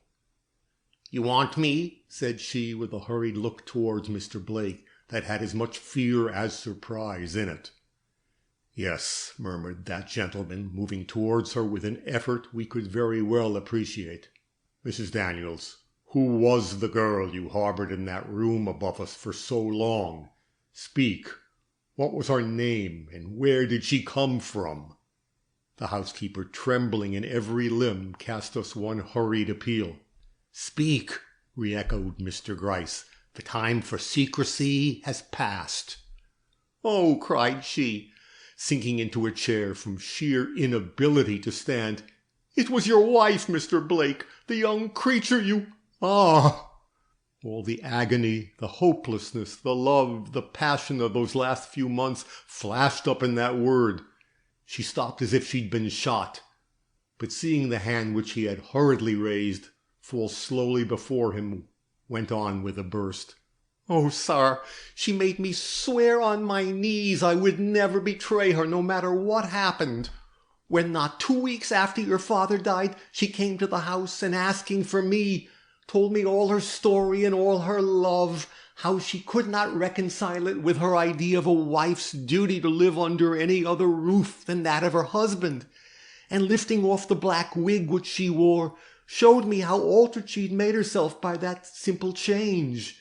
In her case more marked by the fact that her eyes were in keeping with black hair, while her own bright locks, they always gave you a shock as of something strange and haunting. I gave up my will as if forced by a magnetic power, and not only opened the door to her, but my heart as well, swearing to all she demanded and keeping my oath too, as I would preserve my soul from sin and my life from a knife of the destroyer. But when she went, broke from the pallid lips of the man before her, when she was taken away from the house, what then? Ah, returned the agitated woman, what then? Do you not think I suffered? To be held by my oath, an oath I was satisfied she would wish kept even at this crisis, yet knowing all the while she was drifting away into some evil that you, if you knew who she was, would give your life to avert from your honor, if not from her innocent head. To see you cold, indifferent, absorbed in other things, while she, who would have perished any day for your happiness, was losing her life perhaps in the clutches of those horrible villains. Do not ask me to tell you what I have suffered since she went. I can never tell you. Innocent, tender, noble-hearted creature that she was. Was? His hand clutched his heart, as if it had been seized by a deathly spasm. Why do you say was? Because I've just come from the morgue where she lies dead. No, no, came in a low shriek from his lips. That is not she. That is another woman. Like her perhaps, but not she. Would to God you were right. But the long golden braids, such hair as hers I've never saw on anyone before. Mr. Blake is right, I broke in, for I could not endure this scene any longer. The woman taken out of the East River today has been both seen and spoken to by him, and that not long since. He should know if it is his wife. And isn't it? No, 1,000 times no. The girl was a perfect stranger. The assurance seemed to lift a leaden weight from her heart. Oh, thank God, she murmured, dropping with an irresistible impulse on her knees. Then, with a sudden return of her old tremble, but I was only to reveal her secret in case of her death. What have I done? Oh, what have I done? Her only hope lay in my faithfulness. Mr. Blake, leaning heavily on the table before him, looked in her face.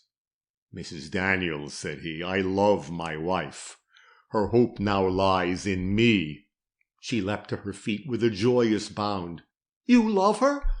Oh, thank God, she again reiterated, but this time in a low murmur to herself. Thank God. And weeping with unrestrained joy, she drew back into a corner. Of course, after that, all that remained for us to do was to lay our heads together and consult as to the best method of renewing our search after the unhappy girl, now rendered of double interest to us by the facts with which we had just been made acquainted. That she'd been forced away from the roof that sheltered her by the power of her father and brother was of course no longer open to doubt. To discover them, therefore, it meant to recover her. Do you wonder, then, that from the moment we left Mr. Blake's house, the capture of that brace of thieves became the leading purpose of our 2 lives? End of section 14.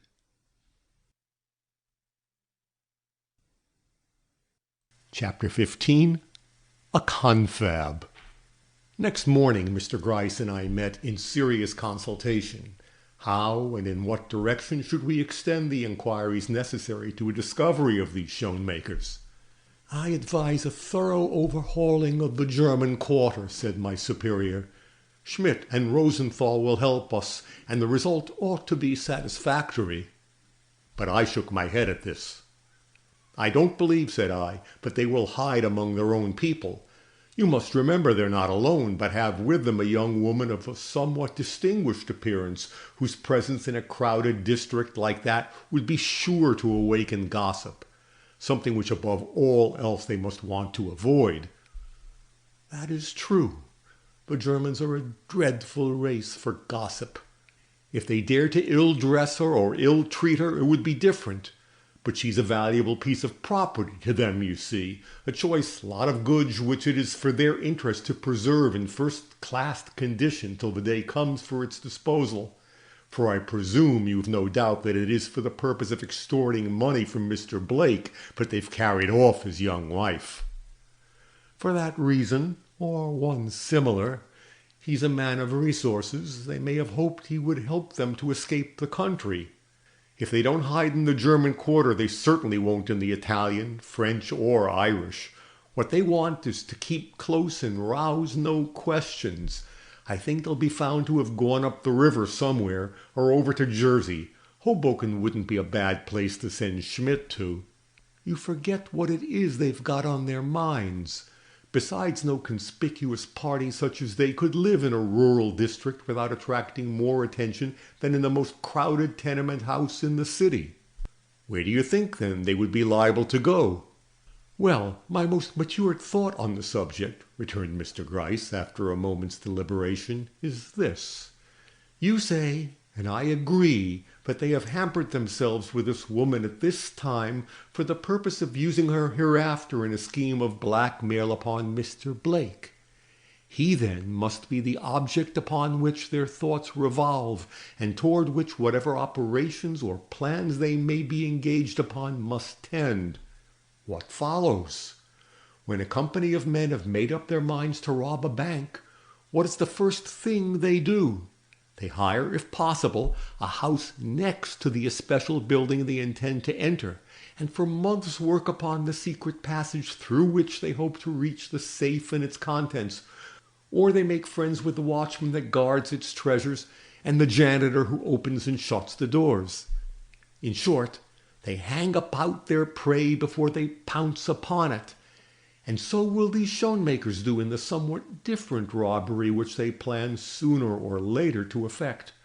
Whatever may keep them close at this moment, Mr. Blake and Mr. Blake's house is the point towards which their eyes are turned. And if we had time— But we haven't, I broke in impetuously. It's horrible to think of that grand woman languishing away in the power of such rascals. If we had time, Mr. Gryce persisted, all it would be necessary to do would be to wait. They would come into our hands as easily and naturally as a hawk into the snare of the fowler. But, as you say, we have not, and therefore I would recommend a little beating of the bush directly about Mr. Blake's house. For if all my experience is not at fault, those men are already within eye-shot of the prey they intend to run down. But, said I, I've been living myself in that very neighborhood, and know by this time the ways of every house in the vicinity. There's not a spot up and down the avenue for 10 blocks where they could hide away for 2 days, much less 2 weeks. And as for the side streets, why, I could tell you the names of those who live in each house for a considerable distance.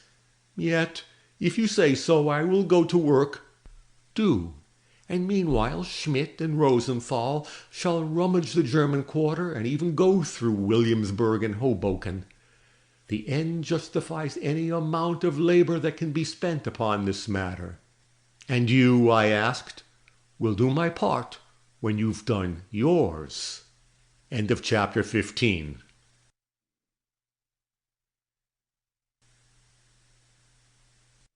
Chapter 16. The Mark of the Red Cross. And what success did I meet? The best in the world. And by what means did I attain it? By that of the simplest, prettiest clue I ever came upon. But let me explain. When, after a wearisome day spent in an ineffectual search through the neighborhood, I went home to my room, which, as you remember, was a front one in a lodging house on the opposite corner from Mr. Blake, I was so absorbed in mind, and perhaps I may say shaken in nerve, by the strain under which I'd been laboring for some time now, that I stumbled up an extra flight of stairs, and without any suspicion of the fact, tried the door of the room directly over mine.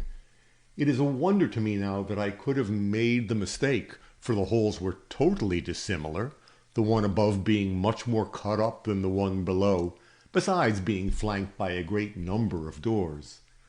But the intoxication of the mind is not far removed from that of the body, and as I say, it was not till I had tried the door and found it locked that I became aware of the mistake I had made.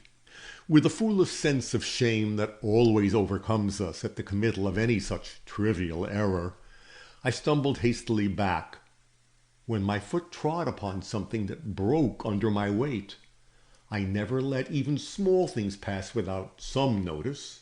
Stooping, then, for what I had thus inadvertently crushed, I carried it to where a single gas jet turned down very low made a partial light in the long hall, and examining it, found it to be a piece of red chalk.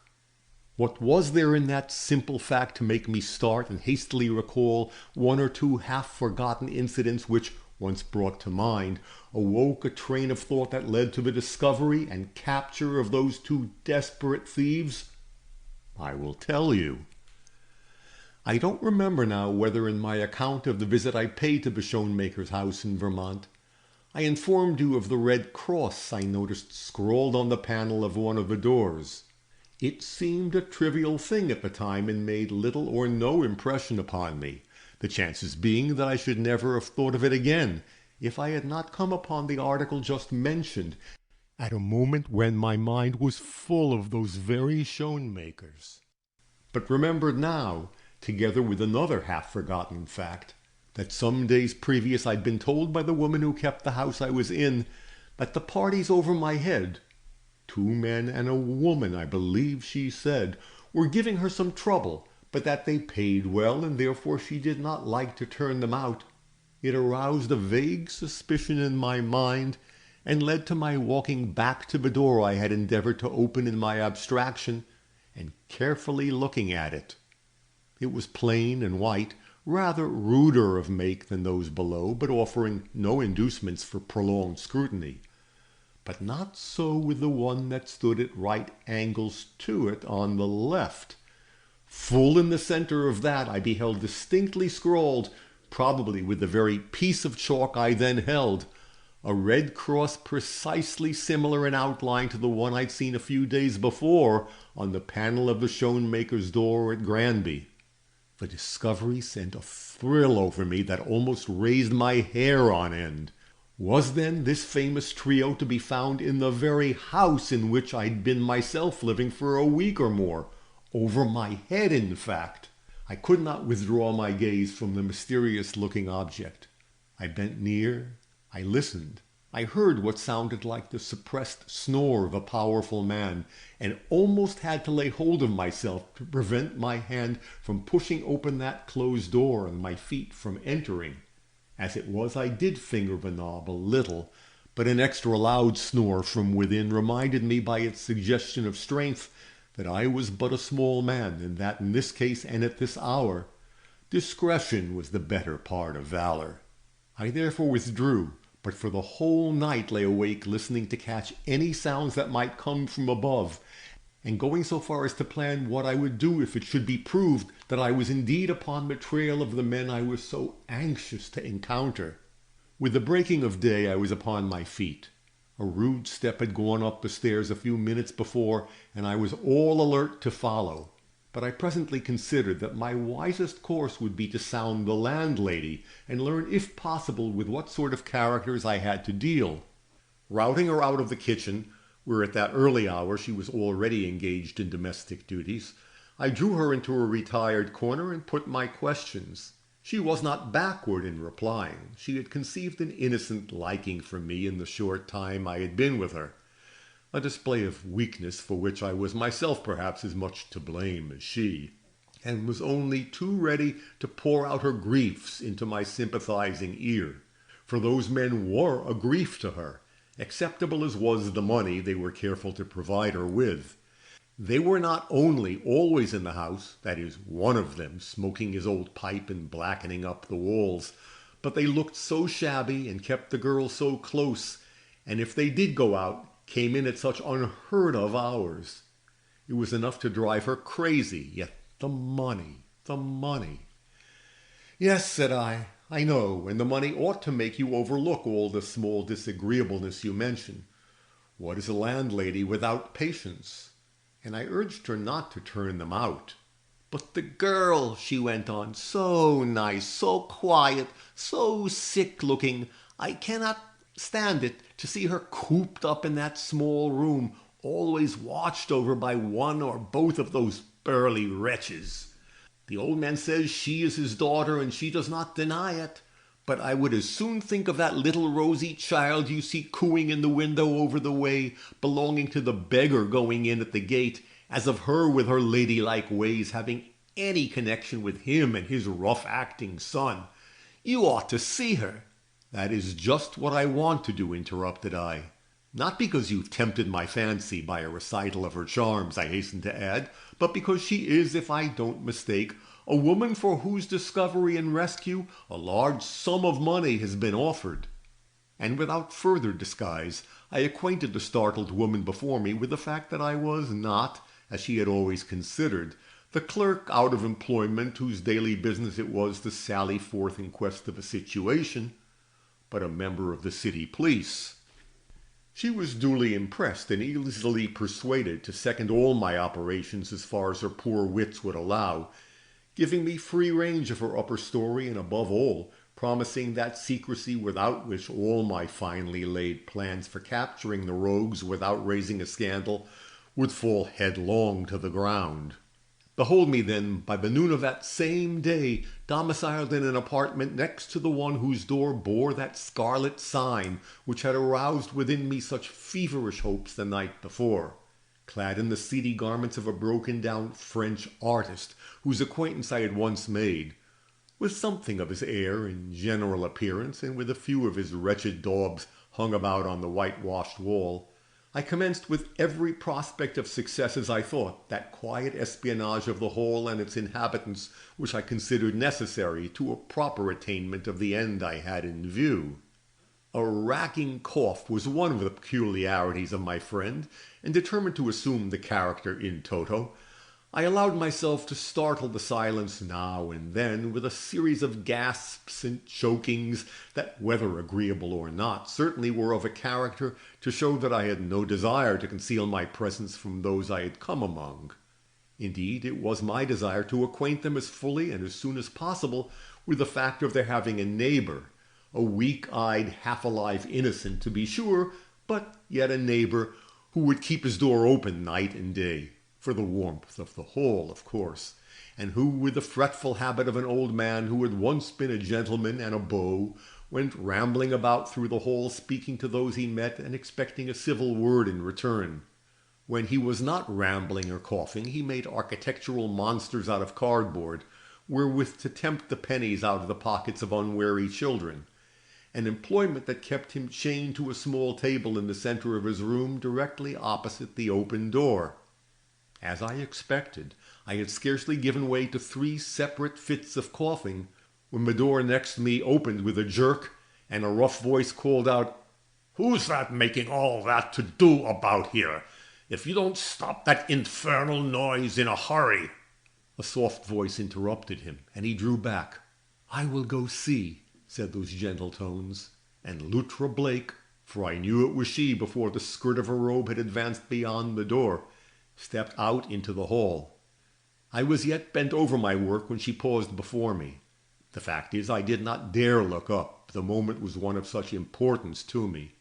"You have a dreadful cough," said she, with that low ring of sympathy in her voice that goes unconsciously to the heart. "Is there no help for it?" I pushed back my work, drew my hand over my eyes, I did not need to make it tremble, and glanced up. "No," said I, with a shake of my head, "but it is not always so bad.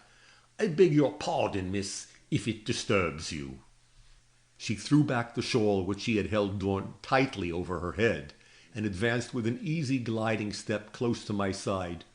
"You do not disturb me, but my father is, well, a trifle cross sometimes, and if he should speak up a little harsh now and then, you must not mind. I am sorry you are so ill." What is there in some women's look, some women's touch, that more than all beauty goes to the heart and subdues it. As she stood there before me in her dark worsted dress and coarse shawl, with her locks simply braided and her whole person undignified by art and ungraced by ornament, she seemed just by the power of her expression and the witchery of her manner the loveliest woman I had ever beheld. "You are very kind, very good," I murmured, half ashamed of my disguise, though it was assumed for the purpose of rescuing her. "Your sympathy goes to my heart." Then, as a deep growl of impatience rose from the room at my side, I motioned her to go and not irritate the man who seemed to have such control over her. "In a minute," answered she. "First tell me what you are making." So I told her, and in the course of telling let drop such other facts about my fancied life as I wished to have known to her and through her to her father.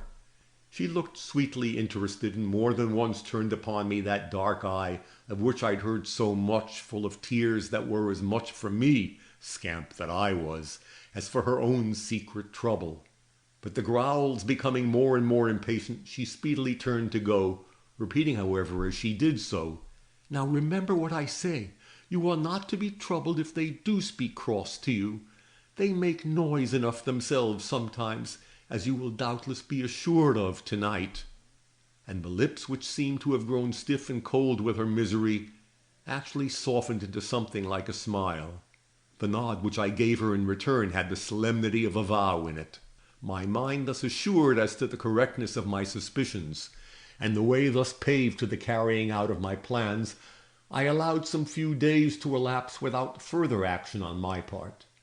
My motive was to acquaint myself as fully as possible with the habits and ways of these two desperate men, before making the attempt to capture them upon which so many interests hung.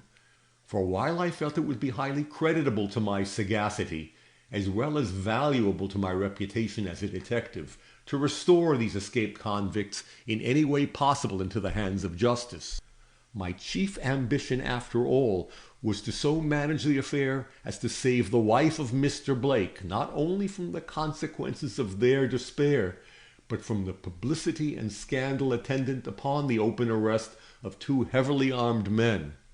Strategy, therefore, rather than force, was to be employed, and strategy to be successful must be founded upon the most thorough knowledge of the matter with which one has to deal. 3 days, then, did I give to the acquiring of that knowledge, the result of which was the possession of the following facts. 1. That the landlady was right when she told me the girl was never left alone, one of the men, if not the father, then the son, always remaining with her. 2. That while thus guarded, she was not so restricted but that she had the liberty of walking in the hall, though never for any length of time. 3. That the cross on the door seemed to possess some secret meaning connected with their presence in the house, it having been erased one evening when the whole three went out on some matter or other, only to be chalked on again when, in an hour or so later, father and daughter returned alone. 4. That it was the father and not the son who made such purchases as were needed, while it was the son and not the father who carried on whatever operations they had on hand, nightfall being the favorite hour for the one and midnight for the other, though it not infrequently happened that the latter sauntered out for a short time also in the afternoon, probably for the drink he could not go long without. 5. That they were men of great strength but little alertness, the stray glimpses I had had of them revealing a breadth of back that was truly formidable, if it had not been joined to a heaviness of motion that proclaimed a certain stolidity of mind that was eminently in our favor.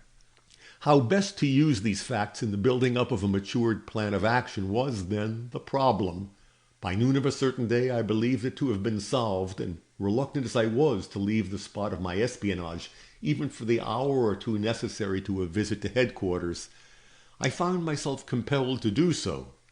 Packing up in a small basket I had for the purpose the little articles I'd been engaged during the last few days in making, I gave way to a final fit of coughing so hollow and sepulchral in its tone that it awoke a curse from the next room deep as the growl of a wild beast.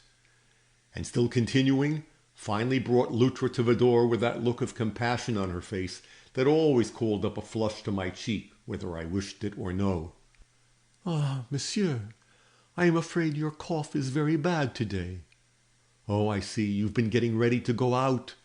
"Come back here," broke in a heavy voice from the room she'd left. "What do you mean by running off to palaver with that old rascal every time he opens his battery of a cough?" A smile that went through me like the cut of a knife flashed for a moment on her face. "My father is in one of his impatient moods," said she. "You'd better go." "I hope you will be successful," she murmured, glancing wistfully at my basket. "What is that?" again came thundering on our ears. "Successful? What are you two up to?" And we heard the rough clatter of advancing steps. "Go," said she. "You are weak and old, and when you come back, try and not cough." And she gave me a gentle push towards the door. "When I come back," I began, but was forced to pause, the elder shoemaker having by this time reached the open doorway, where he stood frowning in upon us in a way that made my heart stand still for her. "What are you two talking about?" said he. "And what have you got in your basket there?" he continued with a stride forward that shook the floor. "Only some little toys that he's been making and is now going out to sell," was her low answer, given with a quick, deprecatory gesture such as I doubt if she ever used for herself. "Nothing more?" asked he in German. With a red glare in the eye he turned towards her. "Nothing more," replied she in the same tongue. "You may believe me." He gave a deep growl and turned away. "If there was," said he, "you know what would happen." And on heeding the wild, keen shudder that seized her at the word, making her insensible for the moment to all and everything about her, he laid one heavy hand upon her slight shoulder and led her from the room. I waited no longer than was necessary to carry my feeble and faltering steps appropriately down the stairs, to reach the floor below and gain the landlady's presence. "Do you go up," said I, "and sit on those stairs till I come back. If you hear the least cry of pain or sound of struggle from that young girl's room, do you call at once for help. I will have a policeman standing on the corner below." The good woman nodded and proceeded at once to take up her work basket. "Lucky there's a window up there so I can see," I heard her mutter. "I've no time to throw away even on deeds of charity." Notwithstanding which precaution, I was in constant anxiety during my absence, an absence necessarily prolonged as I had to stop and explain matters to the superintendent, as well as hunt up Mr. Gryce and get his consent to assist me in the matter of the impending arrest. I found the latter in his own home, and more than enthusiastic upon the subject. "Well," said he, after I had informed him of the discoveries I had made, "the fates seem to prosper you in this. I have not received an inkling of light upon the matter since I parted from you at Mr. Blake's house.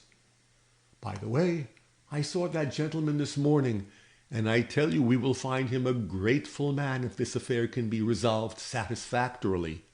"That's good," said I. "Gratitude is what we want."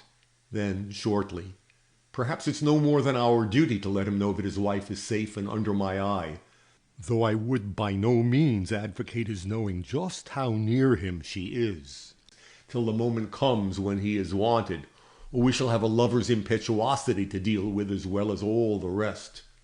Then, with a hurried remembrance of a possible contingency, went on to say, "But, by the way, in case we should need the cooperation of Mrs. Blake in what we have before us, you'd better get a line written in French from Mrs. Daniels, expressive of her belief in Mr. Blake's present affection for his wife. The latter will not otherwise trust us, or understand that we are to be obeyed in whatever we may demand. Let it be unsigned and without names in case of accident, and if the housekeeper don't understand French, tell her to get someone to help her that does. Only be sure that the handwriting employed is her own."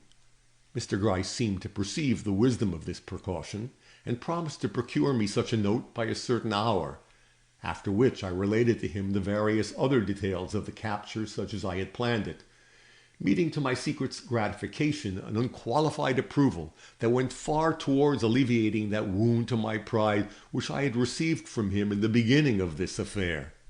"Let all things proceed as you have determined, and we shall accomplish something that it will be a lifelong satisfaction to remember," said he. "But you must be prepared for some twist of the screw which you do not anticipate.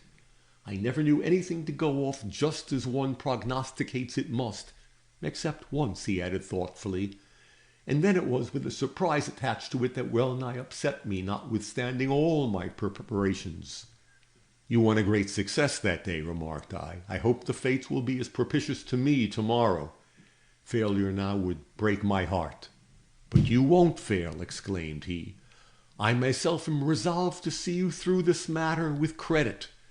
And in this assurance I returned to my lodgings, where I found the landlady sitting where I'd left her, darning her 23rd sock. "I have to mend for 12 men and 3 boys," said she, "and the boys are the worst by a heap sight. Look at that, will you?" holding up a darn with a bit of stocking attached. "That hole was made playing shinny." I uttered my condolences, and asked if any sound or disturbance had reached her ears from above. "Oh, no, all is right up there. I've scarcely heard a whisper since you've been gone." I gave her a pat on the chin, scarcely consistent with my aged and tottering mien, and proceeded to shamble painfully to my room. End of chapter 16.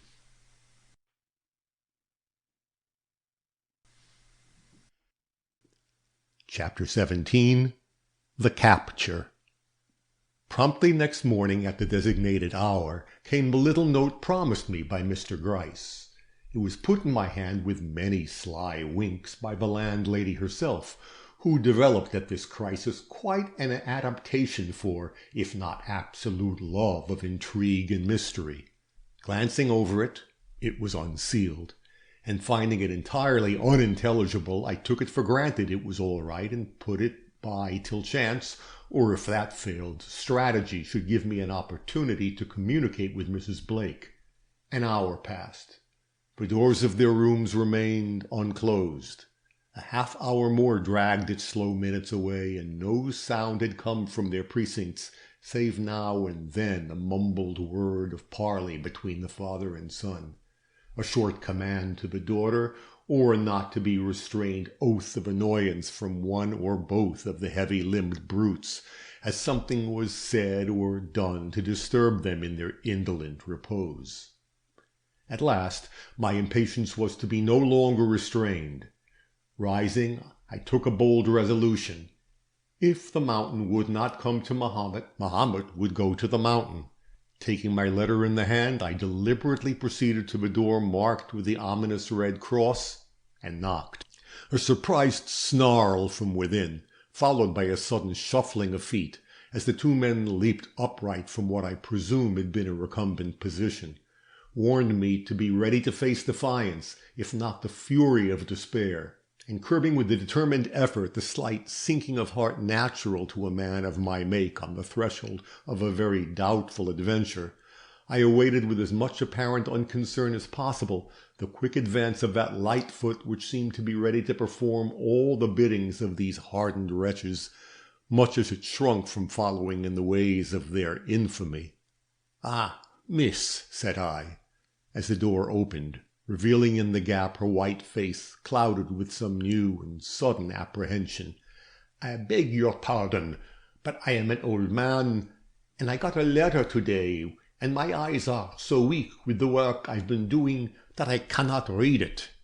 It is from someone I love, and would you be so kind as to read off the words for me, and so relieve an old man from his anxiety?" The murmur of suspicion behind her warned her to throw wide open the door. "Certainly," said she, "if I can," taking the paper in her hand. "Just let me get a squint at that first," said a sullen voice behind her, and the youngest of the 2 show-makers stepped forward and tore the paper out of her grasp. "You are too suspicious," murmured she, looking after him with the first assumption of that air of power and determination which I had heard so eloquently described by the man who loved her. "There's nothing in those lines which concerns us. Let me have them back." "You hold your tongue," was the brutal reply, as the rough man opened the folded paper and read, or tried to read, what was written within. "Blast it, it's French," was his slow exclamation after a moment spent in this way. "See," and he thrust it towards his father, who stood frowning heavily a few feet off. "Of course it's French," cried the girl. "Would you write a note in English to father there? The man's friends are French like himself, and must write in their own language." "Here, take it and read it out," commanded her father, "and mind you tell us what it means. I'll have nothing going on here that I don't understand." "Read me the French words first, miss," said I. "It is my letter, and I want to know what my friend has to say to me." Nodding at me with a gentle look, she cast her eyes on the paper and began to read.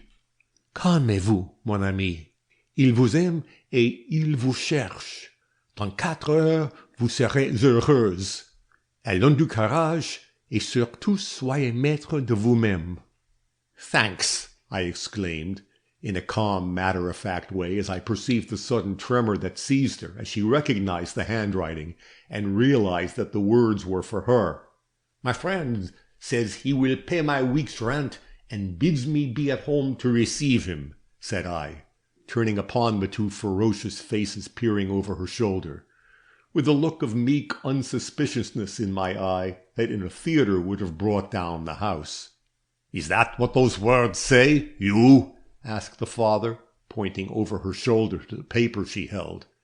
"I will translate for you word by word what it says," replied she, nerving herself for the crisis till her face was like marble, though I could see she could not prevent the gleam of secret rapture that had visited her from flashing fitfully across it.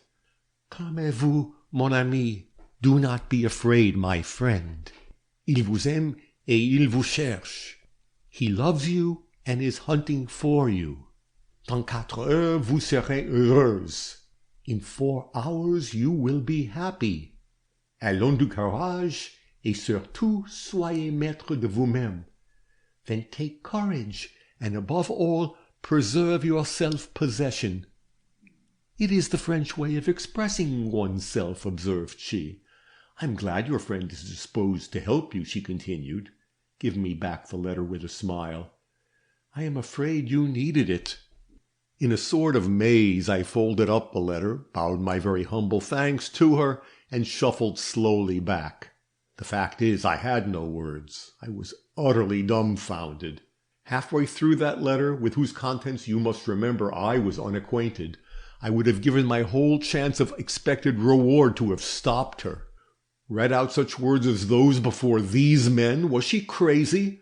But how naturally at the conclusion did she with a word make its language seem consistent with the meaning I had given it. With a fresh sense of my obligation to her, I hurried to my room, there to count out the minutes of another long hour in anxious expectation of her making that endeavor to communicate with me, which her new hopes and fears must force her to feel almost necessary to her existence. At length, my confidence in her was rewarded. Coming out into the hall, she hurried past my door, her finger on her lip.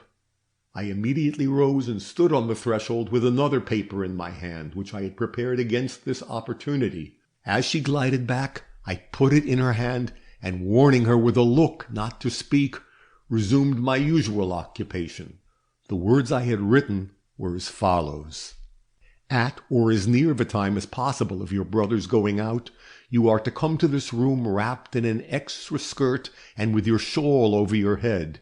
Leave the skirt and shawl behind you, and withdraw at once to the room at the head of the stairs. You are not to speak, and you are not to vary from the plan thus laid down.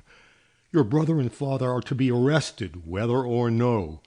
But if you will do as this commands, they will be arrested without bloodshed and without shame to one you know." Her face while she read these lines was a study, but I dared not soften toward it. Dropping the paper from her hand, she gave me one inquiring look, but I pointed determinedly to the words lying upward on the floor, and would listen to no appeal. My resolve had its effect. Bowing her head with a sorrowful gesture, she laid her hand on her heart, looked up, and glided from the room. I took up that paper and tore it into bits. And now, for the first time since I'd been in the house, I closed the door of my room. I had a part to perform that rendered the dropping of my disguise indispensable. The old French artist had finished his work and henceforth must merge into Q, the detective. Shortly before 2 o'clock my assistants began to arrive. First, Mr. Gryce appeared on the scene and was stowed away in a large room on the other side of mine. Next, two of the most agile as well as muscular men in the force who, thanks to having taken off their shoes in the lower hall, gained the same refuge without awakening the suspicions of those we were anxious to surprise. Lastly, the landlady who went into the closet to which I had bidden Mrs. Blake retire, after leaving in my room the articles I had mentioned. All was now ready and waiting for the departure of the youngest Schoenmaker. Would he disappoint us and remain at home that day? Had any suspicions been awakened in the stolid breasts of these men that would serve to make them more watchful than usual against running unnecessary risks? No, at or near the time for the clock to strike 2, their door opened, and the tread of a lumbering foot was heard in the hall.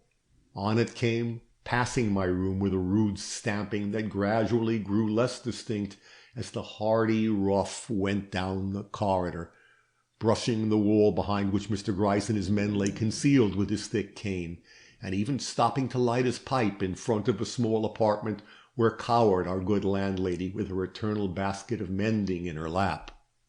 At length all was quiet, and throwing open my door, I withdrew into a small closet connected with my room to wait with indescribable impatience the appearance of Mrs. Blake. She came in a very few minutes, remained for an instant, and departed, leaving behind her, as I had requested, the skirt and shawl in which she had left her father's presence. I at once endued myself in these articles of apparel, taking care to draw the shawl well over my head, and with a pocket handkerchief to my face, a proceeding made natural enough by the sneeze which at that very moment I took care should assail me, walked boldly back to the room from which she had just come. The door was of course ajar, and as I swung it open, with as near a simulation of her manner as possible, the vision of her powerful father, lolling on a bench directly before me, offered anything but an encouraging spectacle to my eyes. But doubling myself almost together with as ladylike an "Achee" as my masculine nostrils would allow, I succeeded in closing the door and reaching a low stool by the window without calling from him anything worse than a fretful, "I hope you are not going to bark too." I did not reply to this, of course, but sat with my face turned towards the street in an attitude which I hoped would awaken his attention sufficiently to cause him to get up and come over to my side. For as he sat face to the door, it would be impossible to take him by surprise, and that, now as I saw what a huge and muscular creature he was, seemed to me to be the only safe method before us. But whether from the sullenness of his disposition or the very evident laziness of the moment, he manifested no disposition to move, and hearing or thinking I did the stealthy advance of Mr. Gryce and his companions down the hall, I allowed myself to give way to a suppressed exclamation, and leaning forward, pressed my forehead against the pane of glass before me, as if something of absorbing interest had just taken place in the street beneath. His fears at once took alarm. Bounding up with a curse, he strode towards me, muttering, "What's up now? What's that you're looking at?" reaching my side just as Mr. Gryce and his two men softly opened the door, and with a quick leap threw their arms about him, closing upon him with a force he could not resist, desperate as he was and mighty in the huge strength of an unusually developed muscular organization. You girl there are to blame for this," came mingled with curses from his lips, as with one huge pant he submitted to his captors. "Only let me get my hand well upon you once. Damn it!" he suddenly exclaimed, dragging the whole 3 men forward in his effort to get his mouth down to my ear. "Go and rub that sign out on the door, or you know what I'll do well enough. Do you hear?" Rising, still with face averted, I proceeded to do what he asked. but in another moment, seeing that he'd been effectually bound and gagged, I took out the piece of red chalk I had kept in my pocket and deliberately chalked it on again, after which operation I came back and took my seat as before on the low stool by the window. The object now was to secure the second rascal in the same way we had the first, and for this purpose Mr. Gryce ordered the now helpless giant to be dragged into the adjoining small room formerly occupied by Mrs. Blake, where he and his men likewise took up their station, leaving me to confront as best I might the surprise and consternation of the one whose return we now awaited. I did not shrink. With that brave woman's garment drawn about me, something of her dauntless spirit seemed to invade my soul, and though I expected— but let that come in its place. I am not here to interest you in myself or my selfish thoughts. A half-hour passed. He'd never lingered away so long before, or so it seemed, and I was beginning to wonder if we should have to keep up the strain of nerve for hours, when the heavy tread was again heard in the hall, and with a blow of the fist that argued anger or a brutal impatience, he flung open the door and came in. I did not turn my head. "Where's father?" he growled, stopping where he was a foot or so from the door. I shook my head with a slight gesture and remained looking out. He brought his cane down on the floor with a thump. "What do you mean by sitting there staring out of the window like mad and not answering when I ask you a decent question?" Still I made no reply. Provoked beyond endurance, yet held in check by that vague sense of danger in the air, which, while not amounting to apprehension, is often sufficient to hold back from advance the most daring foot, he stood glaring at me in what I felt to be a very ferocious attitude, but made no offer to move. Instantly I rose, and still looking out of the window, made with my hand what appeared to be a signal to someone on the opposite side of the way. The ruse was effective. With an oath that rings in my ears yet, he lifted his heavy cane and advanced upon me with a bound, only to meet the same fate as his father at the hands of the watchful detectives. Not, however, before that heavy cane came down upon my head in a way to lay me in a heap at his feet, and to sow the seeds of that blinding headache which has afflicted me by spells ever since. But this termination of the affair was no more than I had feared from the beginning, and indeed it was as much to protect Mrs. Blake from the wrath of these men as from my requirements of the situation I had assumed the disguise I then wore. I therefore did not allow this mishap to greatly trouble me, unpleasant as it was at the time, but as soon as ever I could do so, rose from the floor, and throwing off my strange habiliments, proceeded to finish up to my satisfaction the work already so successfully begun. End of chapter 17.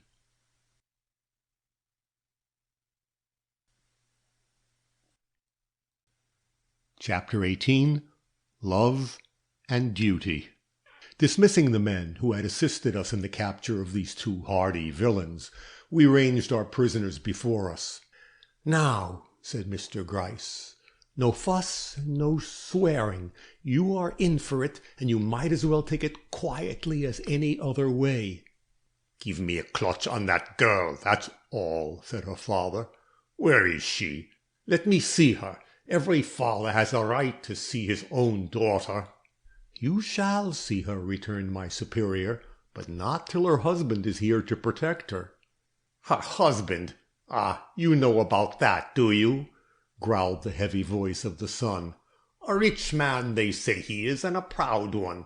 Let him come and look at us lying here like dogs, and say how we will enjoy having his wife's father and brother grinding away their lives in prison." "Mr. Blake is coming," quoth Mr. Gryce, who by some preconcerted signal from the window had drawn that gentleman across the street. "He will tell you himself that he considers prison the best place for you. Blast you! But he what?" inquired I, as the door opened, and Mr. Blake, with a pale face and agitated mien, entered the room. The wretch did not answer.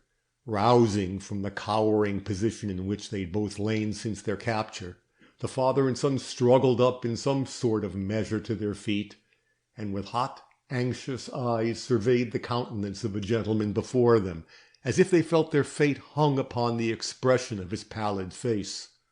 The son was the first to speak. "How do you do, brother-in-law?" were his sullen and insulting words. Mr. Blake shuddered and cast a look around. "My wife," murmured he. "She is well," was the assurance given by Mr. Gryce, "and in a room not far from this. I will send for her if you say so." "No, not yet," came in a sort of gasp. "Let me look at these wretches first, and understand if I can what my wife has to suffer from her connection with them." "Your wife," broke in the father, "what's that to do with it? The question is how you like it, and what will you do to get us clear of this thing?" "I will do nothing," returned Mr. Blake. "You amply merit your doom, and you shall suffer it to the end for all time." "It'll read well in the papers," exclaimed the son. "The papers are to know nothing about it," I broke in. "All knowledge of your connection with Mr. and Mrs. Blake is to be buried in this spot before we or you leave it. Not a word of her or him is to cross the lips of either of you from this hour. I have set that down as a condition, and it has got to be kept." "You have you?" thundered in chorus from father and son. "And who are you to make conditions? And what do you think we are, that you expect us to keep them? Can you do any more than put us back from where we came from?"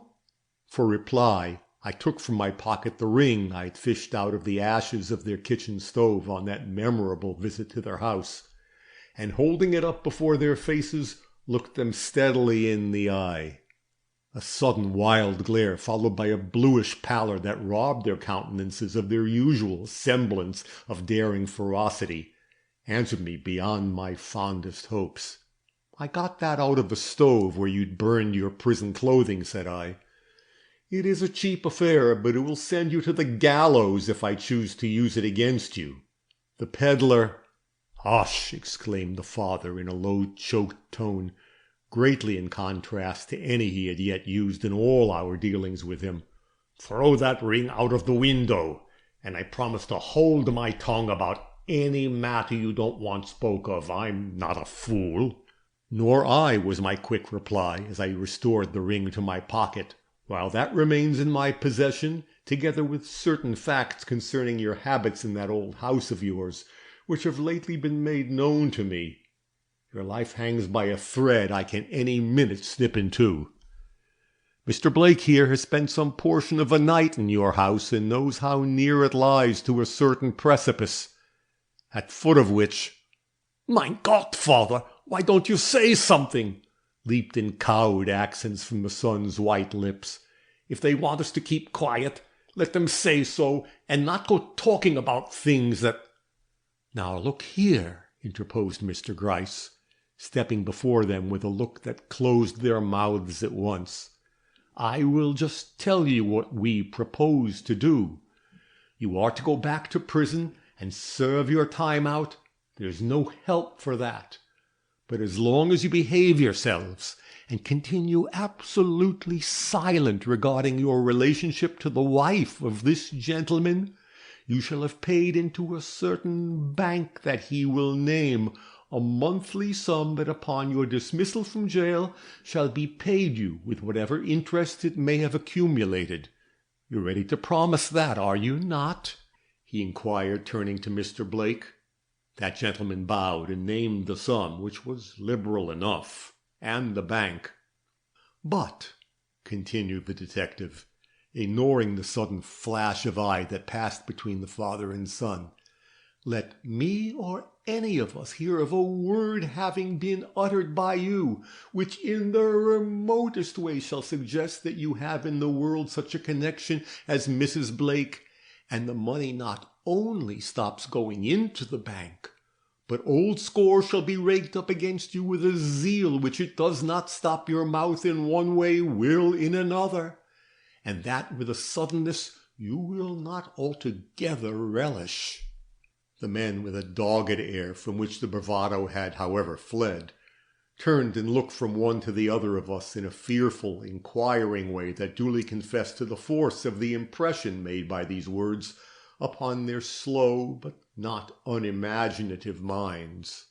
"Do you three promise to keep our secret if we keep yours?" muttered the father with an uneasy glance at my pocket. "We certainly do," was our solemn return. "Very well. Call in the girl, and let me just look at her, then, before we go. We won't say nothing," continued he, seeing Mr. Blake shrink. "Only she is my daughter, and if I cannot bid her good-bye—" "Let him see his child," cried Mr. Blake, turning with a shudder to the window. I wish it," added he. Straightway, with hasty foot, I left the room. Going to the little closet where I had ordered his wife to remain concealed, I knocked and entered. She was crouched in an attitude of prayer on the floor, her face buried in her hands, and her whole person breathing the agony of suspense that is a torture to the sensitive soul. "Mrs. Blake," said I, dismissing the landlady who stood in helpless distress beside her, "the arrest has been satisfactorily made, and your father calls for you to say good-bye before going away with us. Will you come?" "But my Mr. Blake?" exclaimed she, leaping to her feet. "I'm sure I heard his footstep in the hall." "He's with your father and brother. It was at his command I came for you." A gleam, hard to interpret, flashed for an instant over her face. With her eye on the door, she towered in her womanly dignity, while thoughts innumerable seemed to rush in wild succession through her mind. "Will you not come?" I urged. She paused. "I will go see my father," she murmured. "But—" Suddenly she trembled and drew back. A step was in the hall, on the threshold. At her side, Mr. Blake had come to reclaim his bride. "Mr. Blake!" The word came from her in a low tone, shaken with the concentrated anguish of many a month of longing and despair, but there was no invitation in its sound, and he who had held out his arms stopped, and surveying her with a certain deprecatory glance in his proud eye, said, "You are right. I have first my acknowledgments to make, and your forgiveness to ask, before I can hope—" "No, no," she broke in. "Your coming here is enough. I request no more. If you felt unkindly toward me—" "Unkindly!" A world of love thrilled in that word. "Luttra, I am your husband, and rejoice that I am so. It is to lay the devotion of my heart and life at your feet that I seek your presence this hour. The year has taught me—ah, what has not the year taught me of the worth of her I so recklessly threw from me on my wedding day? Luttra," he held out his hand, "will you crown all your other acts of devotion with a pardon that will restore me to my manhood, and that place in your esteem which I covet above every other earthly good?" Her face, which had been raised to his with that earnest look we knew so well, softened with an ineffable smile, but still she did not lay her hand in his. "And you say this to me in the very hour of my father's and brother's arrest, with the remembrance in your mind of their bound and abject forms lying before you, guarded by police, knowing too that they deserve their ignominy and the long imprisonment that awaits them?" "No. I say it on the day of the discovery and the restoration of that wife for whom I have long searched, and to whom, when found, I have no word to give but welcome, welcome, welcome." With the same deep smile she bowed her head. "Now, let come what will, I can never again be unhappy," were the words I caught, uttered in the lowest of undertones. But in another moment her head had regained its steady poise, and a great change had passed over her manner. "Mr. Blake," said she, "you are good. How good, I alone can know and duly appreciate, who have lived in your house this last year, and seen with eyes that missed nothing, just what your surroundings are and have been from the earliest years of your proud life. But goodness must not lead you into the committal of an act you must and will repent to your dying day. Or if it does, I, who have learned my duty in the school of adversity, must show the courage of two, and forbid what every secret instinct of my soul declares to be only provocative of shame and sorrow. You would take me to your heart as your wife. Do you realize what that means?" "I think I do," was his earnest reply. "Relief from heartache, Luttra." Her smooth brow wrinkled with a sudden spasm of pain, but her firm lips did not quiver. "It means," said she, drawing nearer, but not with that approach which indicates yielding, "it means shame to the proudest family that lives in the land. It means silence as regards a past blotted by suggestions of crime, and apprehension concerning a future across which the shadow of prison walls must for so many years lie. It means the hushing of certain words upon beloved lips, the turning of cherished eyes from visions where fathers and daughters, aye, brothers and sisters, are seen joined together in tender companionship or loving embrace. It means, God help me to speak out, a home without the sanctity of memories, a husband without the honors he's been accustomed to enjoy, a wife with a fear gnawing like a serpent into her breast, and children, yes, perhaps children from whose innocent lips the sacred word of grandfather can never fall without wakening a blush on the cheeks of their parents, which all their lovesome prattle will be helpless to chase away. Luttra, your father and your brother have given their consent to go their dark way alone and trouble you no more. The shadow you speak of may lie on your heart, dear wife, for these men are of your own blood, but it need never invade the hearthstone beside which I ask you to sit. The world will never know, whether you come with me or not, that Luttra Blake was ever Luttra Schoenmaker. Will you not then give me the happiness of striving to make such amends for the past that you too will forget you ever bore any other name than the one you now honor so truly? Oh, do not, she began, but paused with a sudden control of her emotion that lifted her into an atmosphere almost holy in its significance. Mr. Blake, said she, I am a woman and therefore weak to the voice of love pleading in my ear. But in one thing I am strong, and that is in my sense of what is due to the man I have sworn to honor. 11 months ago I left you because your pleasure and my own dignity demanded it. Today I put by all the joy and exaltation you offer, because your position as a gentleman and your happiness as a man equally requires it. My happiness as a man, he broke in. Ah, Luttra, if you love me as I do you. I might perhaps yield, she allowed with a faint smile, but I love you as a girl brought up amid surroundings from which her whole being recoiled, must love the one who first brought light into her darkness and opened up to her longing feet the way to a life of culture, purity, and honor.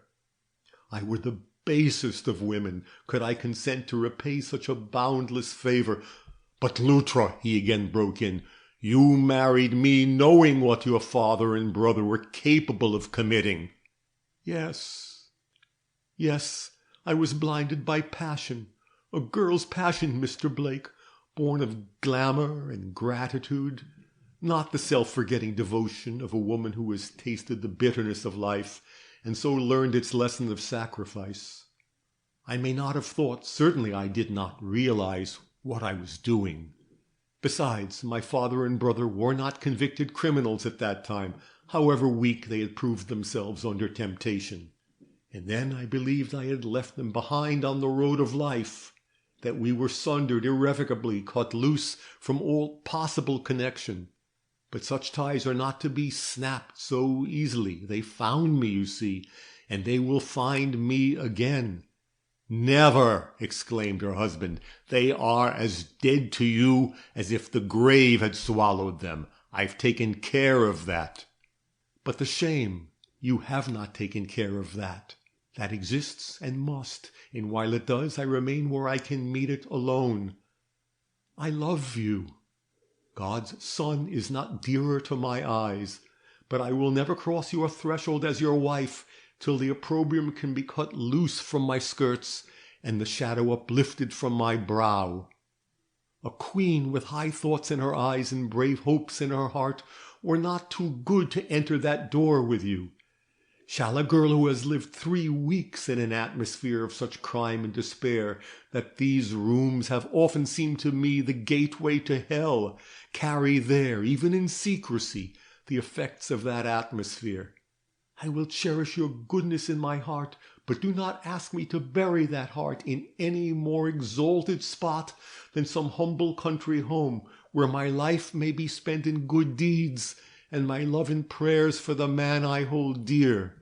And because I hold dear, leave to his own high path among the straight and unshadowed courses of the world." And with a gesture that inexorably shut him off, while it expressed the most touching appeal, she glided by him and took her way to the room where her father and brother awaited her presence. End of chapter 18.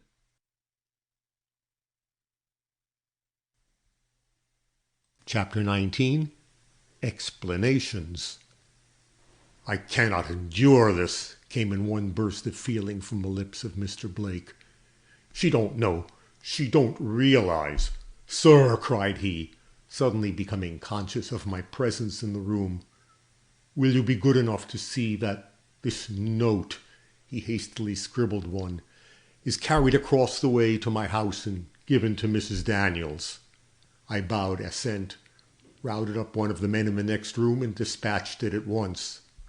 "Perhaps she will listen to the voice of one of her own sex, if not to me," said he, and began pacing the floor of a narrow room in which we were, with a wildness of impatience that showed to what depths had sunk the hope of gaining this lovely woman for his own.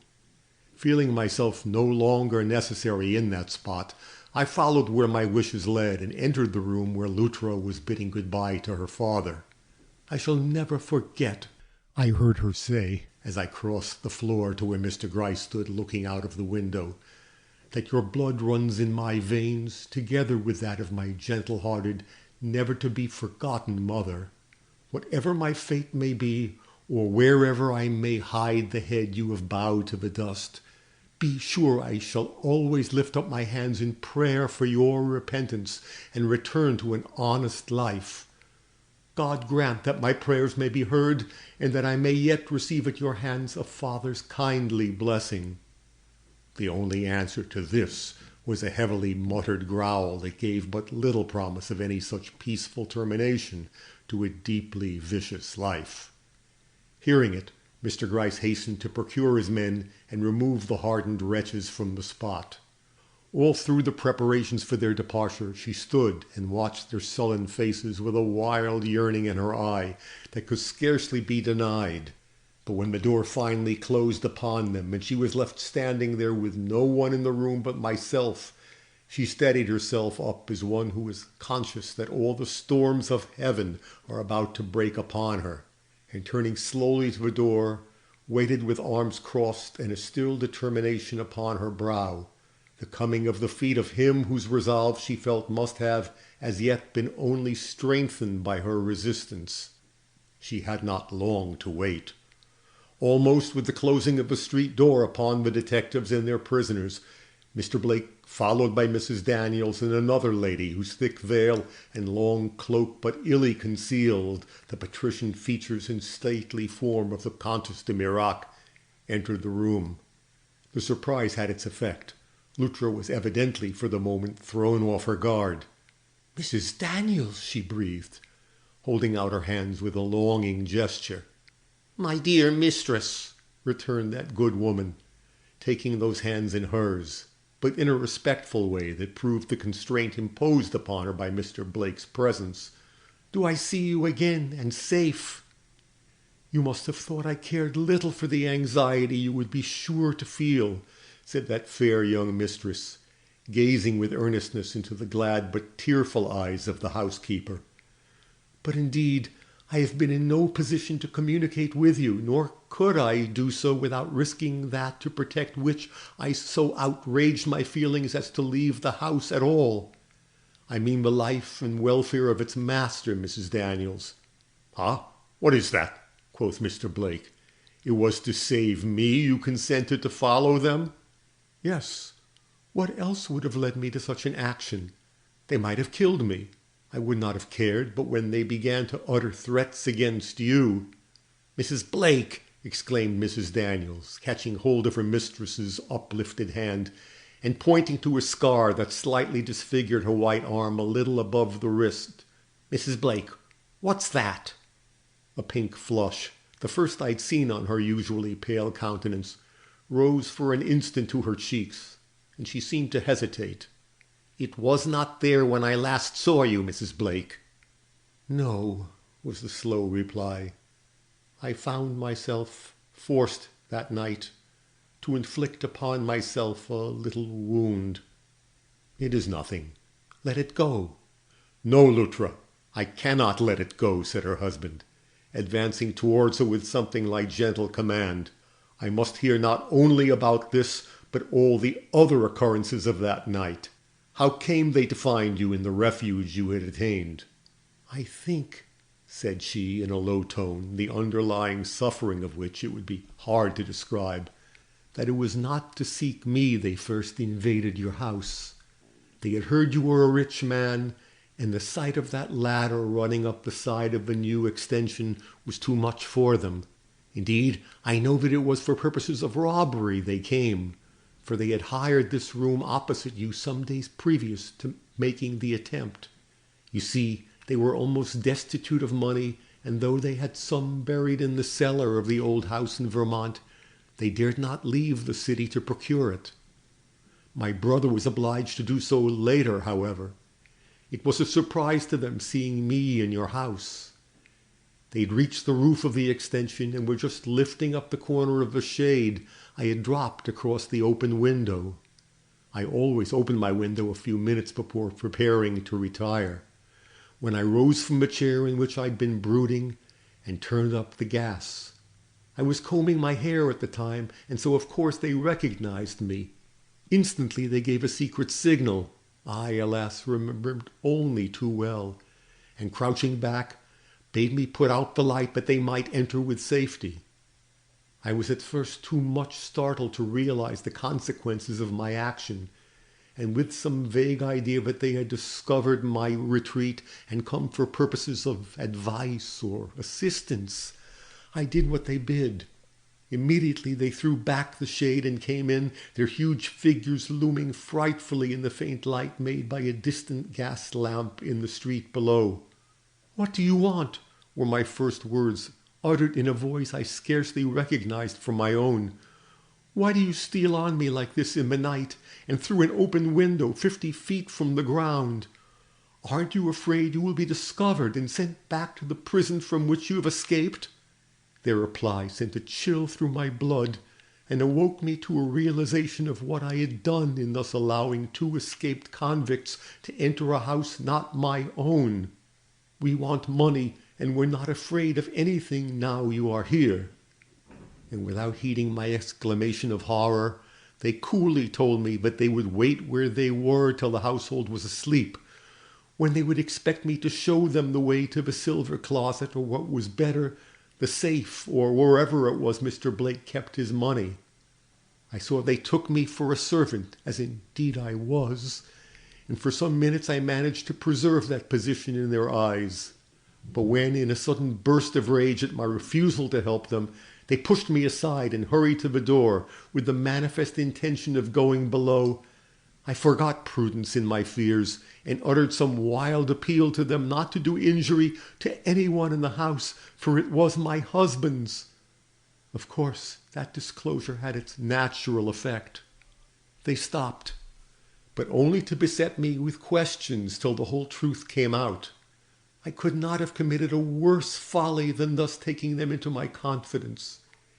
Instantly, the advantages to be gained by using my secret connection with so wealthy a man for the purpose of cowering me and blackmailing him seemed to strike both their minds at once, slow as they usually are to receive impressions. The silver closet and money safe sank to a comparatively insignificant position in their eyes, and to get me out of the house and with my happiness at stake, treat with the honourable man who, notwithstanding his non-approval of me as a woman, still regarded me as his lawfully wedded wife, became in their eyes a thing of such wonderful promise they were willing to run any and every risk to test its value. But here, to their great astonishment, I rebelled. Astonishment because they could not realize my desiring anything above money and the position to which they declared I was by law entitled. In vain I pleaded my love. In vain I threatened exposure of their plans, if not whereabouts. The mine of gold which they fondly believed they had stumbled upon unawares promised too richly to be easily abandoned. "You must go with us," said they, "if not peaceably, then by force." And they actually advanced upon me, upsetting a chair and tearing down one of the curtains to which I clung. It was then I committed that little act concerning which you questioned me. I wanted to show them that I was not to be moved by threats of that character, that I did not even fear the shedding of my blood, and that they would only be wasting their time in trying to sway me by hints of personal violence. And they were a little impressed, sufficiently so at least to turn their threats in another direction, awakening fears at last which I could not conceal, much as I felt it would be policy to do so. Gathering up a few articles I most prized, my wedding ring, Mr. Blake, and a photograph of yourself that Mrs. Daniels had been kind enough to give me, I put on my bonnet and cloak and said I would go with them since they persisted in requiring it. The fact is, I no longer possessed motive or strength to resist. Even your unexpected appearance at the door, Mrs. Daniels, offered no prospect of hope. Arouse the house? What would that do? Only reveal my cherished secret and perhaps jeopardize the life of my husband. Besides, they were my own near kin, remember, and so had some little claim upon my consideration, at least to the point of my not personally betraying them unless they menaced immediate and actual harm. The escape by the window, which would have been a difficult task for most women to perform, was easy enough for me. I was brought up to wild ways, you know, and the descent of a ladder 40 feet long was a comparatively trivial thing for me to accomplish. It was the tearing away from a life of silent peace, the re-entrance of my soul into an atmosphere of sin and deadly plotting that was the hard thing, the difficult, dreadful thing which hung weights to my feet and made me well nigh mad. And it was this which at the sight of a policeman in the street led me to make an effort to escape. But it was not successful. Though I was fortunate enough to free myself from the grasp of my father and brother, I reached the gate on Street, only to encounter the eyes of him whose displeasure I most feared, looking sternly upon me from the other side. The shock was too much for me in my then weak and unnerved condition. Without considering anything but the fact that he never had known and never must that I'd been in the same house with him for so long, I rushed back to the corner and into the arms of the men who awaited me. How you came to be there, Mr. Blake, or why you did not open the gate and follow, I cannot say. The gate was locked, returned that gentleman. You remember it closes with a spring, and can only be opened by means of a key, which I did not have. My father had it, she murmured. He spent a whole week in the endeavor to get hold of it, and finally succeeded on the evening of the very day he used it. It was left in the lock, I believe. So much for the servants, I whispered to myself. The next morning, continued she, they put the case very plainly before me. I was at liberty to return at once to my home if I would promise to work in their interest by making certain demands upon you as your wife. All they wanted, said they, was a snug little sum and a lift out of the country. If I would secure them these, they would trouble me no more.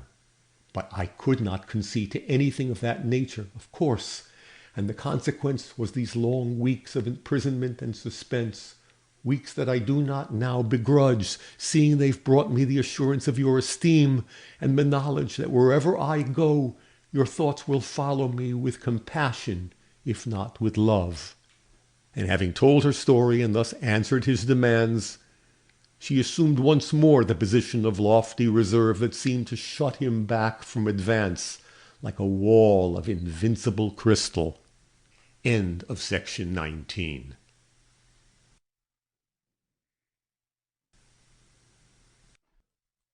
Chapter 20. The Bond That Unites.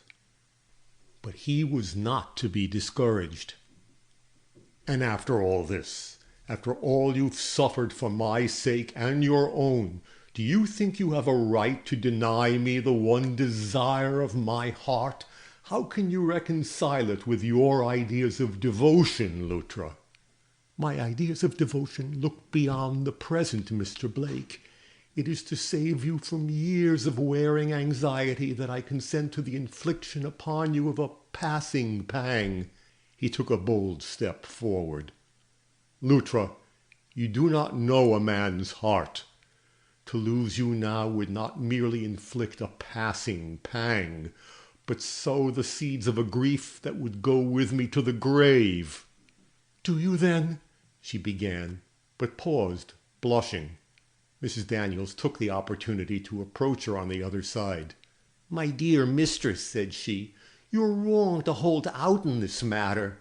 And her manner betrayed something of the peculiar agitation that had belonged to it in the former times of her secret embarrassment. I, who've honored the family which I have so long served above every other in the land, tell you that you can do it no greater good than to join it now, or inflict upon it any greater harm than to willfully withdraw yourself from the position in which God has placed you.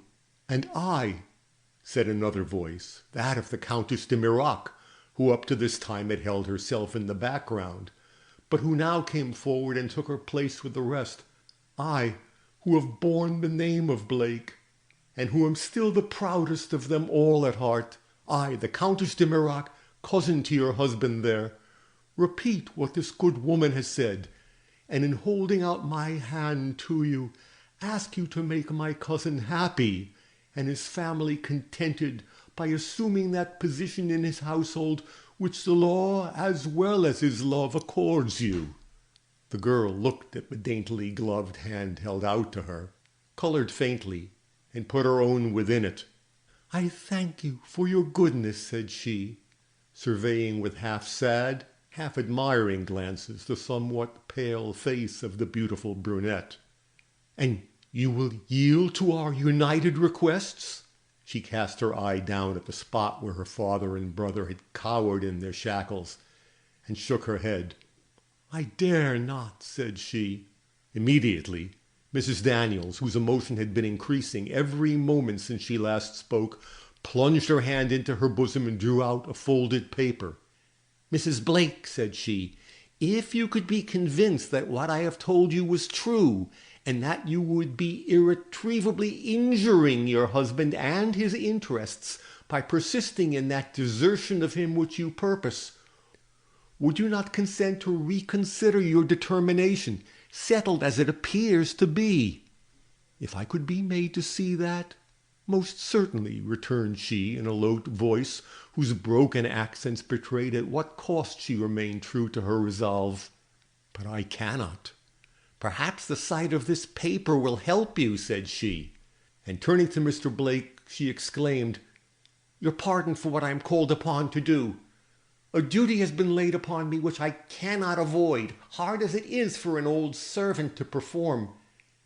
This paper, but it is no more than just that you, sir, should see and read it first. And with a hand that quivered with fear or some equally strong emotion, she put it in his clasp. The exclamation that rewarded the act made us all start forward. My father's handwriting, were his words. "Executed under my eye," observed Mrs. Daniels.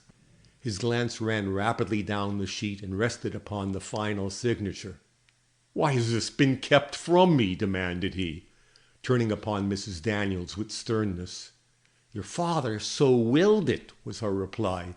"For a year was his command. You shall keep my last will and testament, which I give into your care with my dying hands, a secret from the world.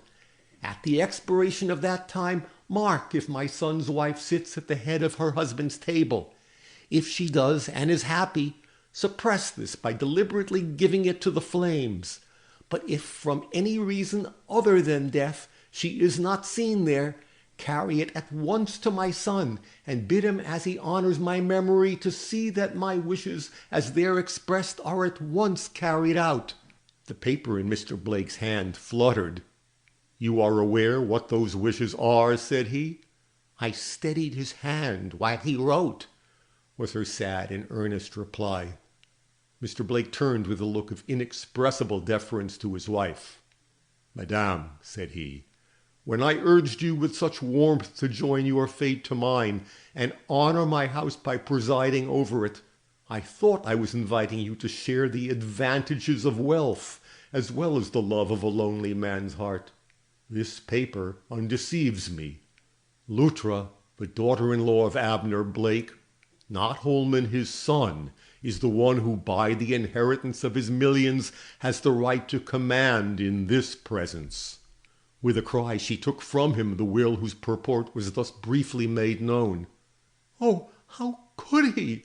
How could he?" exclaimed she, running her eye down the sheet, and then crushing it spasmodically to her breast.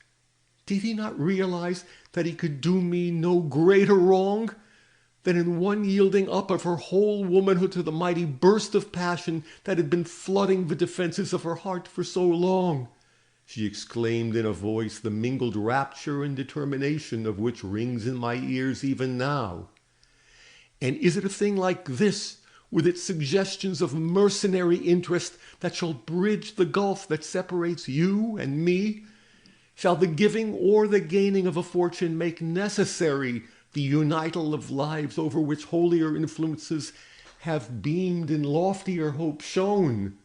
No, no, by the smile with which your dying father took me to his breast, love alone, with the hope and confidence it gives, shall be the bond to draw us together and make of the two separate planes on which we stand a common ground where we can meet and be happy." And with one supreme gesture she tore into pieces the will which she held, and sank all aglow with woman's divinest joy into the arms held out to receive her. I was present at the wedding reception given them by the Countess de Mirac in her elegant apartments at the Windsor. I never saw a happier bride, nor a husband in whose eyes burned a deeper contentment. To all questions as to who this extraordinary woman could be, where she was found, and in what place and at what time she was married, the Countess had apt replies whose art of hushing curiosity, without absolutely satisfying it, was one of the tokens she yet preserved of her short sway as grand lady, in the gayest and most hollow city of the world. As I prepared to leave a scene perhaps the most gratifying in many respects that I had ever witnessed, I felt a slight touch on my arm. It came from Mrs. Blake, who with her husband had crossed the room to bid me farewell. "Will you allow me to thank you," said she, "for the risk you ran for me one day, and of which I have just heard? It was an act that merits the gratitude of years, and as such shall be always remembered by me. If the old French artist with the racking cough ever desires a favor at my hands, let him feel free to ask it. The interest I experienced in him in the days of my trouble will suffer no abatement in these of my joy and prosperity." And with a look that was more than words, she gave me a flower from the bouquet she held in her hand, and smilingly withdrew. End of section 20. This ends A Strange Disappearance by Anna Katharine Green.